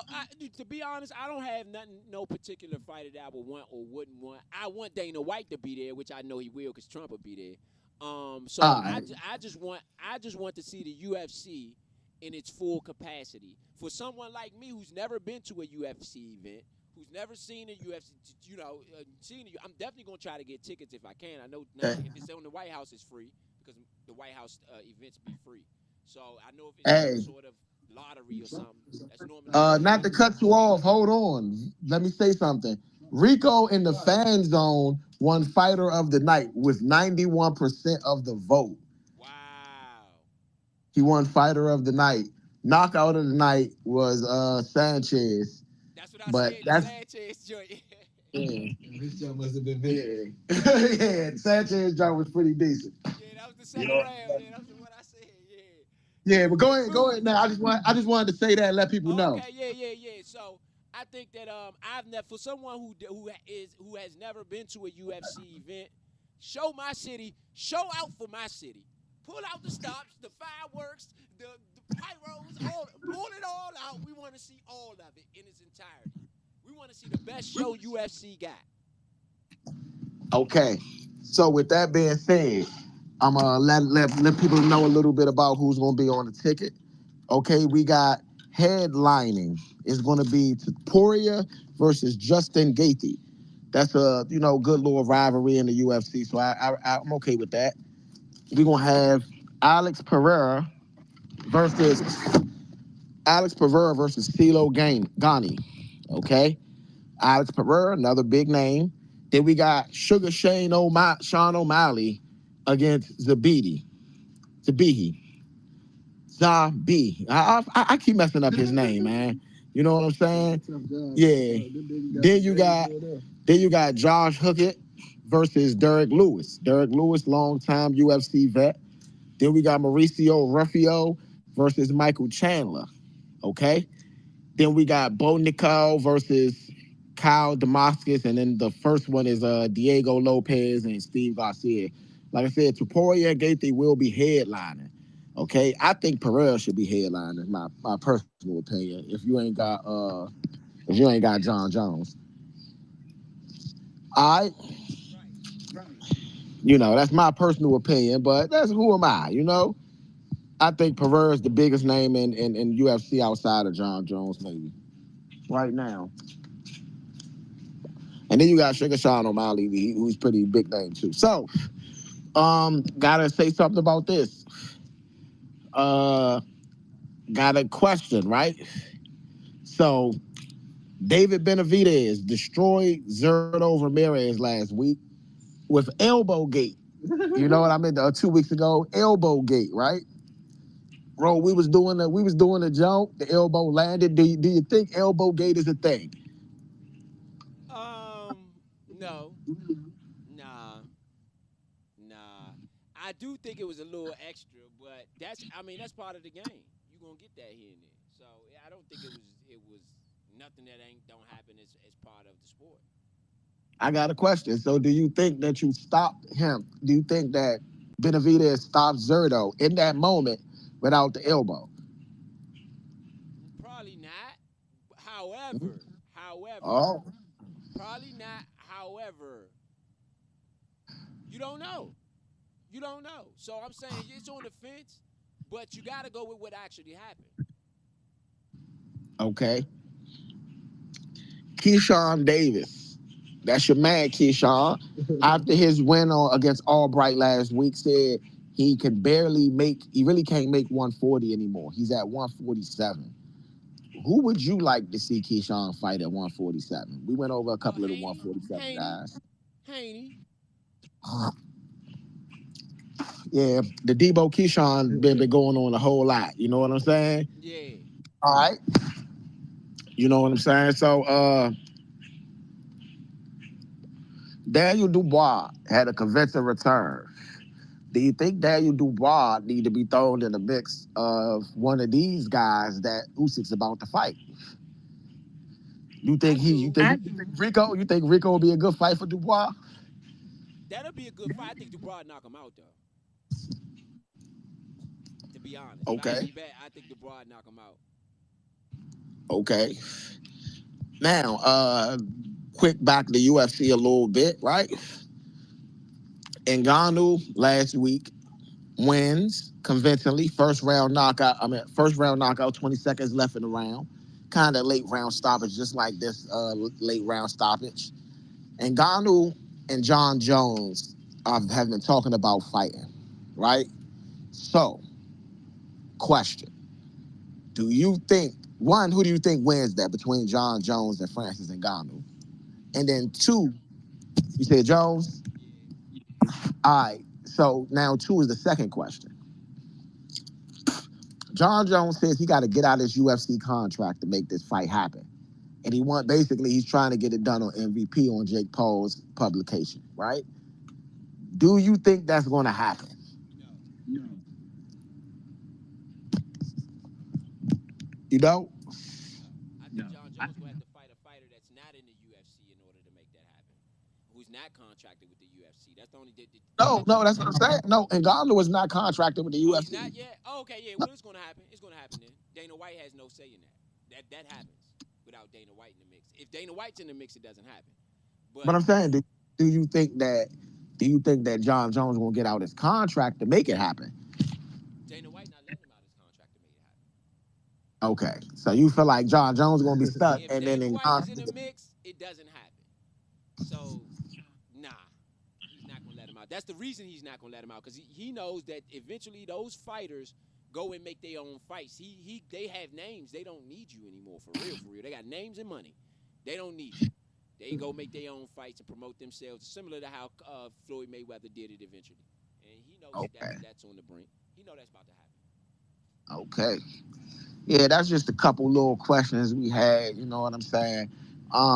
In my opinion, the Jones and Ngannou fight, it doesn't happen, given the fact that John Jones is a little bit older. It's going to take time to get out that contract. So I think that by then, I don't know if he still wants to go back into fighting. So I think that that's a little too hard to do, in my opinion. Um, as far as elbow gate, right? As far as elbow gate, I don't feel like it's a thing, and I actually feel like regardless if he hit him with the elbow or not at at point in time, he was about to win the fight. Zerto was already hurt off the first two punches. The elbow kind of just was the icing on the cake, and he kind of got hit with it, but it didn't affect him as much as the punches did. The punches was really what really hurt him. He knocked him out with the elbow. Mm-mm. He took a knee. He caught her with a straight right. Then he caught her with another punch. And as he was pulling his arm back, he caught him with the elbow and caught him with another punch. So it was kind of the first two punches already did the work. You know what I'm saying? In my opinion. So I don't think elbow gate is a real thing. You know, as far as UFC Freedom 250 at the White House, I'm super excited about that, and we will be bringing you that live here on Score the Fight. That is UFC 250. It will be brought to you live here on Score the Fight. As far as for tonight, okay, Ro, you got any final thoughts? happen. Not really. Just the same thought that I had from the beginning. One, this was one of the better nights in football. Shout out to everybody out in the UFC. Boxing. Boxing. I'm saying football. Football's on the screen. That's why I said that. Boxing. Yeah. Boxing. The Zone was showing their little thing where they had the Eagles and the Super Bowl thing. Um, yeah, in boxing, this is one of the greatest nights in boxing for sure. Out there in the UAE, and shout out to everybody in the Saudi Arabia. Turkey Al-Sheikh is really doing his thing. Again, I don't know what his numbers look like. I really hope he's making money because that's the way that this is going to continue. I hope he's not taking losses with all of the extravagance and all of the things, the sets and all of this stuff is really big money, I know. And so I just really hope he's turning a profit, a good enough profit for him to continue because I think he's good for boxing. Uh, and um, and that's the first side of it. Out of all the fights, Again, I was very impressed with Sanchez. I was very impressed with the guy who fought Usyk, Rico.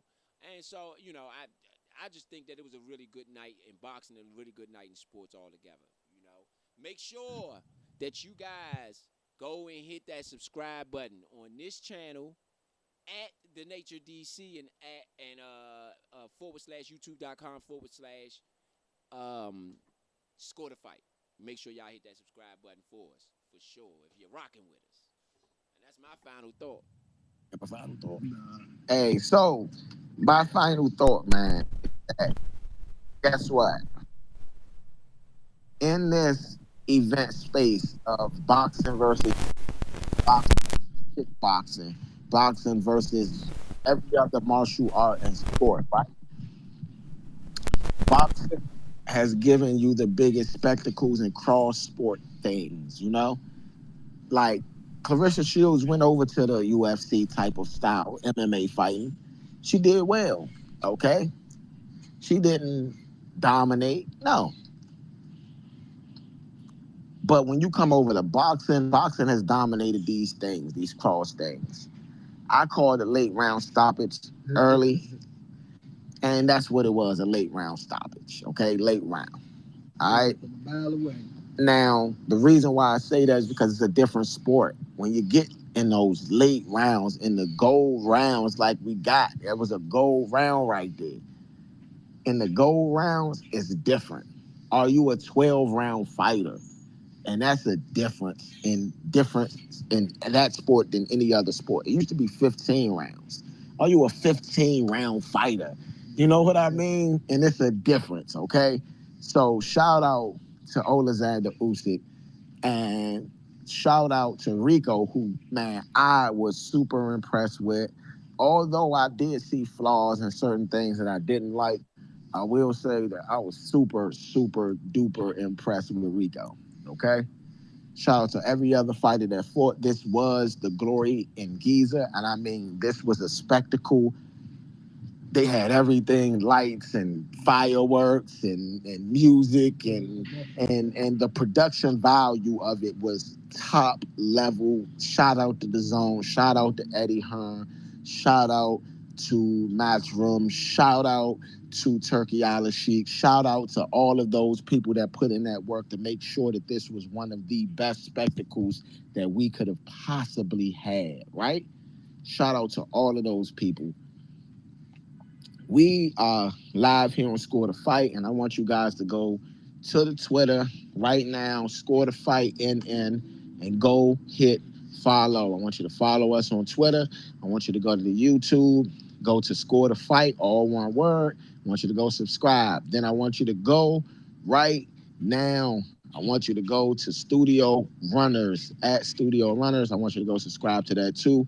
I thank everybody for their support. I thank everybody for their comments and their time and everything that y'all have been to us here at Score the Fight, man. We've been doing a good job. We got so much more in store for you guys. And I'll give you guys a quick rundown of the next schedule. So we got next week, Oshaki Foster versus Raymond Ford. Dimitri Bivol versus Michael Eifert, all on the same day. And then 2 weeks from that, we will have the UFC Freedom 250 that we've been talking about, okay? That's the UFC Freedom 250, and that is June 14th. 2 weeks from that time, we will have on Saturday, Xander Zayas versus Jerron Boots Ennis. I mean, we ain't talk about that, but you got to check out This Week in Combat Sports because we will be talking about those upcoming fights. After that, that same Saturday, guess who's fighting? That man Floyd Money Mayweather is going to be fighting Mike Zabitis, and this is an exhibition fight as he gets ready for the big fight against Manny Pacquiao. Following that, Saturday, July 11th, Conor McGregor is back. So it's going to be Conor McGregor versus Max Holloway 2, and that's going to be Saturday, July 11th. Okay? After that, 2 weeks from that point, we got Anthony Joshua and Christian Pringa, and also the return of Earl Spence Jr. Earl Spence Jr. and Tim Tszyu will be fighting. That will be July 25th. And last on our schedule, and we letting y'all know early right now, it is Floyd Money Mayweather versus Manny Pac-Man Pacquiao, okay? That's going to be Saturday, September 19th. We definitely will be having that as well. So that's the lineup right now. We will fill you in on more up-to-date fights because guess what? There has been some fights that's been announced, and there's been some guys that's came back, like Tank Davis, like Lomachenko. We're going to be seeing what's going on over these next couple months on Score to Fight. So thank you guys for tuning in. I appreciate you guys. I love you guys, and see you next time.